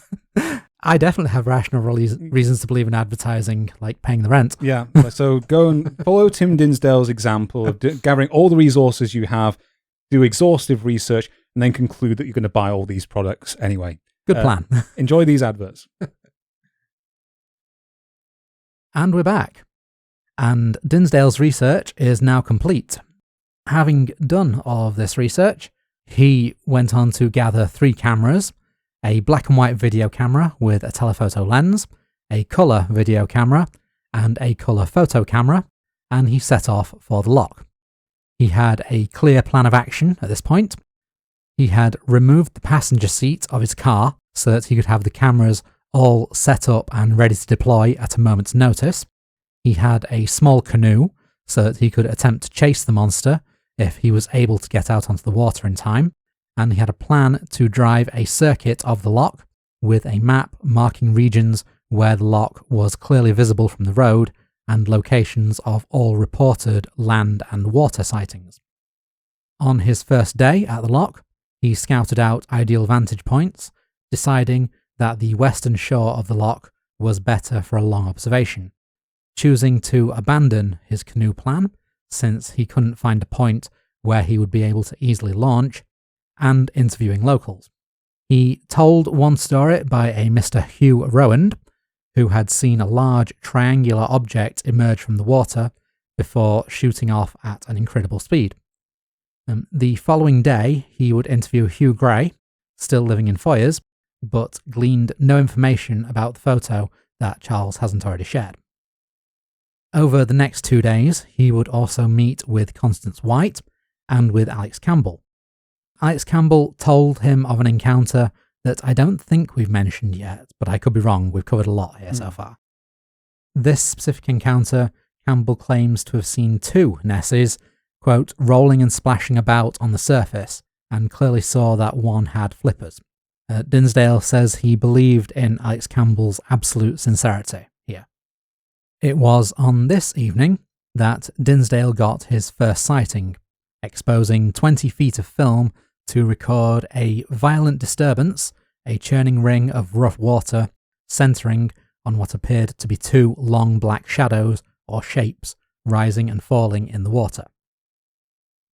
He didn't get a more positive identification though, and by the time he approached the spot for a closer look, the disturbance had disappeared. The following day brought no luck, but on the morning of the 6th and final day, Dinsdale finally took his famous 4-minute film. He was driving back to Foyers for breakfast after his early morning vigil, undecided whether to stop at his usual spot before reaching the town. He chose to stick to his protocol and observe from that spot briefly before continuing. It is from here that he spotted, about 2/3 of the way across the loch, an object that he first took to be a short fishing boat. However, he described it as standing too high out of the water to be a fishing boat and having a curious reddish-brown hue. Through his binoculars, he observed an oval-shaped object which he took to be the body of the monster. As he watched, it moved from the side-on view that he had to turn away from him. He noted a distinct mahogany colour of the skin and a dark blotch on the left flank, and that the body stood well above the water. He did not see a distinct head or a dorsal fin. The creature then abruptly began to move, and Dinsdale dropped his binoculars and began filming. He saw the monster rapidly swim away from him, before changing course and beginning to submerge. Once fully submerged near the far shore, it abruptly turned and moved parallel to the shore, throwing up a V-shaped wash. He compares the wash to the tip of a submarine tower just parting the surface. He also describes successive rhythmic bursts of foam that he believes to be paddle strokes still visible nearly 1,800 metres away. In all, Dinsdale had took 4 minutes of film, during which he saw the creature or object travel about 3/4 of a mile or 1,200 metres. In the hope of getting a clearer view and seeing the head, he quickly got in his car, drove downhill towards the shore before taking the car off-road, shocking passers-by with the speed and recklessness of his driving. However, when he reached the shore, there was no sign of movement on the loch. The monster had gone. Next, Dinsdale would get the help of the locals in Foyers to get a second video, this time of a small motorboat. He said that this was because his film would be of little scientific value without a comparison with a known craft, so as to better measure the size, the speed, and the pattern of the wake. Hugh Rowand, eager to help, piloted the boat along the same course as the object on film, with Dinsdale's camera set up in exactly the same position. Then he sealed up the camera and the film, had Mr. and Mrs. Rowan sign as witnesses that it had been sealed and not tampered with, and sent word to the British Museum that he would deliver them the film. Dinsdale then allowed Kodak to examine the film and screen it. Projecting it on a large screen confirmed that the first sighting was no monster, simply currents around rocks or something similar. The second film was less conclusive than Dinsdale had hoped. Much of what he had seen was lost to the limitations of 1960 black and white film. It did, however, show a clear difference between the unknown object or creature and the motorboat that they set up later. However, when Dinsdale showed the film to zoologists at the British Museum as promised, it was met, he said, with apathy. For 7 weeks, he waited for word from them about further investigation into the loch on the strength of his film, and for 7 weeks he heard nothing. When there was finally a knock at the door, it was a journalist intending to get the story. Dinsdale was initially reluctant, but the journalist pointed out that he would be telling the story with Dinsdale's involvement or not.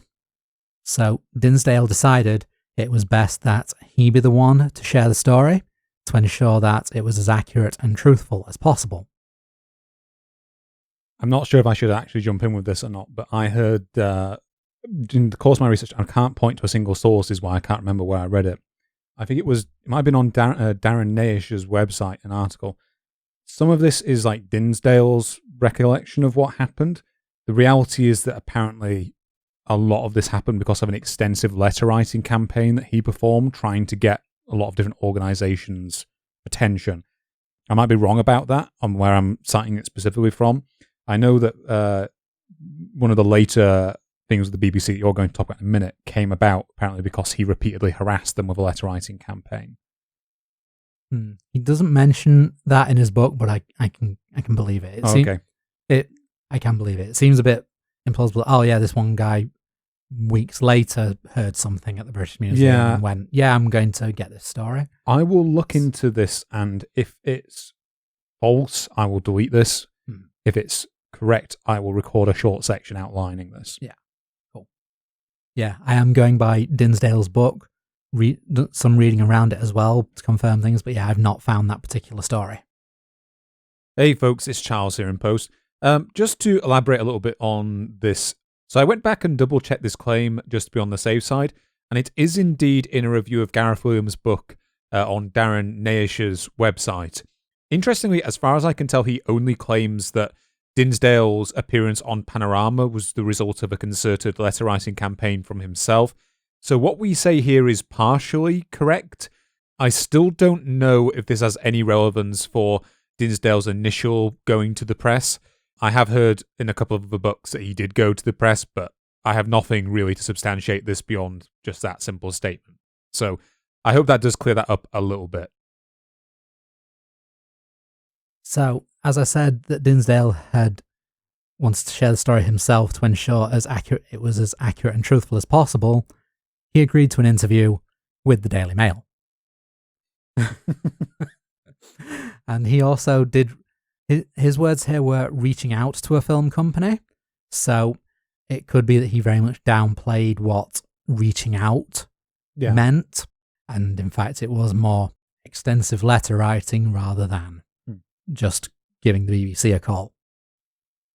The film company that he reached out to arranged an interview with the BBC's Panorama programme, and for this, the BBC made a blown-up version of the film. They also brought on Alex Campbell to the show as well. Dinsdale was much happier when he saw the BBC's enlarged version of the film, in which he says that the humped back and the paddling action that he saw were both clearly visible. I have seen a blown-up version of it that was as part of a later BBC article about this with his son. I don't agree with him. Yeah. This interview is sort of the point where we start to see things like, I think Dinsdale in his book is exaggerating things to seem in his favour here. Because in his book, Dinsdale claims that the Panorama host Richard Dimbleby, who, for those outside the UK, is probably one of the most respected names in the history of British journalism. Yeah, you're probably more familiar with David Dimbleby and Jonathan Dimbleby, who are his sons. Yeah, David Dimbleby now does election coverage and stuff. Oh yeah, he stopped this year, I think. Richard Dimbleby's name's also known for the famous Richard Dimbleby lecture every year on the BBC. His name being attached to something is a pretty good sign of it being respectable, and this is partly why I'm going to cast doubt on what Dinsdale says here. He claims that Richard Dimbleby spoke to him privately following the Panorama interview and said that he was convinced by the film of the existence of a creature in the loch. This claim is specifically taken from the 1982 edition of Dinsdale's book, as I can't find an earlier version, and there's no guarantee to the accuracy, and Dimbleby died in 1965, so anything Dinsdale said in a 1982 edition couldn't be challenged by him. So I'm a bit skeptical on that it was just, oh yeah, he said to me in private that it was great. It seems a bit far-fetched.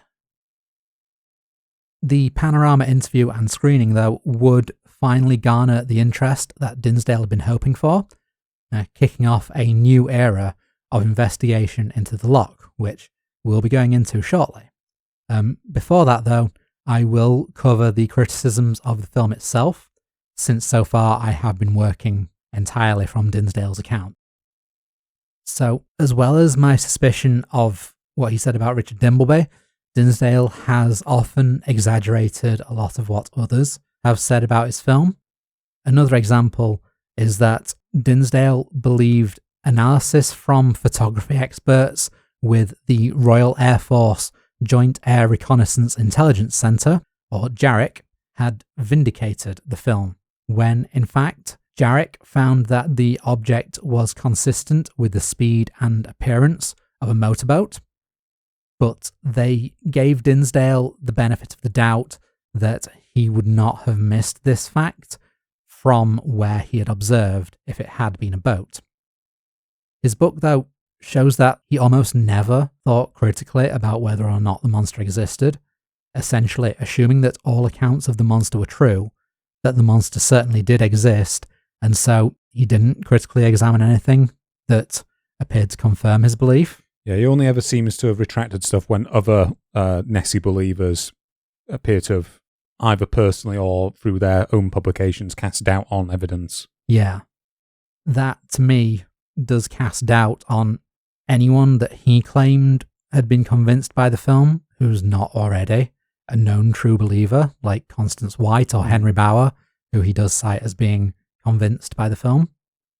He took the RAF comments as vindication when I'm reading them as giving him a chance to say that perhaps he was mistaken. That's the only way I can read them saying, we show the appearance of a boat, but he must have noticed that. I can't see that as vindication from the words that he quoted.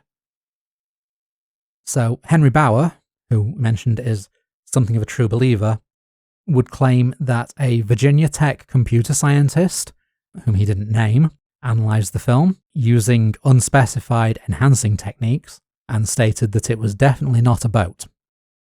On the other hand, the Nessie researcher Adrian Shine claimed that he found frames that suggested a manned boat. When Dinsdale later asked the original RAF JARIC team to take a second look in 2005, this time they were much less ambiguous with their language, and they stated that the film, quote, has the overall appearance of a small craft with a feature at the extreme rear consistent with the position of a helmsman. By Dinsdale on that one, do you mean his son? Because he would have been dead by 20 years by that point. Sorry, my bad, yes. When Dinsdale's son, I mean. Oh, Angus Dinsdale, yep. Yeah, when Angus Dinsdale contacted the original RAF team. Hey folks, it's Charles in Post again. Just to clarify here, Crofty was mistaken. It was Adrian Shine who had JARIC look again at Dinsdale's footage. Hope that clears that up. Back to the show. In Abominable Science, Loxton and Prothero compare the film to the Patterson-Gimlin film of Bigfoot, in that neither film really gives a clear answer either way as to whether it's real or not. They do make two criticisms that I'm a bit less convinced on than many of their other criticisms, though. The first criticism is the same that we had of Patterson and Gimlin in Bigfoot, or of Marmaduke Wetherell earlier, that Dinsdale went to the loch intending to film Nessie, and promptly did. In Dinsdale's case, I do feel that's a bit less of a valid criticism, since he did very methodically map all of the Nessie sightings, all of the vantage points, all of the sight lines before arriving, and did a lot of information gathering about his target. He was at least much more prepared than anyone else who had undertaken a monster hunt at this point, and if a monster did exist, he did have the best chance of anyone of finding it. Of course, investigations that we will be discussing shortly do undermine that point, as people bring bigger teams and better technology and even more thorough research to the loch. Just in other cases, that particular criticism is used as proof of a hoax, whereas I do at least believe in Dinsdale's honesty here. The second criticism that Loxton and Prothero give is the fact that the object or creature was in plain sight of a car about 100 meters away, and that the car or the monster would have reacted in either case if it was a real monster. This makes a big assumption about the behavior of a monster that would be getting more and more accustomed two cars driving around the loch. It also makes an assumption about whether the car driver would notice. It depends entirely on who the driver was. Yeah. The loch is definitely a very scenic spot that I, for one, would enjoy driving or riding around to admire the view. But even when I am driving or riding in a scenic spot, I am still paying attention to the road. Yes. Like, while I may appreciate the scenery, I wouldn't be likely to spot an anomaly like a monster in what is essentially the background to the road that I am focusing on. And if the car were local, it's even less likely that they'd be paying attention to the loch to spot the monster, since they will have driven that road dozens of times. So we can't make assumptions based on the presence of a car when we don't know anything about the driver, really. Dinsdale himself later claimed to have one close-up sighting of the monster's head and neck, like in the surgeon's photograph, that he claimed was right next to the boat he was on in a 1971 expedition, during which he made no move to get the cameras that were right next to his hand. But he would leave very little detail of that in his book. He would also say that he believed that later expeditions were impacted by a dark psychic influence that resulted in illness or injury to his companions. Finally, he would let very few people examine the full film prior to his death, so for many, only the broadcast version was available rather than a quality copy or the original. Personally, I'm inclined to believe it was a boat. Dinsdale's comparison with a single boat, which showed a very distinctive difference in the wake of the two objects, was hardly a serious control. Different boats have different wakes. Yeah, I think to actually get a decent control, you'd have to do a series of different boats and have a look at the different wakes they generated. Yeah, a lot more boats than would be available on that short notice. Might also have been worth looking with the Canal Authority and seeing who was out and about that day. I don't know if that would have counted if the boat hadn't gone down the canal system. Yeah. But there would be records of boats on the Loch Canal Authority, the water bailiffs. I mean, if the boat was just going out, just like a guy who'd been there for ages, it might not be that specific journey. But anyway, we're trying to do an actual investigation here. Yeah. which is unnecessary at this point. Yeah. The other point really for me is that if it was only true believers who were convinced by the footage, while more serious researchers like Shine or external analysis from the RAF found evidence of a boat, I am, sadly, more inclined to believe that it was a boat. Yeah, that's the thing. We would really like this to be true. Yeah. I want to really find cool. Nessie. It's going to be fun. Yeah. But we keep finding boats. Boat or no, however, the film did bring Loch Ness back into the spotlight, and this time with much more serious groups investigating. Dinsdale himself would be a key player in a new initiative to find the monster, the Loch Ness Investigation Bureau. And I believe that's the point that I'm going to hand back to you, Charles, to cover some much more in-depth searches for the monster. Yes, thank you, Crofty. But before we talk about those in-depth searches, go and investigate these ads. Do some in-depth searches into adverts.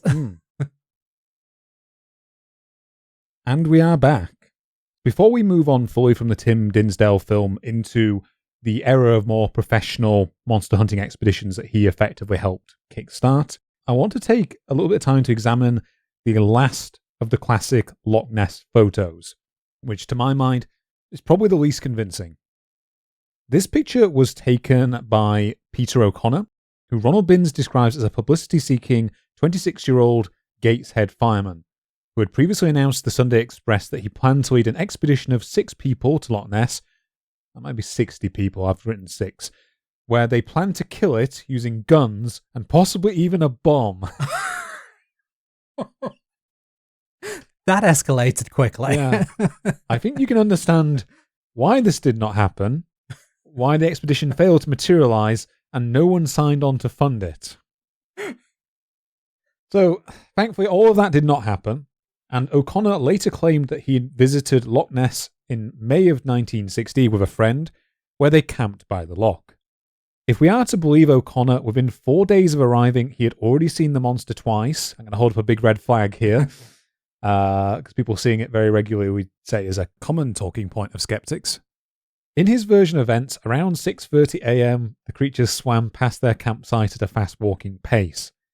O'Connor waded into the water up to his waist, claiming to have gotten within 25 yards of the creature, where he took a photograph using a Brownie camera. The resulting photo appeared on the front page of the Weekly Scotsman on June 16, 1960, under the headline "The Monster Surfaces," and appeared in several other papers soon after. I think that's the same paper that two of the earlier photos I discussed in this episode also appeared in. Now, the reason that I did not mention this photograph before we talked about the Tim Dinsdale film, Crofty, is that this came out 3 days after Dinsdale's film. And quite a few skeptics, such as Ronald Binns, have picked up on the timing of this as very convenient for O'Connor. That's the perfect time to get the maximum publicity for this, coming in the wake of Dinsdale's film. With regards to the photo itself, of all the classic Nessie pictures, it is by far the most close-range picture claimed to be of the monster. It shows a large, humped body, along with a thin neck and a head protruding from the water. Despite O'Connor's claimed use of a flashlight, and also the fact that this photograph was taken 2 hours after dawn, the picture is in semi-darkness, and none of its background features are identifiable. According to O'Connor, the reason for this is that the light meter setting on his camera was set wrong. So despite it being by far the closest picture that is claimed to capture Nessie, the O'Connor photograph has come in for widespread criticism pretty much from the moment it was taken. Indeed, one prominent Nessie skeptic, who was Maurice Burton, would outright accuse O'Connor of perpetrating a fraud. So I haven't talked about Maurice Burton much up to this point, and I've not really gone into him much in my script today, but he was notable as one of the earliest Nessie believers who kind of challenged the mainstream Nessie believer narrative. From what I can tell, he never stopped actually being a believer that there might be something in the loch. He just did not agree with a lot of the photographs and theories that were hovering around in the 1960s. In his book, The Elusive Monster, an analysis of the evidence from Loch Ness, he savaged O'Connor's purported creature, claiming the creature's claimed height of 16 feet that O'Connor gave was too high and inconsistent with O'Connor wading up to his waist. O'Connor would respond to this by saying that basically his RAF training made it so that he could wade easily into the water without actually leaving a splash. It might have been army training rather than RAF training, I can't remember. All of that is a little dubious, not because I really doubt it, but because I couldn't get hold of Maurice Burton's original book because it's quite rare and apparently did not sell very well at the time. Burton would also, quite a bit later, Burton would also go as far as to accuse O'Connor of perpetrating a fraud. According to Nicholas Witchell in 1969, he would discuss this in detail in an article with The New Scientist, which I didn't read because it was behind a paywall. Thank you, journalism. And I found a fuller account in fellow skeptic Stuart Campbell's 1986 book, The Loch Ness Monster, The Evidence. According to this account, the picture was published only a few days before Burton and his team arrived at Foyers themselves to launch their own investigation. Burton claims that he at first dismissed the photo, but he was later convinced to visit the spot where the photo was taken by other members of his team. Quote, "On landing, they found abundant signs that someone had camped there. Ashes from the fire lay about, and a bivouac..." I spelled that. Is that the right word? Yeah, it's one I've never figured out how to pronounce either. Bivouac? Bivouac. Bivouac? Bivvy? Yeah. Shorten it to a bivvy. Yeah, a bivvy. Had been made by tying down the lower branches of a small tree with an unusual kind of red and white string. There were used flashbulbs and charred fragments of what must have been several white plastic sacks. One of the party who had decided to paddle in the shadows tripped over some red and white string, the same, which turned out to be attached to half a dozen rocks, each about 25 centimetres across and forming a circle about 1 metre in diameter. It was clear that someone had inflated a plastic sack and weighed it around the edge with stones. The head and the neck of the monster consisted of a stick which Burton and his party missed because it was lying in the bivouac, but it was discovered shortly afterwards by retired journalist Angus Forbes. Unfortunately, the stick was lost when Forbes attempted a reconstruction of the model. Now, I gotta say, I in turn actually find this claim dubious, given that Burton had an ample opportunity to mention all this a decade prior in his book, and chose not to. This doesn't mean, however, that there are no reasons to be dubious of the picture. Ronald Binns notes that despite moving at what is described as a fast walking pace, the creature appears to have left no wake whatsoever. It's quite surprising for a creature of quite substantial size from the description. He also notes that the dark background in the photo means that we have nothing whatsoever to reference against the creature for its size, and indeed the lack of any landmarks means we basically don't even have proof that it was taken in the loch. Could have been any body of water for all we know. Now, there were some Nessie believers, amongst whom the photo apparently enjoyed a warmer reception, and according to Ronald Binns, it would be prominently displayed at many Loch Ness Monster exhibitions until the 1970s. In early editions of his book, Tim Dinsdale would once again embrace the photo and describe its features as exactly matching those of the one he had seen during his famous filming. However, over time, opinion appears to have turned against the photo's authenticity. Roy McCall later noted that others had claimed that the estimated size of the creature and degree of lighting were incompatible with a distance of 25 yards from the particular type of camera and film that O'Connor would claim to have used. Nicholas Witchell would similarly describe it as unreliable, and Dinsdale would quietly drop mentions of it from quite a few of his later works. And in a bit of a trend for Ted Holiday, he also appears to have ignored it completely in his works, as it goes completely against his hypothesis as to the creature being some sort of invertebrate. Later, O'Connor also seems to have become quite defensive of his photo in the quite similar way that Dinsdale would get a little defensive of his film. According to Ronald Binns, O'Connor would refuse him permission to reproduce his photo in the Loch Ness Mysteries Solved, despite writing him a long letter in which he claimed it was genuine. Personally, I think we can say there's enough uncertainty around it to safely rule it out as any serious evidence of Nessie's existence. So that brings us to the end of all the classical accounts of Nessie encounters or photos of any major kind. Despite this, however, we are only just reaching the beginning of genuine scrutiny and scientific investigation of the loch. That's because the combination of these photos, Constance White's book, and particularly the Dinsdale film, led to the first major monster expeditions to be conducted throughout the 1960s, 70s, 80s, and indeed up till the modern day, which were aimed at finding scientific proof as to the creature's existence through mass surveillance techniques, and also things like sonar and later underwater photography.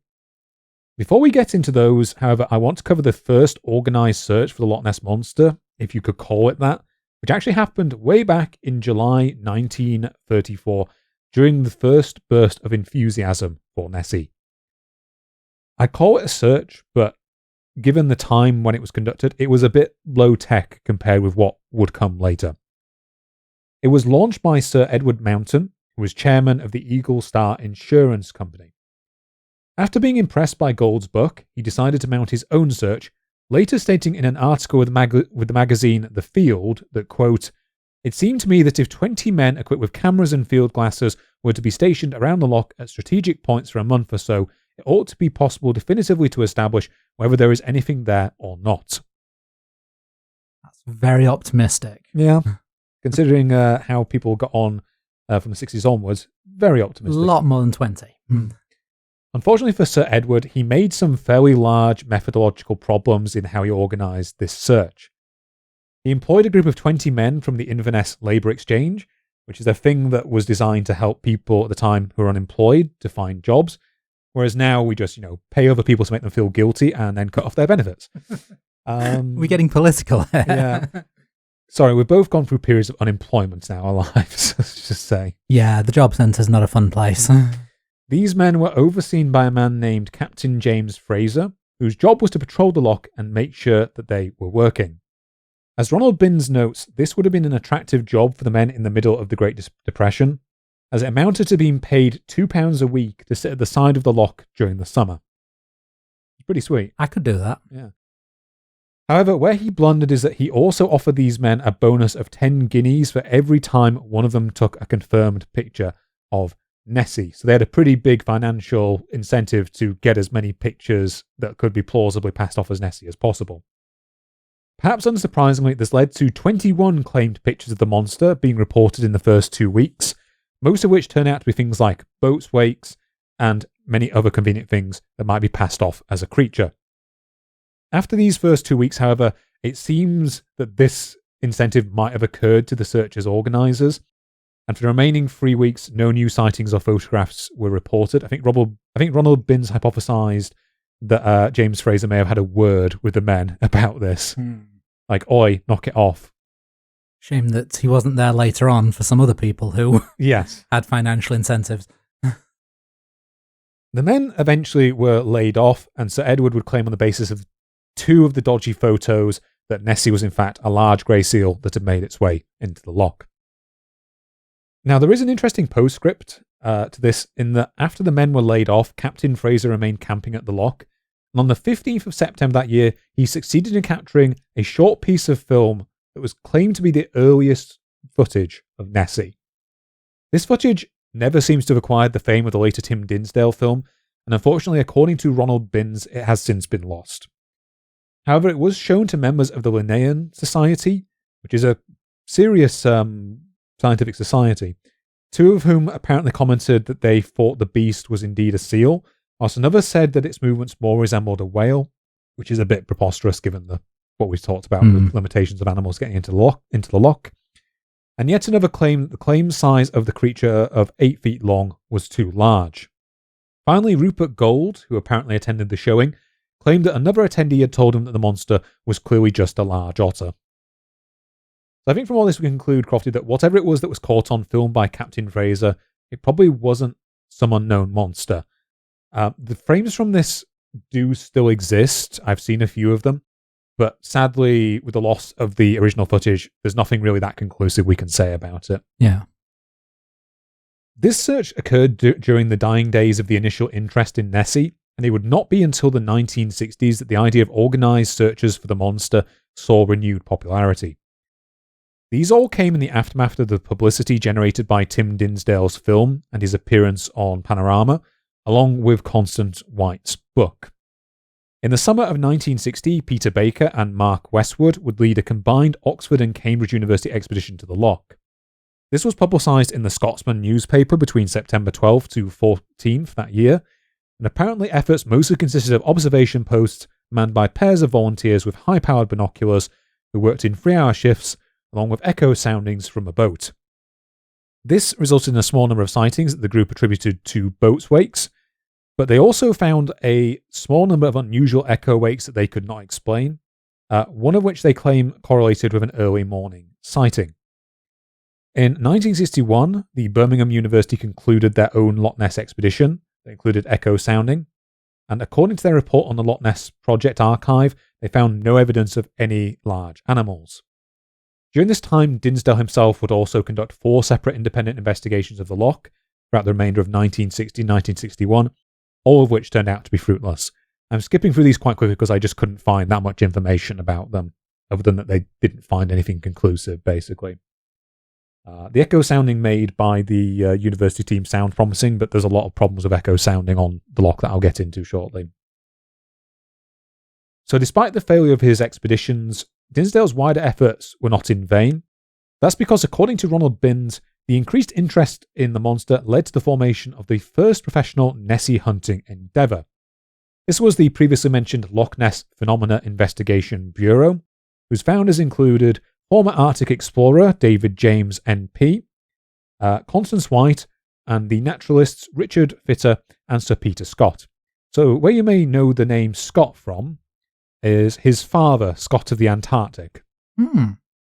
So pretty big name to have on board. It's sometimes claimed that Scott was convinced by the appearance of Dinsdale on Panorama or Constance White's book. According to Darren Naish, I think on his website, however, it actually occurred due to a personal meeting he had with Tim Dinsdale that led with him being quite convinced that there was something worth investigating. Apparently, they also wanted to contact the royal family about this, where they proposed one of the earliest possible scientific names for the creature. I've rather stupidly forgotten to write down. It had the word Elizabeth in it, by the way. Unfortunately, this was fruitless because Dinsdale had apparently himself tried to get the royal family's attention from a letter-writing campaign, and this kind of messed everything up. He wrote a lot of letters to Dinsdale. Yeah, his hand must have really hurt. I think he kind of got put in the crank pile as a result, so to speak. In addition to this, there was also an unrelated expedition under the command of Lieutenant Colonel H.G. Hassler, a famous World War II veteran and later yachtsman. On top of this, both Tim Dinsdale and Ted Holiday were both at the loch that summer, but neither managed to film the monster. According to the version of events provided by Binns, the Hassler expedition arrived at the loch first in June, and its 56 volunteers spent 2 months patrolling the loch day and night with long lens cameras in a yacht, unfortunately named Jester. I haven't written this down, but from what I remember reading the last minute before I came on this, there was also like a shore-based patrol also going on during this time. I think it might have been one of the earliest observation platforms. This effort led to very little success, the only finding being a sighting by 3 volunteers who claimed to see some very small humps. I believe it was in like measurements in centimeters. Not even a speed bump. Yeah. Now, I will say that some of the timelines I found disagreed with this. The version on the Loch Ness Phenomena Investigation Bureau timeline claims that Hassler's expedition actually took place in June of 1960, and I think I've seen other sources that said something similar about the Cambridge University Loch Ness expedition. Either way, the university expedition similarly failed to find anything despite surveying the loch with cine cameras at the ready for some 480 hours. No sightings were made, nothing was found. This expedition also included a major attempt to identify the creature by echolocation, which involved lining up a fleet of 4 boats in a line that sailed from one end of the loch to the other in order to set up something of an ultrasound curtain. According to the compiled report of this effort, which I got from Ted Holiday's The Great Orme of Loch Ness, no evidence of any large unknown creature was found from this search. To quote from its conclusion, "Perhaps there is a large unidentified object in the main body of the loch. However, if so, it does not give rise to an echo. This is extremely unlikely, as all living organisms immersed in the fresh water of Loch Ness ought to act as reflectors, although their efficiency in this respect will be very valuable. What can be said is that if there is a large unidentified animal present in the main body of the loch, it must be a very poor reflector of ultrasound, which suggests that it cannot contain structures such as bones, lungs, or air sacs, all of which ought to act as excellent reflectors. They also noted that their methodology was ineffective, both close to the surface and in very deep parts of the loch, and suggested other approaches could be used to assess these areas." So with these 2 investigations done, the Loch Ness Phenomenon Investigation Bureau, which I'm just going to call the Bureau from now on because it's a bit of a mouthful, finally arrived in October, and they would spend the next decade conducting annual expeditions to hunt for Nessie. For the 1962 expedition, they employed a team of 26 volunteer investigators who maintained a night and day vigil on the loch. Despite a number of sightings and even one attempted filming of an object that investigation leader David James described as a length of back 6 to 8 feet long, nothing conclusive was found.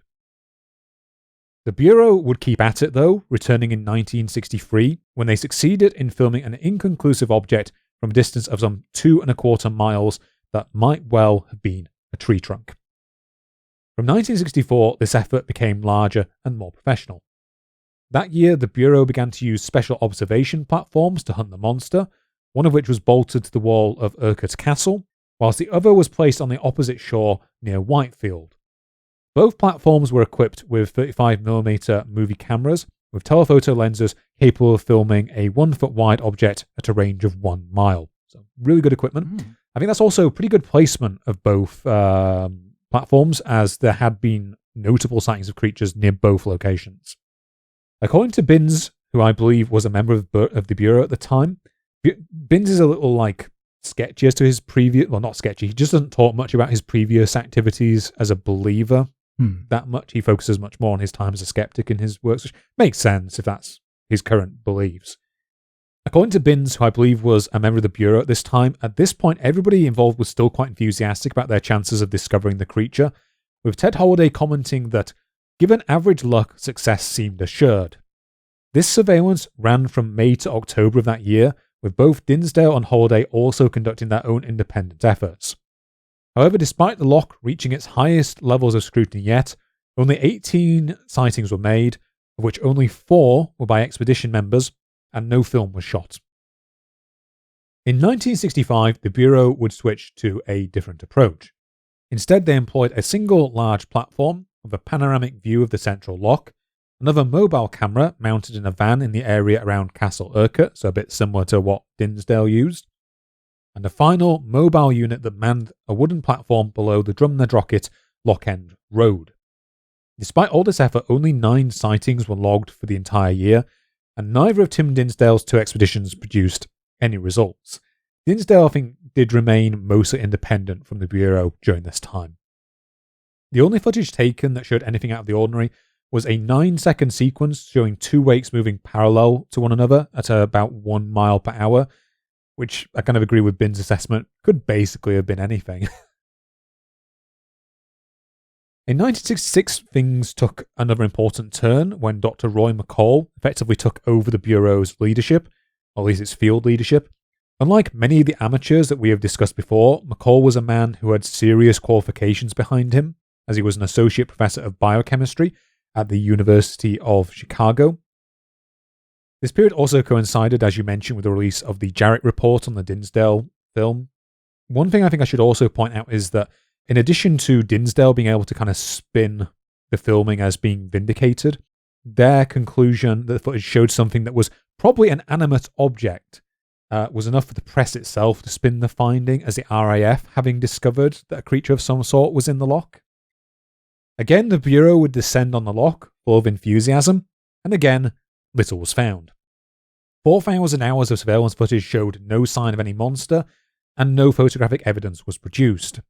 In 1967, however, things again changed, when on June 13th, the Bureau succeeded in capturing its first piece of claimed Nessie film.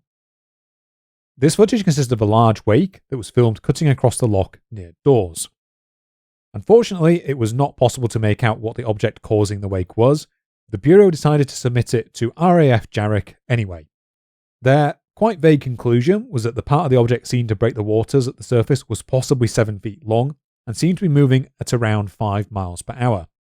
The reception to this finding appears to have been somewhat mixed. According to Ronald Binns, Bureau members were quite enthusiastic about it, but Tim Dinsdale, who'd been conducting his own independent investigation that again came up empty-handed, remarked of that year in general that I began to feel the odds were hopeless. So despite there being little in the way of results achieved, 1967 would prove the high point for the Bureau.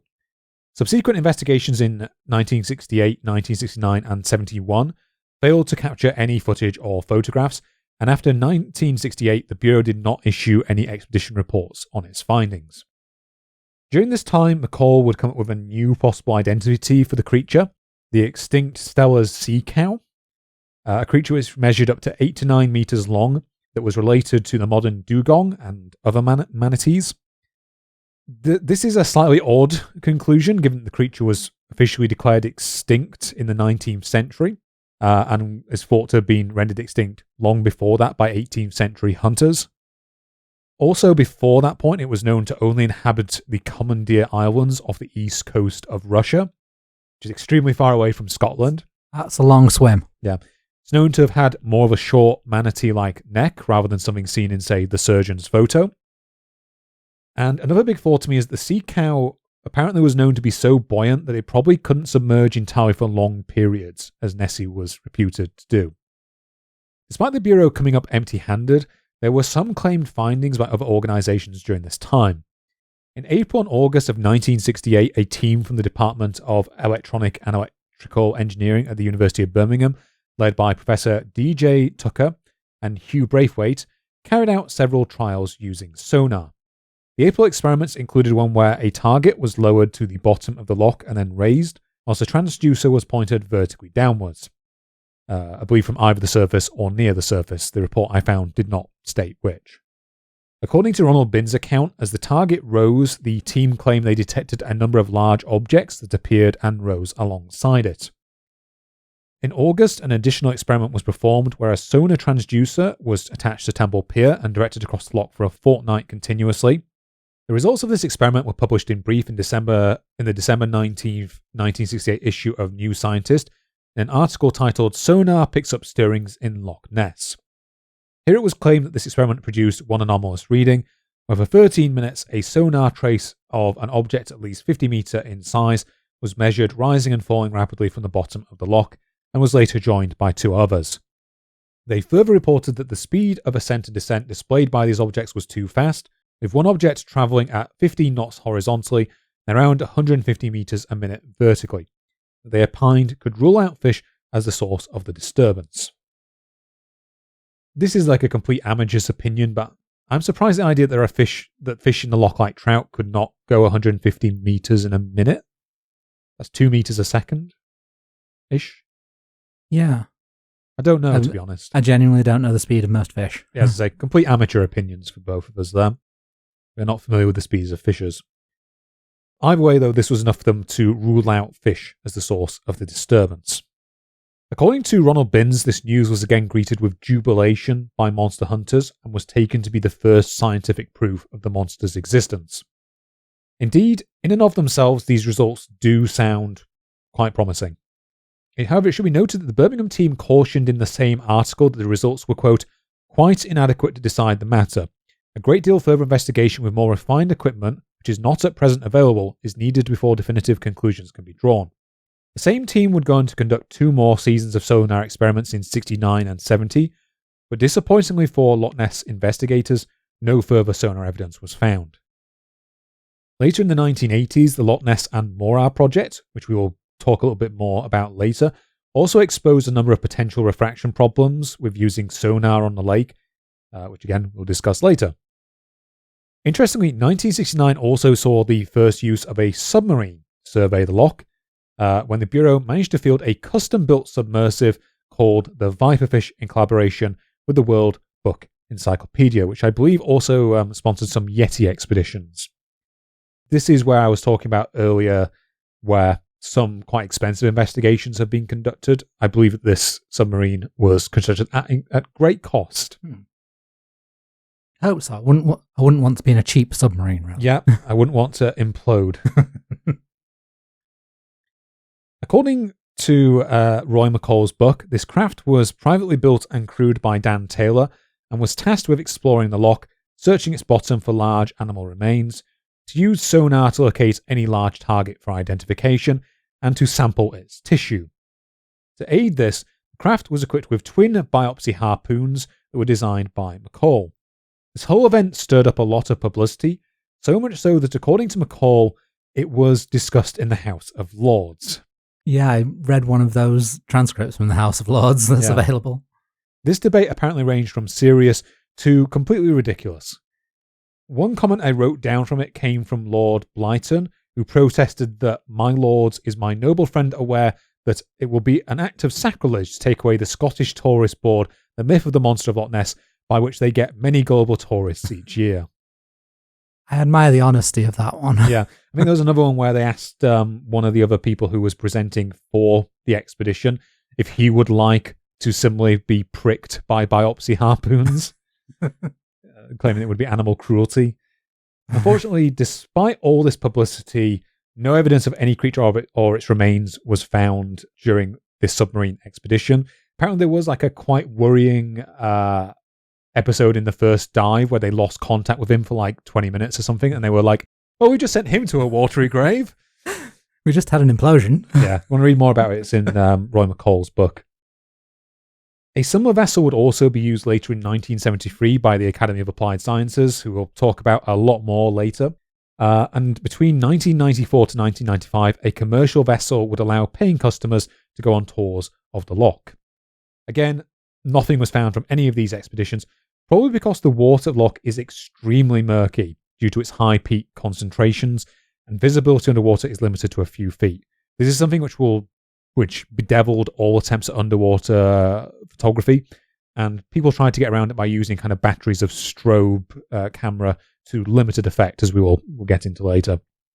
But before that, I think it's high time for anyone listening to get into the products and services that I'm not doing well with these transitions today, am I? No, we're really not. We're usually better than this. Yeah, to get into the products and services that are being advertised on this podcast. Enjoy some adverts. So we are back. Unfortunately, the Bureau is not going to be back from this point onwards. So the conclusion to all of these escapades are that in 1972, after a final failed season, the Bureau effectively disbanded as an active field organization, although I think they did sponsor some later investigations, and they maintained a website going into, I think, the 2000s. I was able to find quite a few bits of it still on the Wayback Machine from archive.org. According to Ronald Binns, the Bureau headquarters in Achnahanit was abandoned, its camera equipment was sold off, and most active surveillance ceased. But despite the demise of the Bureau as an active field work entity, we have not in fact seen the peak of scientific interest in the existence of Nessie. That's because in 1970, another organisation turned its interest on surveying the loch, the US-based Academy of Applied Science. This organisation has a nice, grand-sounding name. Unfortunately, it had no association with any reputable scientific organisation, and was in fact the creation of a Dr. Robert H. Rines, and it largely consisted of wealthy businessmen. Rines, it turned out, was also not a scientist, but a lawyer specialising in patents. He apparently titled himself doctor on the strength of a degree he was given by the National Chiao Tung University of Taiwan. A Rines associate explained that the degree was awarded after submission of a paper on how to start high-technology companies in developing countries. As people here who have both written PhD theses might sound a little bit better. That's not really how you get a PhD. No, it's a lot more work and sweat and lost sleep and stress and years. Yeah, there is a way which you can get a PhD called PhD by publication, where basically if you publish enough papers, you can kind of combine them together with an introduction and conclusion and effectively publish that as a PhD. It's like basically considered like work done by this point. My PhD was 300 pages. I'm very sorry to my assessors. I have no idea what I was doing. Yeah, one paper is not enough for this type of PhD. Yeah, I think I had 3 papers published by the time I released my PhD and included them in the actual PhD. Same. 3 of my chapters were literally published as papers. Yeah. Back to the Academy of Applied Science, this group made its first expedition to the loch in 1970, where it quickly received press attention for claiming it had used sex lures to find the beast. I think this is the first and only case of this happening that I'm aware of. So to quote from Peter Costello's book, In Search of Lake Monsters, during the summer, Dr. Robert H. Rine from Massachusetts tried to measure the monster's sexual response. The American claimed that, shy though the monster might be, it was quite a sexy brute. A mock monster made of plastic buoys and covered in salmon oil had been run off with one day and had never been seen again. I'm not sure why salmon oil would attract Nessie. I think you'd be more likely to eat it. Yeah, that seems more like a food-based thing. Sorry, they, them. More sonar evidence of a large object was also obtained. Dr. Robert Rine, in reporting these findings, said that the monster was albino white, about 35 feet long, and probably blind due to living in the murky gloom 200 feet down. The animal probably belonged to the eel family and breathed in the same way as eels, on the surface, with gills, or through its skin. Costello would go on to note that whatever about this giant eel theory, the idea that the monster is white contradicts every report since 1933. They whitewashed Nessie. Yes. I'm fairly certain the lure it with a sexy Nessie partner, wasn't that the plot of the Simpsons episode of it? Yeah, I think it might have been, actually. I could be wrong on that. Any Simpsons knowledgeable people telling me I'm wrong. So apparently all these details did not come out in any sort of notable publication, but came out in a dramatic press conference that was given in London. I think during one of their investigations, it also took place where they took a sonar scanner over the bay in a boat that was being crewed by Tim Dinsdale, and I've seen pictures of that event happening as well.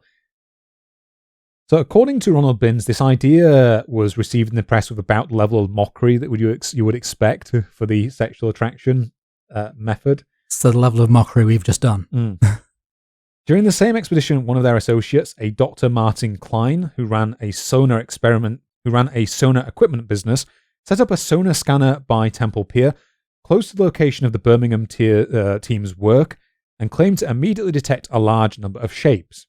Over the next 2 days, he claimed to pick up the presence of mysterious blips around the loch, and that also he had found evidence of undercuts along its sides that harked back to 1930s rumours of hidden underground tunnels and caves.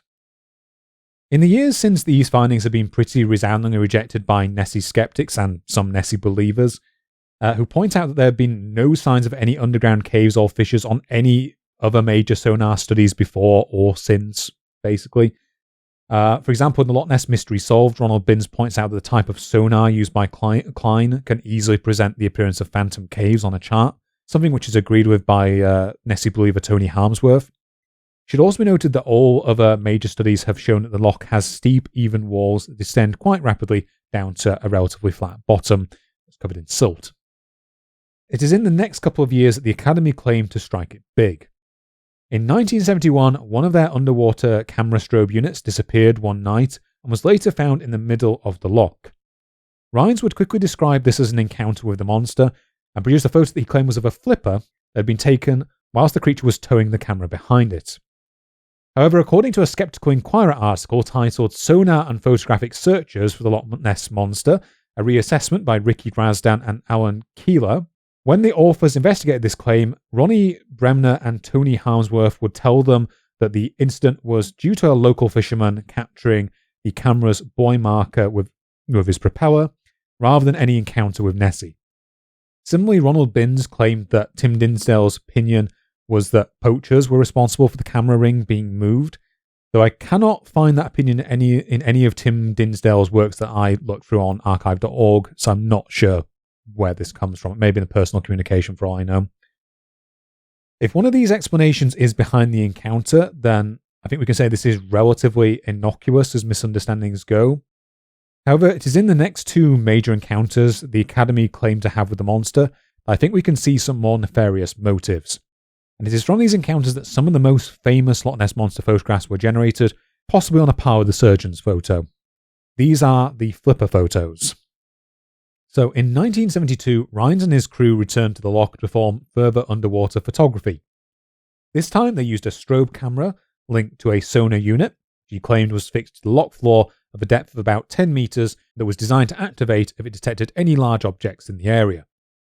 According to their account, on August 8th between 1:45 and 2 a.m, a large echo was detected which activated the camera.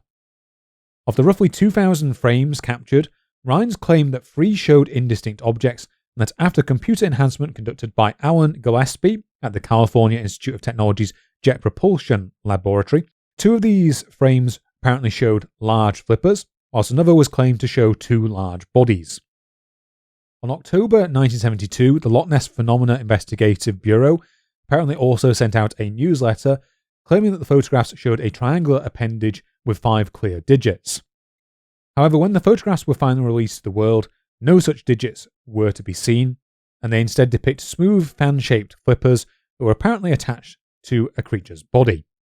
The publication of these photos understandably was welcomed with massive enthusiasm by many of the Loch Ness Monster believers, and led to some of the most serious scientific scrutiny of the monster. As Ronald Binns notes, their appearance once again came at a very fortuitous time for the legend as a whole, given the Bureau's failure to produce results in the field and its effective disbanding. At the time, these pictures were considered conclusive proof of the creature's existence and are still defended by a number of believers. However, there are many problems with these photos, and now they are considered unreliable by skeptics and a good number of believers. So the first of these problems is that whilst these photos were likely underwater photographs taken at Loch Ness as described, there is pretty good evidence that the flipper shapes seen in them were fraudulently enhanced. This is covered in detail by that Skeptical Inquirer article I mentioned before. In October 1983, Drasdan and Keeler would contact Alan Gillespie, who claimed that Rines had indeed sent him the original photos for enhancement. After procuring copies of both the original images and his enhanced versions, they discovered that substantial additional retouching had been done to the computer-enhanced photos prior to their publication. In the original versions of the photos and the enhanced version, the resemblance of these objects to a flipper is much more understated. I personally would describe them as showing a few shadows and indistinct white objects that very vaguely resemble a flipper. As from this, it is pretty clear that additional retouching was performed in order to make the photos resemble a flipper more clearly, and I personally would label them as a fraud as a result. In his work Loch Ness, Nessie and Me, co-founder of the Loch Ness Centre Tony Harmsworth claimed that he, Adrian Shine, and fellow co-founder Ronnie Bremner would confront Ryan about the photo soon after it was published in what he describes as a tense meeting. According to Harmsworth's recollection, Ryan admitted that the computer-enhanced picture might have been further retouched, perhaps by a magazine editor, who he claimed may have then returned it to the Academy by mistake. This all sounds like a reasonable enough explanation. Harmsworth, however, would accuse him of lying at this meeting as well, as apparently in 1972 he had sent the fully retouched version to Bureau member Dick Raynor before it had ever been published or presumably viewed by any magazine editor. Harmsworth would also claim that in a large blurb of the retouched images, paintbrush marks are clearly visible around the flippers. Though as I don't have access to high-resolution versions of them, I can't really verify any of this. Finally, in his book, The Loch Ness Mystery Solved, Ronald Binns notes that despite the presence of this large creature, whose flipper size was estimated at 8 feet long and 4 feet wide by the members of the Academy, none of the Bureau members who were aiding the search noticed anything that night, despite themselves being equipped with flashlights. Again, though, this could be argued that this may have been due to the extreme murkiness of the loch's waters. So, in addition to all the good reasons to doubt the authenticity of these photos, Adrian Shine's Loch Ness project timeline also contains this slightly puzzling line. Quote, in 1998, Charlie Wyckoff, Bob Ryan's photographic expert, clarified the issue by drawing in the edges of the flipper which appeared to have been retouched. I'm not exactly sure what this means. I think it could be interpreted to say that Charlie was demonstrating how he generated the final image to more resemble a flipper, which to me would be as good as admitting to fraud. But I also think it's too vague to say for certain. It's also slightly contradicted by a line in Adrian Shine's 2006 Loch Ness booklet, where he claims that it was Charlie Wyckoff who claimed that some of the photos might have been retouched by magazine editors. A lot of the information around these sort of events is published in like popular books and relies on a lot of he said, she said, so there's a bit of uncertainty around the whole thing.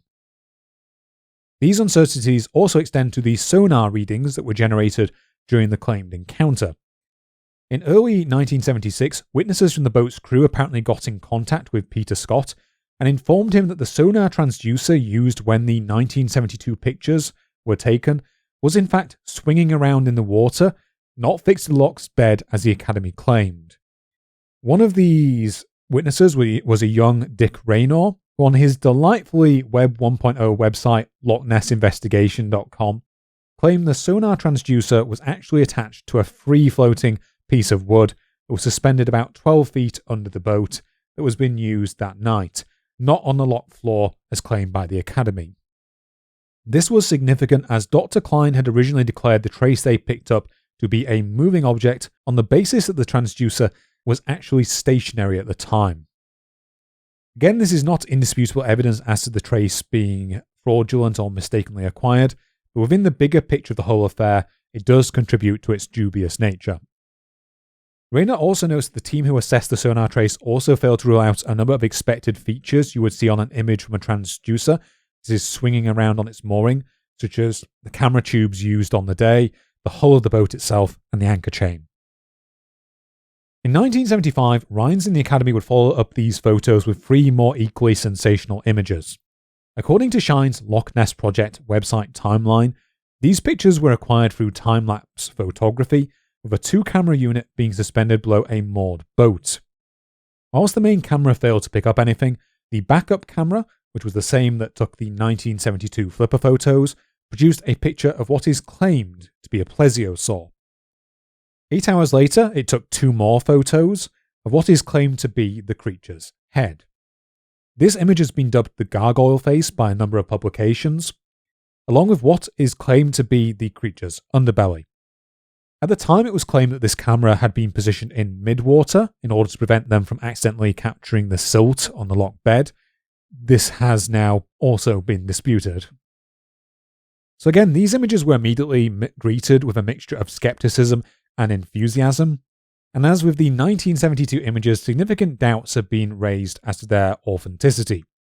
For a start, it seems likely that instead of the camera being in midwater at the time that these pictures were taken, they may instead have been taken in quite shallow water, and the images may actually have been parts of the loch bed.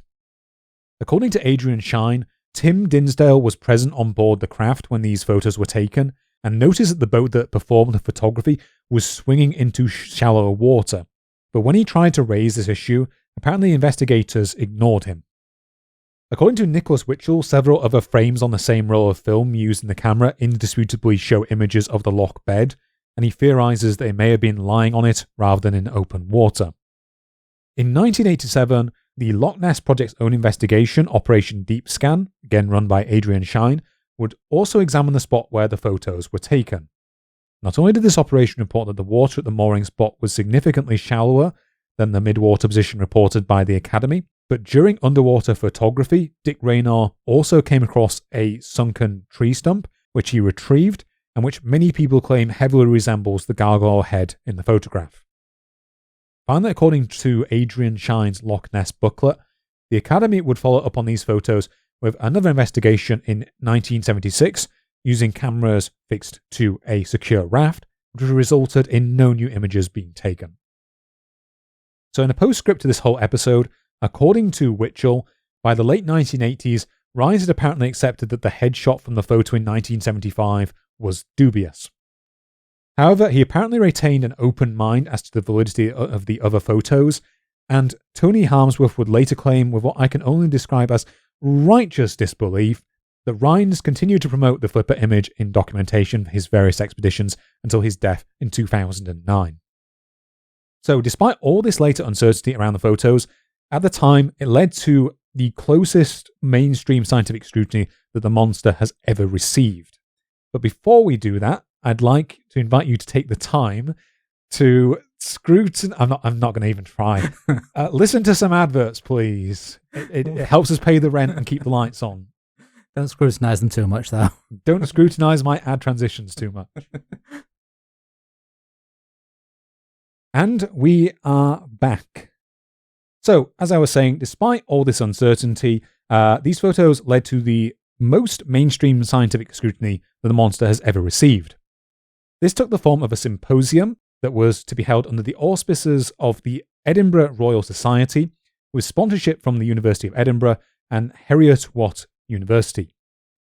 However, the Royal Society eventually cancelled the whole event, as Ronald Binns claims that they were annoyed at how much advance publicity had been stirred up when they had actually planned to issue a press release after the conference publicising these photos. They kind of got scooped from the sound of it. The version Nicholas Witchell gives in his revised version of the Loch Ness story, however, makes it look like they cancelled it because they received criticism from a number of scientists at the Natural History Museum. I have also seen accounts that claim that one of the reasons this was cancelled was actually because of Nicholas Witchell's first edition of his own book being released, which, again, stole the thunder of the whole thing and annoyed a lot of people, apparently. So instead of all this, David James MP and the remainder of the Bureau hired a room at the Palace of Westminster for their own press conference on the 10th of December. This press conference was, however, then upstaged by Sir Peter Scott and Rhines, who decided to hold their own press conference at the Palace of Westminster a few hours before. I've seen some accounts which present them as deliberately done together, and then others that claim it was one got scooped by the other, so I don't really know on that one. I'm just surprised you can just hire a room at Westminster. Well, David James was an MP. Of course, MP. Yeah. Forgot those two crucial letters there. This press conference was attended by 5 members of the British Museum in the end, along with the Academy of Applied Sciences, and 200 assorted journalists, scientists, and politicians. Here, Scott and Rhines presented the 1972 and 1975 photos, along with a prospective scientific name for Nessie, Nessie-Hunters rhombopteryx, or monster of Ness with the diamond-shaped fin. I meant to actually describe it as diamond-shaped earlier, apologies. I said fan-shaped. Additionally, an article on this name and the photos will be published the next day in the scientific journal Nature, which is a bit of a black eye for the journal, which it has not quite recovered from. I would put it up there with something like the what's the vaccines and autism The loser? Lancet Publishing, Andrew Wakefield. That loser. Yeah. I deeply dislike Andrew Wakefield, and I think there are literally people. This is all personally my opinion. I think that there are people dead that wouldn't be dead because of him today. Yep, I 100% agree with that take. But this is getting sidetracked quite significantly. Apparently, Scott's motivation for supporting a scientific name for Nessie is that he was concerned about Nessie's potential conservation, and in doing so, he hoped that it would actually be registered as an endangered species. The reception amongst the scientists was claimed by Nicholas Witchell to be quite positive, actually, and that figures from the Smithsonian, the Royal Ontario Museum, Harvard, and also Roy McCall gave broadly supportive statements to the idea that there may be unknown creatures in the loch. This was apparently disputed by Adrian Shine on his Loch Ness project timeline, who claims that the reception was actually pretty cool, and Ronald Binns notes that the British Museum team issued the following statement in the aftermath. The photographs do not constitute acceptable evidence of the existence of a large living animal. All the photographs appear to show different objects, and there is no reason to associate them with any previous photographs. The indistinctness of the images is such that a whole variety of speculative interpretations seems equally plausible. In the process there, they're kind of summing up 90% of objections that skeptics have had over the years to photos generated, I would say. The head of this team, Dr. John G. Shields, who was keeper of zoology, would go on to state in a later TV documentary that, quote, I don't believe these photographs prove a thing. There's no evidence whatsoever to support the view that the objects in the photos are large living animals. The earlier flipper photograph is, of course, quite intriguing, but there's the problem of scale. I feel Dr. Rines has insufficient evidence to make his assertion that this object is 6 to 8 feet in length. Now, if it was smaller, and some photographic experts have said that it could be very much smaller, then obviously one would be very inclined to think in terms of fish fins, although there are, of course, other possibilities. It seems to me that in this situation some control runs might be useful. That is to say, it would be useful if investigators photographed the fins of familiar fish in turbid water with a strobe light and then subjected the results to the computer enhancement process. This may help solve the mystery. This actually sounds like a more rigorous scientific investigation to me. Still sounds like it would have a few pitfalls, to be honest. Same as we described with what should have been done about the boat. Yeah. Tim Zinsdale. You need a lot more controls to rule everything out. Now, if you'll give me a second, there is a quote contained in Nicholas Witchell's book that I want to read because it shows you the hostility and anger that some of the believers responded to this sort of assessment with. I mean, to be fair, I have to say that some of the scientists responding sound quite indignant about the whole thing as well. I'm not just trying to tar the believers entirely here.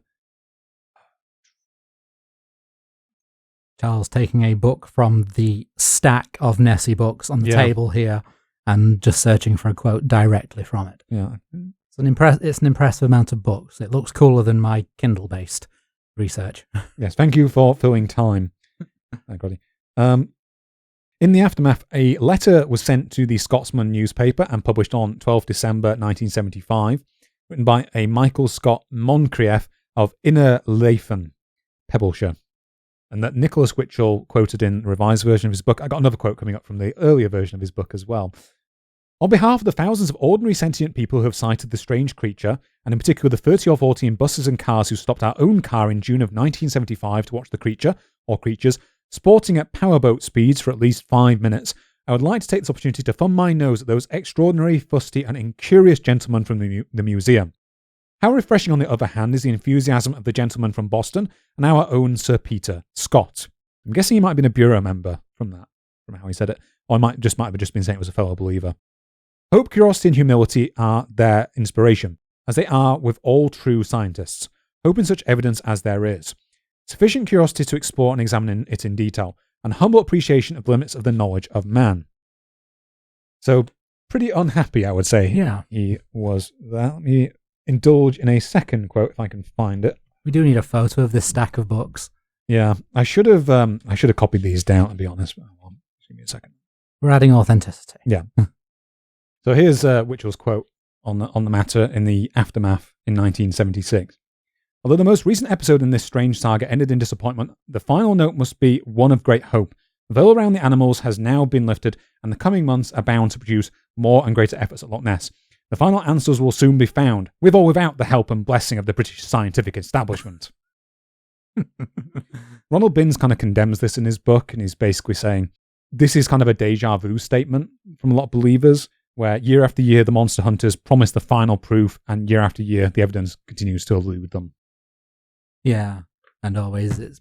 But the scientific establishment is, getting in the way here.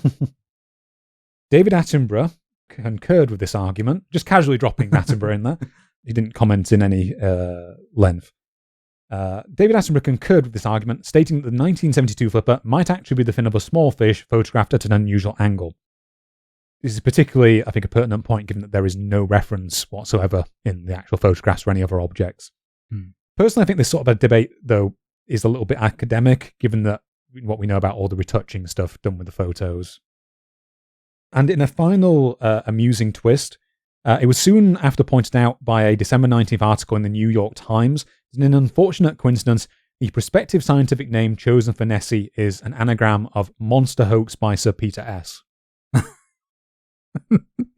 There's no evidence that this was deliberate. I've seen a couple of people mention this, that it might have been like him making up a prank. I think Rhines came up with his own anagrams afterwards to demonstrate how easy it was to generate anagrams in favour of it not being a hoax. So whilst this potential fraud, or at the bare minimum, pretty gross misinterpretation of evidence, there was also a degree of outright fakery conducted on the loch during the 1970s. The most prominent of these by far were the antics of one Frank Searle, who from Searle, sorry, I apologise, who from 1972 became a minor celebrity for his monster sightings, and whose involvement in the loch eventually took a much darker turn and probably includes the most dramatic events in the entire story. So I'm going to hand off to you, Crofty, to regale us with a dramatic tale of death threats and attempted arson. Just spoilering it for that. For me there. Yes, this is the period from 1969 to 1983, so concurrent with the end of the Investigation Bureau and the beginning, or most of the time actually, of the Loch Ness and Morar project. And Frank Searle probably holds the honour of being the most prolific publisher of Nessie photographs, or the most prolific individual publishing Nessie photographs at least. But like you say, he is a particularly infamous name among Loch Ness monster enthusiasts. This whole section is going to have some unpleasant bits. Content warnings for mention of his inappropriate relationships and very creepy and misogynistic behaviour, threats, harassment, and violence up to and including arson. All of which, I will say, legally speaking, are alleged, not proven. It's never been in a court of law or anything. Everything that I will be covering about these matters is from accounts from people who met him or who were at Loch Ness at the time, including direct accounts from people such as Mike Naish of the Fortean Times, and accounts that were given to Andrew Tullis in his documentary about Frank Searle, and to the article that I mentioned at the start of part 1 on the subject. Yeah, on the video version there will be a big flashing word that says allegedly throughout all this. Yeah. So who Frank Searle was before he set up at Loch Ness is impossible to pin down, really. In Andrew Tullis's documentary, The Man Who Captured Nessie, he states that Searle was born in 1921 in West London, is thought to be ex-army and supposedly wounded and receiving a military pension. After his military service, he may have been a former greengrocer who got disillusioned with city life and moved to the Loch. Tullis would also describe him as putting on the persona of an East End character, essentially, for those who don't know London, playing up a poor working class background at a time when East London was primarily made up of dock workers and industry supporting the docklands that would not have experienced the lifestyle of the much better off West London. But Tullis also says he was probably born in West London, so a bit better off than the persona he would have put on. Searle himself claimed that he had professional monster hunter written on his passport. Wait a minute. Passports don't have your occupation on them. No, the only thing I have that has my occupation was my visa when I moved countries, but my passport didn't. I mean, in 1972, maybe they were different then. Yeah. Because neither of us were alive in 1972, so we don't know. Yeah, but also he was a British citizen, so wouldn't have had a visa with his profession on it. So Yeah. I don't know. Searle also reportedly described himself as one of the last of the great white hunters. It's a new for the term. Yeah, a term which I did have to look up, and I had a suspicion to its meaning and hoped it would be wrong. I was not. The term is loaded with all of the racist and colonialist attitudes that I suspected, describing the kind of European big game hunters with goals of proving their mettle against creatures of untamed lands and getting a picture with a rhino or a lion or an elephant they shot and making their fortunes trading in its ivory or its fur at the expense of the indigenous people and the nature of their countries. Yeah, this is you might have come in contact with it, where it's like the Great White Hero, or in a lot of fiction from things like King Solomon's Mine, stuff like that. Although King Solomon's Mine is a mild example of some of the connotations that took on, as he kind of presents Africans as equals to his white protagonists. Yeah. It's more like mild background racism for the period. It's King Solomon's Mine. But that's where you may be familiar with this sort of archetype. Apparently, the term itself was more commonly used as a derogatory word for these types of people, or used to satirize their attitudes. But Searle himself, by all accounts, seemed to be proud of the self-proclaimed title. So we're not off to a great start. He does not get any better from here. Okay. Searle would arrive at Loch Ness in 1969. First, he would live on the shores in a tent before upgrading to a caravan, and would live there until 1983. Those who met him when he first arrived saw him as a true believer, determined to be the man who found undisputable proof of the existence of Nessie. It might seem counterintuitive to say, but I'm inclined to believe that he did start out with honest intentions of capturing Nessie for one reason, that for the first 3 years of his vigil at the loch, he found nothing. As we've said for quite a few of these accounts, and in the Bigfoot episode, one good reason to be skeptical is the people who announce they're going to search for the monster and promptly find one on the first attempt. Searle's lack of success would have been unusual for someone who started out with intentions of just making a buck from fake photographs. So either he was playing the really long game with a lot of dedication to the con to live in a tent and then a caravan for all that time. At first, he did seem to truly believe that Nessie was out there to be found. The events that would make Frank Searle infamous would start with one photo in 1972. At this time, the Loch Ness Phenomena Investigation Bureau was still active, though Searle had kept himself quite separate from the Bureau and from the wider community of monster hunters.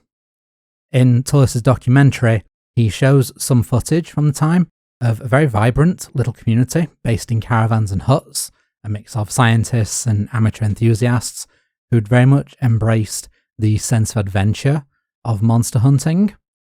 Tullis claims that the Bureau had offered Searle use of some of their camera equipment if he would give them any photographs that he had of the monster, which they could sell to the press and give Searle a cut of the proceeds.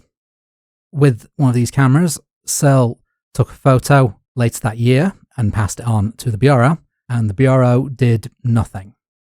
For a year or more, that photo wasn't published, and Searle received no explanation as to why. Tullis says that this caused Searle to hold a grudge against the Bureau, believing that they were making money from monster photos while preventing his picture from being sold. Tullis believes that Searle's first picture was real, or at least that Searle was being honest that he believed it was the monster, but the actions of the Bureau drove Searle to give up on honest monster hunting and instead begin to make fakes, reasoning that if the Bureau were supposedly making money, so should he. So at this point, Searle stepped up his game and basically became an overnight success as a Nessie hunter. It's started then with a photo that's now generally accepted to be a log floating in the loch with the far shore in the background. The curvature of the log gives the impression of two humps breaking the surface. The composition and the quality of the photo were rather good, better than a lot of photos that are much lower quality that we've talked about. And the photo would be quite a hit with the press and brought Searle a good chunk of money and notoriety, which included allowing him to upgrade from tent to caravan. It also brought him young women, the next unsavoury thing that we have to tell about him. He would post adverts in towns with high unemployment, advertising for a girl to live and work with him that he would refer to as his Girl Fridays. A term I've learned specifically refers to a master-servant relationship. Oh, God. Yeah, the movie His Girl Friday was apparently titled ironically, so as to invert that kind of relationship. Vicky Allen of the Scottish newspaper The Herald quoted one of these adverts in her 2005 article following the death of Frank Searle, and it reads, "Hello girls, fed up with the establishment, with unemployment and strikes, I am looking for a new girlfriend/Girl Friday to join me in the caravan and become fully involved with me and my project." I'm not even going to try and describe what he was doing in a neutral way here, or be objective. He was clearly just using his newfound fame to take advantage of young women. Bear in mind at this point, he's 51 or 52, while the women he was interviewing and bringing into his caravan were in their early 20s, and was appealing to women from particularly deprived backgrounds by offering a sense of adventure. The way I would look at it is kind of like, it's kind of one of those things where part of you doesn't want to bring this sort of stuff into these sort of discussions. Bare minimum, I would describe what he was doing as very creepy. Yes. Like, even if everything involved was completely consensual, quite creepy. Yeah. In documentary on Frank Searle, one of the monster hunters, I think it was Tony Harmsworth, but I could be misremembering, and I forgot to note which one in here, but one of them explicitly states that one of the women told him, "The only monster here is Frank Searle." There were no allegations of anything not consensual. There were no allegations of violence reported or anything, but still, this is an older man taking advantage of young women because he had some small level of power. In order to keep this small level of power, keep the money coming in, and keep up his fame that was required to present this life of an adventure, in order to keep people joining him, he of course needed to be more than a one-hit wonder. And he delivered. He continued to publish photos until 1983. Like I say, taking the honour of the most Nessie photographs published by one person, I think. He would set up the Loch Ness Information Centre, which was a small free exhibition by the side of the loch, in which he would sell pamphlets and postcards with his photos, of which he'd published at least 8 by 1977. In 1977, Searle would also publish his first book, Nessie, 7 Years in Search of the Monster. This was where the first cracks in Searle's reputation as a successful Nessie hunter began to appear. A few years previously, the schoolteacher Alan Jones had reached out to Searle to ask if his students could visit and work with him for a few weeks as part of their summer project. Searle had obliged, and he and Jones became friends. They made an arrangement for Jones to bring his students to the loch every summer. Searle would go on to send Jones and his students regular updates and first looks at photographs before they were published. However, when the book was published and Jones bought a copy, he read a section on the fossil record at Loch Ness that he told Tullis didn't seem to fit, and that was so familiar he knew he had read it before. He went into his own records and found he had in fact written it himself, and Searle had simply copied 1,400 words of his work without permission. Jones, quite naturally feeling betrayed by his friend's plagiarism, had his lawyers threaten to sue Searle, and the book was withdrawn, and Jones cut off all contact with Searle. Plagiarism was not the only instance of dishonesty in Searle's book. One famous set of 3 shots in the book, which had also been published in newspapers, and have been published in a few later books on Loch Ness, were allegedly taken in sequence as the monster moved and showed a head poking up from the water with 2 humps behind it, and then the top of a 3rd hump further behind them. The images were in fact stills from a strip of Super 8 film, though the video has never been released. Mike Dash, who now writes for the Fortean Times, and will become important later on, points out the very visible white line beneath the formation of humps that show 2 images spliced together. He also points out that the monster's head remains completely stationary as the body moves, twisting itself to keep the exact same portions of head and body above the water, even as the humps move close together. If you look at the 2nd and 3rd photos, where the rear hump has moved into contact with the first 2, it's easy to see that there's been no change at all in how much of the creature's body is above the surface. Essentially, if this was a real creature, the creature must be contorting its body in a very precise way under the water for the visible portions to only move in 2 dimensions, rather than to rise and submerge in between the 2nd and 3rd shots. Later images that Searle would release show the monster with its head fully raised from the water and with a long portion of the neck visible, with the creature apparently scanning its surroundings. These ones were very easily debunked. In the early 80s, an art teacher and a member of the Magic Circle from Nottingham named Ricky Gardner, who was working with the Loch Ness and Morar project, set about trying to find evidence of Frank Searle's hoaxing.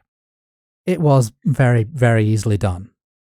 Gardner travelled around the loch with copies of the photographs, first attempting to identify their locations based on the background. Finding the location of one shot, Gardner could clearly see a fence post sticking out of the loch at the exact position and angle that Nessie's neck stood out of the water in the matching shot from Searle. Gardner said that it would be very easy to place a mitten or something similar onto the post from Searle's boat, creating a lifelike image when it was photographed from a distance. An even more ridiculous fake was discovered when Gardner walked into a newsagent and found picture postcards of a brontosaurus, which matched the creature in one of Searle's photos exactly. In Tullis's documentary, he just puts the 2 side by side and it's like, yeah, these are clearly the exact same image. Yeah, I've seen the pictures, yeah. Yeah. He bought those postcards, he just cut out the brontosaurus, stuck the brontosaurus on the photos of the loch, and showed that, yeah, this matches the exact image. So Frank Searle, presumably, bought the postcards, stuck them onto an otherwise empty photo of the loch, and then made copies to make them look like it was an original photograph. Could also mention the time when Searle accidentally told on himself to Gardner by showing Gardner a picture that he claimed was taken with a telephoto lens, while Gardner was standing in the exact same spot, looking through his own telephoto lens, and could not get the background in focus from that position, even as Searle was telling him about it. The Loch Ness and Morar project and others questioning or debunking Searle's photos, however, had no impact on his income. The newspapers, by all accounts, didn't care if the photos were real or not, so long as they sold. And in fact, the photos being fake was probably better for them. They could get twice the amount of headlines by publishing the photos as astonishing new evidence of Nessie, and then later on follow up debunking them. But the accusations and other competing Nessie-Hunters and other exhibitions at the Loch, such as Tony Harmsworth's exhibition, would enrage Searle. So I'm going to jump in at this point for the simple reason that I've read ahead in your script and I've seen what's coming. And I think now would be probably a nice time to just take a quick ad break before we get into some heavier materials. Let's put it that way. I don't have anything clever to say. Just please enjoy these adverts. And we are apprehensively back. That's one word for it. I want to just quickly point out the reason we're going into such depth on Frank Searle. We're not trying to say that, this is what all Nessie believers are like. It's just a wild story that we wanted to be told. Yeah, Frank Searle is very much the exception. Frank Searle stands out because he did such awful things. Yeah. That's why we're talking so much about him, because there's a lot to go into on what he specifically did. And also, I think there's very few of the most like accounts you read like just go, oh yeah, and also Frank Searle did some plagiarism and some faked photographs, and that's about as far as most of them go. So I thought it was interesting to actually hear this story told. Yeah, it was only really Andrew Tullis who went into details because he did the documentary, which is on YouTube if you search for it. It was shown on the BBC in 2005, but sort of faded into obscurity a bit after that. So, at this time, Tony Harmsworth and others had set up the official Loch Ness Monster exhibition at Drumnadrochit, which came into direct competition with Frank Searle's own exhibition. Harmsworth told the Glasgow Herald that he had found threatening notes on his car in Inverness after setting this up. As well as this, any suggestion to Searle's face of the photos being faked was met with rage and with threats of violence. There was one journalist by the name of Dan Greenberg who described an encounter with Searle in the American magazine Oui, that's the French Oui, yes, which was basically the same as Playboy, so you make what you will about the credibility of the source. He claimed that fellow Nessie-Hunter Lee Frank had asked if Searle had ever added humps to the Nessie photos, and that Searle began to shake with rage and pulled out a knife. Lee said that if they were real, he had no reason to react that way, only for Searle to slam him violently into a tree and threaten to throw him in the loch, pointing out that if you go in, you're not getting out of that loch, essentially. Paraphrasing, but that was the threat. The final straw for Searle, though, came in 1983. Adrian Shine, working with the LNMP at the time, discovered that Searle had secured a second book deal. Knowing of Searle's previous plagiarism, Shine secured a copy of the manuscript to avoid such a thing happening to anyone that he worked with. In it, Shine discovered that the book actually included several libelous accusations against him personally, against other members of the project, against Tim Dinsdale, and against previous members of the Investigation Bureau. Together, Searle claimed he intended to expose them for the racket that he claimed they'd run, alleging that they were concealing the truth of Loch Ness in order to profit from published work about their investigations. Shine contacted Searle's publisher, presented Ricky Gardner's evidence that Searle's photographs were all faked, and the publisher dropped the book. Searle, at this point, got completely fixated on Shine as his mortal enemy. Graffiti that read in large capital letters, "Shine Conman," mysteriously appeared on the walls of Urquhart Castle, near the LNMP camp. Not confirmed to be Searle. Yeah, we're not making any accusations against him here. We're definitely not making incriminating motions of our heads as we're saying. Nope, this. not at all. Allegedly. And what happened next has also never been proven to have been Searle's doing. Yes, we want to be very clear about that. Yes. Most of what I'll be discussing next comes directly from an article written by Mike Dash, who is now of the Fortean Times. And at the time, he was working for the LNMP.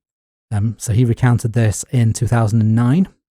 At the time, in 1983, the LNMP was based in a house uphill from Urquhart Castle, where Shine lived.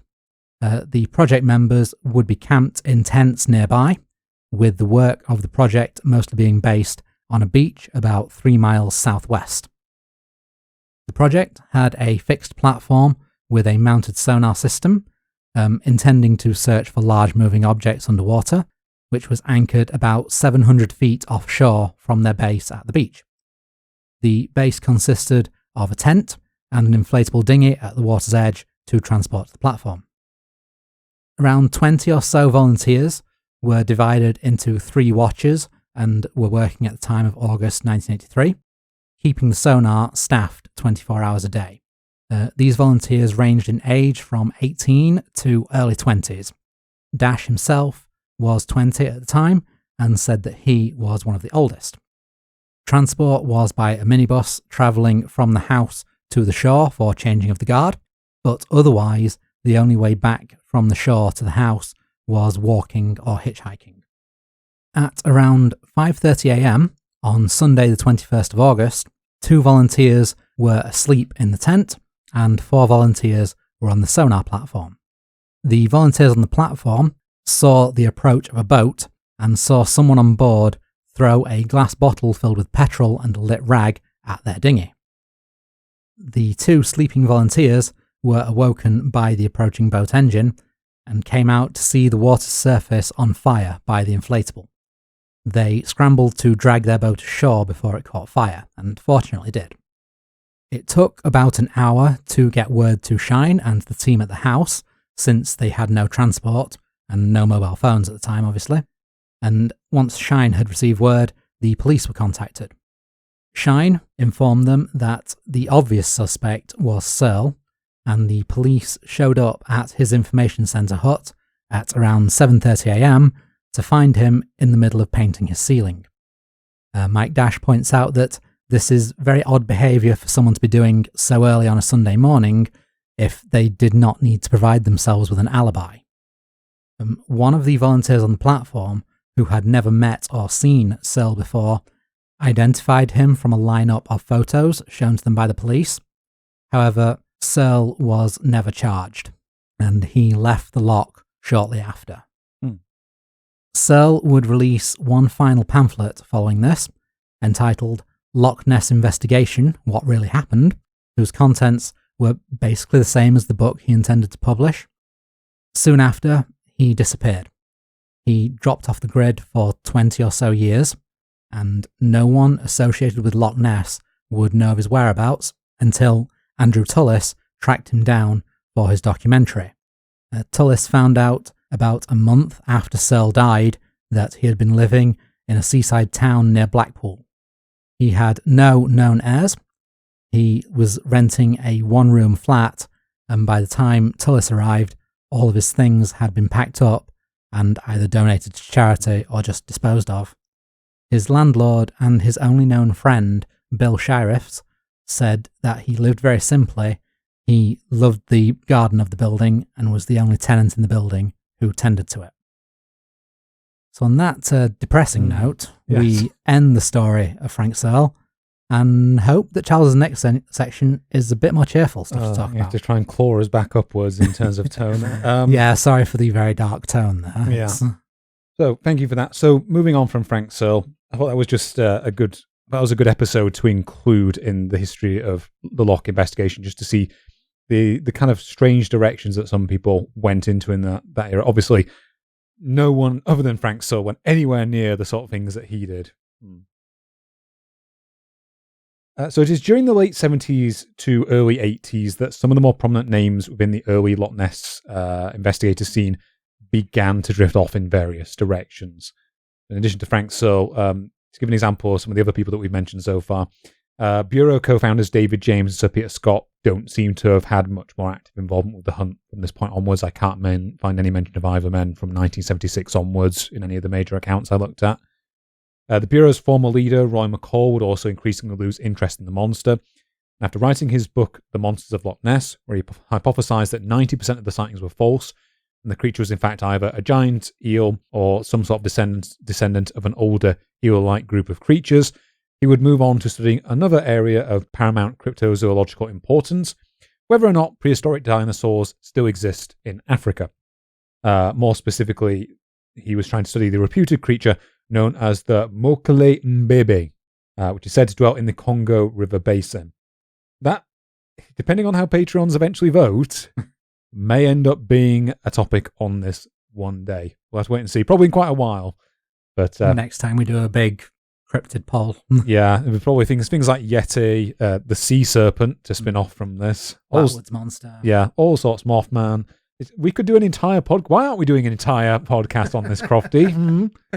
Because we will have run out a few years ago at that point.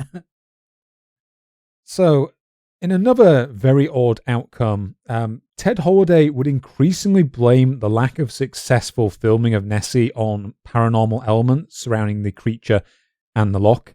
In his book, The Dragon and the Disc, he would apparently claim that the beast was not a physical animal, but some type of supernatural entity. I say apparently because I haven't been able to track down a copy of that book. However, I have read a bit of a posthumously published book of his titled The Goblin Universe, which, I gotta say, great title. In it, he describes an attempted exorcism of Nessie, and then he just sort of rambles incoherently about UFOs, ghosts, and other psychic and paranormal phenomena he thinks are associated with the loch. It was actually very hard to follow what particular point he was trying to make at any given time. So I'm not surprised if he took a similar line in his earlier book. I believe, Crofty, did you mention at some point he apparently got involved with a cult as well? Oh, Tim Holiday. Yeah, apparently. This was according to a book. Let me just move my script to find the title. Yes. This was according to a book by a person called Nick Redfern titled Nessie, Exploring the Supernatural Origins of the Loch Ness Monster. I tried reading, wanted to discuss, but is about as convoluted as Holiday's book. Does mention, it name drops Holiday quite a lot, talks about a cult worshipping dragons. It got weird. Yeah. There's not enough of a serious thesis in it to even make it worth debunking. Okay, fair enough. So of all the major early investigators, the only one who really remained the most committed to continued investigations was Tim Dinsdale. Dinsdale would continue to make expeditions to the loch as late as spring 1986, the year before his sadly premature death, often doing so at the cost of considerable financial difficulties for himself. So, onwards into the more modern investigations into the Loch Ness Monster. From the mid-1970s onwards, the trend of using underwater photography at Loch Ness increasingly died off, as had land photography before it, in favour of a new focus on sonar activity and eventually DNA testing. Since 1979, much of this has taken place under the auspices of the Loch Ness and Morar project, which is now the Loch Ness project, which evolved out of the Loch Morar expedition. This was a similar search effort to the earlier bureau that had been set up in 1974 at Loch Morar, further to the west, which is claimed to be home to its own cryptozoological creature known as the morag, which, given how absurdly long these two episodes have been between us, I think you could forgive me for not going into. Maybe another day. Yeah. The driving force behind this new project was a man named Adrian Shine, who we talked about before, a fellow of the Royal Geographical Society, who, in writing and researching this episode, I was initially tempted to compare to someone like the Bigfoot researcher Jeff Meldrum, who is perhaps the most scientifically minded of the Sasquatch believers. However, to the best of my knowledge, Shine is not in fact a believer in Nessie. Roland Watson describes him in a blog as a friendly skeptic, and from what I've read of his writings, I've only seen him suggest existing animals as candidates for the creature. Adrian Shine's period of study at the Loch has effectively kind of seen a lot of Loch Ness investigators become as much naturalists and studiers of the geography of the Loch as of the monster themselves. And there is a quote from his book that I think kind of sums up his attitude towards study of the creature. So for most investigators, monsters must be real animals, either supposedly extinct or new to science. But for me, it doesn't matter whether animals are very old or very new to science. They simply need to be a bit big and unexpected, and that's if there are any animals at all. True investigation should simply discover the facts. An interesting facet of my work is the discovery of special things about Loch Ness which shed unexpected light into the controversy, sometimes explaining what people are really seeing. Loch Ness is an underwater environment, a hidden world. That's why as a naturalist, I tend to study things which can't be seen simply by staring at it. That kind of sums up his philosophy. Yeah, and I respect that. Yeah. That's good. It's under his auspices that the major shift to sonar rather than photographic work came about, as he basically came to the conclusion that the water of the loch was too dark and peaty for photography to be effective underwater, based on his comparisons to his work, where he did a lot of almost diving bell style work at Loch Morar, which has a lot clearer waters. So through the early 1980s, the Loch Ness Project repeatedly conducted large-scale sonar experiments at the loch. These began in 1981 when the project built a special sensor vessel they christened the John Murray, which was a 12-metre long catamaran equipped with both an echo sounder and a scanning sonar. This vessel ran 2 hours a day throughout the summer and was specifically designed to be silent. This process was repeated in 1982. After 1,500 hours of patrols, some 40 large contacts were registered, some of which appeared to move. When properly calibrated, these objects appeared to be much larger than any fish known to be in the loch. So again, these results sound promising for the existence of a group of monsters in the loch. According to the Loch Ness Project timeline, however, it was around this point that the Loch Ness Project began to discover a number of illusions that could occur with conducting solar scans and echo work in the loch, which we'll discuss more in 1 second.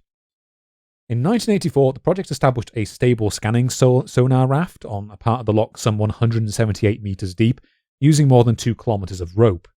After this stable methodology was adopted, most of the large traces that had been recorded in 1982 completely vanished. And in 1985, the project's results established that a phenomenon known as internal seisures, that Adrian Shine had hypothesized, may be responsible for the large contacts that the 1968 Birmingham study recorded. So you discussed last time, Crofty, that the loch is known to have seisures due to local seismic activity, which results in surface waves, peaks, and troughs. What the Loch Ness Project was able to establish is that the loch's underwater waves also give strong readings on echo charts and are known to refract and reflect both horizontal and vertical sonar beams, generating images that are effectively mirages. These are particularly common along a region known as the thermocline, which is where the warm upper waters of the loch meet the colder waters below, and examples up to 40 metres high and travelling as fast as 1 kilometre an hour have been recorded.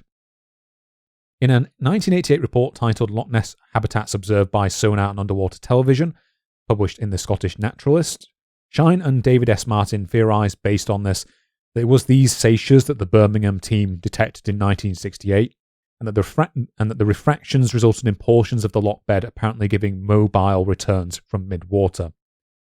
This sounds plausible enough to me, but I'm not an expert on sonar, so if anyone wants to get into contact and explain the process in more detail and tell me why I might be wrong, or why Shine might be wrong, let me know.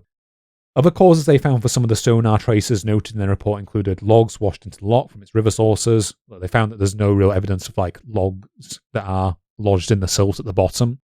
They also pointed to rising gas and possibly tethered debris. In the 2006 Loch Ness booklet I mentioned before, Shine also notes that boat wakes can cause echoes on the fringes of horizontal sonar beams that mimic objects far below. In 1987, the Loch Ness Project helped coordinate another sonar activity that would dwarf all those conducted before them. This was Operation Deep Scan. This is the big study that was conducted there. This was again conducted under the command of Shine and consisted of 24 separate vessels that swept across the lake multiple times to form an inescapable sonar curtain. This study found no evidence of any large creatures in the loch and effectively ruled out the presence of any of the plesiosaurs, sea serpents, giant newts, and great orms that have been proposed over the years. It did, however, discover objects that later turned out to be tethered debris, as Shine had hypothesized, and more significantly, for believers, it found what are described as free wobbly scratches at depths between 70 to 170 metres. According to the report on it published in the Scottish Naturalist, these likely indicated objects larger than, say, a salmon, but nothing on the order of the vast creatures that have been claimed to inhabit the loch in the past. It's not possible to really rule out what these could be. Adrian Shine theorised that these may have been seals, and elsewhere he also discussed the possibility that sturgeon and catfish might be present within the loch, which could be good candidates for something slightly larger than a salmon. Yeah, and I have a bit more information on those candidates coming up later on. Okay, cool. Interestingly, Operation Deep Scan had another important result. During the late 80s and 90s, the project continued to analyse the fixed contacts it produced using a remote-operated vehicle, and eventually concluded that despite its size, the loch actually has a very small fish population, weighing only 22 tons, which could well be larger than a single Loch Ness monster by some reconstructions that we've talked about. Needless to say that this would be nowhere near enough to sustainably maintain a breeding population of large aquatic creatures for at minimum like a century by now.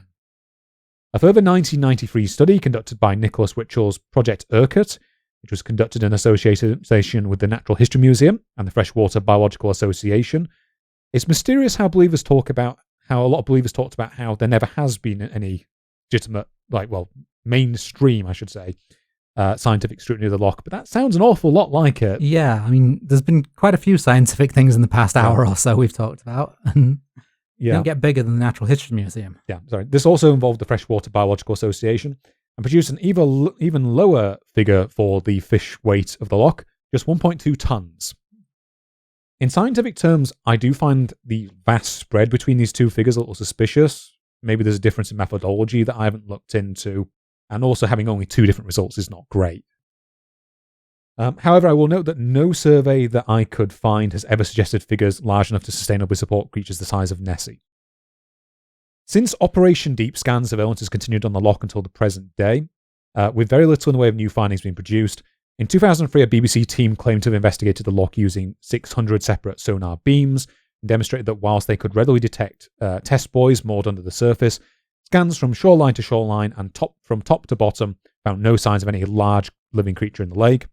To quote one of their specialists, Hugh McKay, we got some good clear data of the loch, steep-sided, flat-bottomed, nothing unusual, I'm afraid. There is some anticipation that we would come up with a large sonar anomaly that could have been a monster, but it wasn't to be. Then, an interesting little tidbit that I threw in at the last minute. In 2016, an underwater robot operated by the Norwegian company the Kongsberg Maritime, or it might be Kongsberg Maritime, succeeded in finding the Loch Ness monster. Oh, sorry, there's more to that sentence. I should have kept going. In 2016, an underwater robot operated by the Norwegian company Kongsberg Maritime succeeded in finding the Loch Ness monster prop from the 1969 Billy Wilder comedy The Private Life of Sherlock Holmes, in which Watson and Sherlock have a close encounter of the beast. According to a BBC article titled Films Lost Nessie Monster Prop Found in Loch Ness, this prop was a 30-foot model of Nessie that sank during location filming, forcing future footage to be shot in a large water tank in a film studio. Fun fact, this film also starred Christopher Lee as Sherlock's brother Mycroft, and is apparently quite good by reviews from what I've seen online, so I might have to watch it at some point. If you're going to cast Christopher Lee, it's worth watching. On a pretty close to final note, as with other major cryptids such as Bigfoot and Yeti, there has even been attempts to locate the monster using its DNA. In 2018, an environmental DNA team led by Professor Neil Gemmell, who I believe is a fantasy author's name as well. That's David Gemmell. David Gemmell. And Stella Gemmell. In 2018, an environmental DNA team led by Professor Neil Gemmell of the University of Otago in New Zealand conducted an exhaustive study of the lake using deep water sampling aided by the Loch Ness Project and the Loch Ness Centre. On September 5th, 2019, Professor Gemmell would hold a press conference at the Loch Ness Centre and announced that no reptilian DNA was present in the loch, which would rule out any plesiosaur or reptilian sea serpent. He did note, however, that plenty of eel DNA was detected, and they couldn't rule out the presence of large eels being the source of many sightings. He also noted that there was no evidence for any shark, sturgeon, or catfish DNA in their results. Shine does kind of try and argue around this in defense of his pet theory, saying that in the case of the sturgeon or the catfish, because they're seasonal visitors to the loch, they might be unlikely to be present at the time that the study was conducted. Don't know about any of the validity of that. I don't know about any of the validity of that. Similarly, he claims that the loch might be home to a very small number of Wells catfish that might not leave enough DNA for protection. I've genuinely no idea about the ecology of those two species in relation to the loch, so judge for yourself, I guess. And that is it, basically, for the most significant searches that have been conducted in Loch Ness to this day. I do know of an additional 90th anniversary hunt that apparently took place last year, but I haven't gone into it in any detail here because my understanding is that, again, nothing came of it.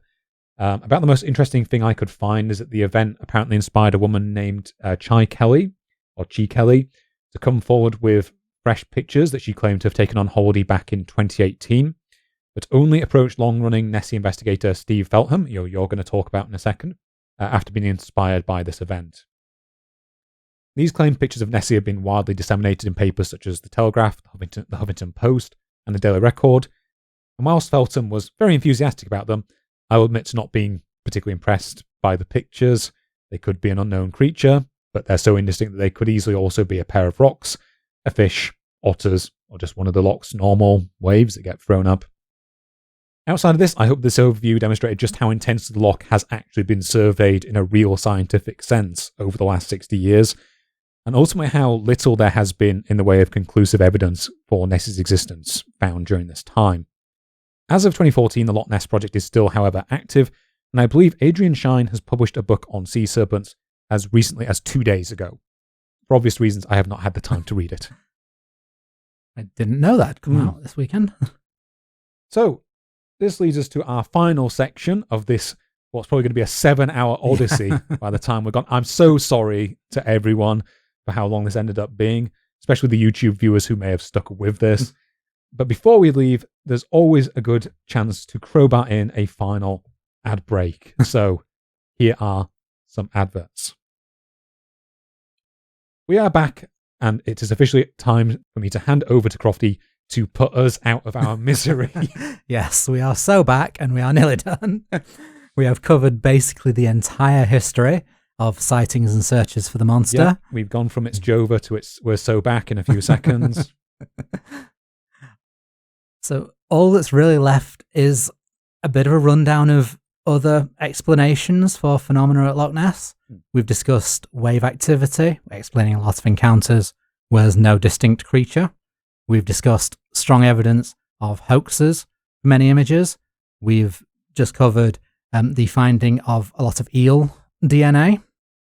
We've talked about the unreliability of memory of people who are primed to expect a monster.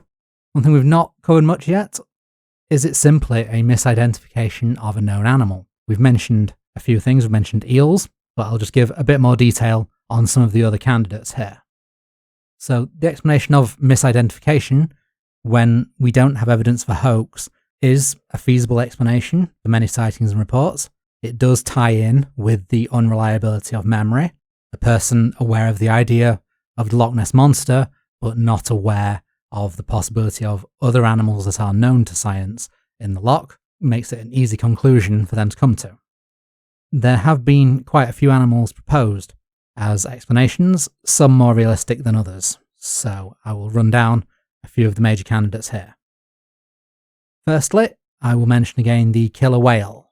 As I mentioned earlier, when discussing the surgeon's photograph, this was first proposed by naturalist Roy Chapman Andrews. I mentioned, obviously, that it's basically impossible for a whale to navigate up the River Ness unnoticed, or at all in lower tide conditions. But despite that, the whale explanation appears as recently as 2022. That year, the Daily Mirror reported a wild new theory from marine biologist Professor Michael Sweet. The whales, as I've said, were not the new part of this theory. However, while Andrews proposed that the neck and head of Nessie were in fact a whale fin, Sweet proposed that it was a very different part of specifically the male whale anatomy that will lose us the clean tag on audio platforms. The Mirror article provided a picture of a whale's appendage breaking the surface of the sea, and Sweet claimed it to explain many sightings of sea serpents or krakens, and so theorised that it would explain Nessie sightings too. Tony Harmsworth responded to this theory by calling Sweet an ignorant fool, pointing out that Sweet should have known that the surgeon's photograph, which he was making a comparison to, was a hoax. Both Harmsworth and Adrian Shine confirmed that if there had been a large air-breathing mammal, like a whale in Loch Ness, the extensive efforts to search the loch would have identified it. Yeah, whales very regularly come to the surface to breathe as well. Yeah, there is no way that a whale would have been missed in the amount of time that we're looking at here. The Mirror article didn't give any details, but yeah, considering the size of whales, they do need to regularly surface. Of course, there was the one hoax that we discussed in the 19th century of a bottlenose whale being captured and released into the loch. However, for such a feat to have been repeated under the noses of the various investigation projects, for the whale to have evaded sonar detection or positive ID, to have been removed before it could have been identified, and of course to have made it past port authorities and on busy roads unnoticed, is just too many improbable events strung together to be a serious explanation. I think my summary of it would be, that's just silly. That's a good way of putting it, yeah. And it gets a little sillier coming up. Because to someone who doesn't know of like the geography of the River Ness, the sonar project, etc., someone with no knowledge of all the stuff we've talked about here, saying, oh, it's a whale in Loch Ness, does sound plausible until you look into further information. The whale is a large marine animal. Its range includes the North Sea, albeit rarely. Saying there is a whale in the loch makes something of an amount of sense. Our next candidate is much less plausible: elephants. This one was first proposed in 1979 by Dennis Power of the Santa Barbara Museum for Natural History and Donald Johnson of the University of Illinois. Sadly, the New Scientist article from that year hasn't been digitized, I don't think. I couldn't find it. So I only have a summary of this original claim, which states that elephants are capable of swimming distances of more than 50 kilometers, so potentially could have been swimming in the loch. The theory resurfaced in 2006, pun intended, with a bit more detail, proposed by Neil Clark, who was then curator of the paleontology section at Glasgow University's Hunterian Museum. He claimed that travelling circuses were often visiting Inverness in the 1930s and would stop on the banks of Loch Ness to allow their animals, including elephants, to rest. He provided a drawing showing how the elephant's back and trunk would give the image of humps and a long neck, as seen in photographs such as Frank Searle's.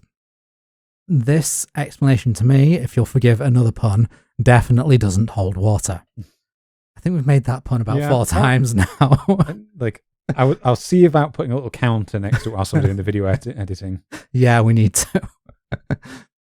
This explanation is limited to a very specific time, and while it could hypothetically have been behind a single sighting, I find it quite hard to believe that a large event like a travelling circus being in town wouldn't have come up when a sighting was reported in the 1930s.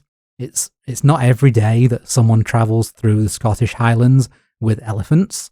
People would have been aware of them. Yeah, I flipped through some of the original newspaper issues of some of these big sightings as well, and there's no mention of the circus being in town. I remember. I didn't look that detailed through all of them, but still. No. But given the amount of circus animals that would have been in use at the time, any journalist worth their salt would have gone, the circus was in town, perhaps an animal got in the loch. It reminds me of that account from the earlier history where a couple of horses were mistaken for the creature. Yeah. So from large creatures to small creatures, we now move on to the otter. Otters might not be something that easily comes to mind when thinking of the scale of the Loch Ness monster, but several photos have been positively identified as otters. Otters are known to inhabit Loch Ness, and researcher Dr. Jonathan Willis compared his own photos of otters with claimed Nessie photos, showing that otters swimming can have the same distinctive shape as the 2-humped Nessie photos. The sheer scale of the loch, the distortion of scale when using binoculars and telephoto lenses, and having close-up shots, and not having a reference point visible, can potentially lead to mistaking a small animal for a large monster. While that difference in scale might make it difficult to believe, there is another mammal that is a bit closer in size to Nessie and is known to enter the loch: the harbour seal and the grey seal. These seals reach up to 1.85 metres or 6 foot 1 inch. That's the height I tell people I am. Same. I'm definitely not 5'11". So this size of 6 foot 1 is closer to the 10 feet often reported as the size of Nessie. I've never been reported as being mistaken for 10 feet, but still. One of the first seals confirmed in the loch was confirmed between 1984 and 1985, with details published by Gordon Williamson. This particular seal spent 7 months in the loch, was reported to be in good health, and the observed behaviour suggested that it was deliberately staying within the loch. This would make sense. The loch does have enough of a stock of salmon to feed a single seal.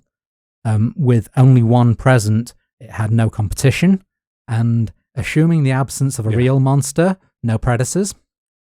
One fisherman sketched the path of this seal as it made multiple jumps across the surface, showing that the seal in motion can appear to be one multiple humped creature. This means that seals could explain sightings that match the humped description where a photo isn't available. Sadly, this particular seal was shot by salmon fishermen on June 11th, 1985. A pair of seals were identified in October later that year near Foyers, and Williamson added these two unconfirmed reports to estimate that around 8 seals had entered the loch in a 15-year period. Dick Rayner discusses seal sightings on his website, lochnessinvestigation.com, and his last post in August 2014 has some video footage he took, which is very clearly a seal head breaking the surface, even though he doesn't provide any caption to explain the video. Unfortunately, his website is starting to break down a little bit now, because like Adobe Flash has broken a lot of it with that being retired. So so go check it out like on release day if you can. We don't know how long it'll last. Also, please note, when I say it's clearly a seal, I'm not a marine biologist. My credentials in identifying seals are that I just never turn down an opportunity to visit an aquarium or a sea life centre. Not sure what the credentials would be if because I've seen a lot of seals in my time. Yeah, like same. Lots of different varieties of seals as well. Yeah, but if a marine biologist wants to look at that video and say, that's not a seal, trust them over me. Okay. Seals are probably the most plausible explanation to me as an animal being misidentified. They are rare enough that many people are unaware of their appearances in the loch. They are large enough that the size exaggeration isn't too much, while also being small enough to swim up the river unnoticed, and have been confirmed to enter and stay in the loch for long periods of time. Aside from those animals and the eels, which Charles mentioned earlier, those are basically the more plausible explanations for animals in the loch. I think now we've basically covered everything. Oh yeah, in terms of we sure have. In terms of certain explanations, I was going to say one thing we've left out is Nick Redfern's book on the supernatural origins, but I have actually mentioned it and mentioned how it's very convoluted, somehow connecting St. Columba, dragon worshipping cults, a Welsh wizard who isn't Merlin, Aleister Crowley, the Men in Black, UFOs, necromancers, and ghosts. I think I know who the Welsh wizard is, and I hadn't included him because he apparently misled Tim Dinsdale a whole bunch as well. Oh no, I'm talking old folklore about a Welsh wizard. Okay, it's a different guy who claimed to be a wizard. A story that is roughly contemporary with Merlin, but isn't Merlin. If you want supernatural stuff, go give Nick Redfern's book a read. There's nothing in it worth debunking. Yeah. There's some legends I might look into more and tell somewhere else one day, unconnected to Loch Ness related stuff, but nothing that fits with the scope of this episode. So I apologize to anybody who wanted supernatural explanations. So to round off the episode on a positive note, I'd just like to mention one final Nessie-Hunter. Unlike the others we've talked about, there aren't any major photos or videos or a large research project, or, as far as we know at time of recording, any controversies associated with him. Just covering my back there just in case. But I do feel he deserves a shout out. So his name is Steve Feltham. He first visited the loch at 7 years old with his father, and he got to see the Loch Ness Investigation Bureau at work. He briefly met Frank Searle, whom he spoke about in Andrew Tullis' documentary, and on that visit, he became completely fascinated with the loch. In his teens and in his early 20s, he went on regular short trips to the loch, armed with a camera and with his grandfather's old binoculars. And in his mid-20s, he decided to take on the life of a full-time Nessie searcher. He sold his house, because in the late 80s, a working-class man in his 20s could own a house. I know one person in their 20s who owns a house, and it was basically bought for them. So same. And he told his parents he was quitting the family business of installing burglar alarms to search for Nessie, to which his mother said to his father, "Told you." He bought and converted an old mobile library to live in, and in June 1991, he set up on the banks of the loch and began his career as a full-time Nessie hunter. At the time of recording, he is still there, making it 33 years, the longest career as a full-time Nessie hunter to date. As far as I know at time of recording, he has not firebombed anything in that time. Yeah. I believe he's still on the loch as of 2023 at least. Yeah, he has an Instagram now. Oh, wow. And his Insta has more recent photos, so he is still there. Mm. Early on, he appeared in an episode of the BBC series Video Diaries titled Desperately Seeking Nessie, for which the BBC provided him equipment, and this brought fame and tourists to his door. He makes little Nessie models to sell, which helps keep money coming in. Once his van failed his MOT, about 10 years into his work, it became a static home, and he says he often entertains friends and visitors there by a campfire.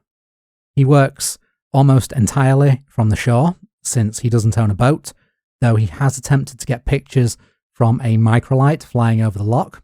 Unfortunately, his 33 years haven't met with any success. He's had his share of false alarms, for example, a photo on his website in recent years of a swimmer's arm that he captured in a position where it could easily mistaken for Nessie's neck on an older camera.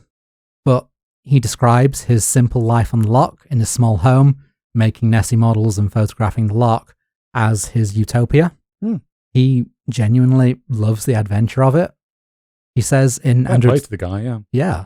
He says in Andrew Tullis's documentary that he thinks that same sense of adventure is what has driven so many people to the loch over the years, it being one of the few places left in the UK where you can still get a sense of the unknown that so many people yearn for. It reminds me a little bit of is it the Christopher McCandless, whatever he was, the Into the Wild guy? Yes. Where they said when he realised that every part of the map had been charted or something, he responded by throwing away the map. Yeah, that guy. To get back that sense of the unknown that old explorers used to have.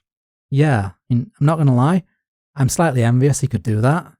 I'd personally like my sense of adventure to take me somewhere warmer than Scotland in winter. So if anyone knows of any lake monsters in Okinawa that I can hunt for, that'd be lovely. I am also really impressed he could stick with it for 33 years. I'm pretty exhausted after the 7 hours recording this. If you're on YouTube and you have managed the feat of endurance that's listening to the entire episode, show some respect for the endurance of Steve Feltham in the comments.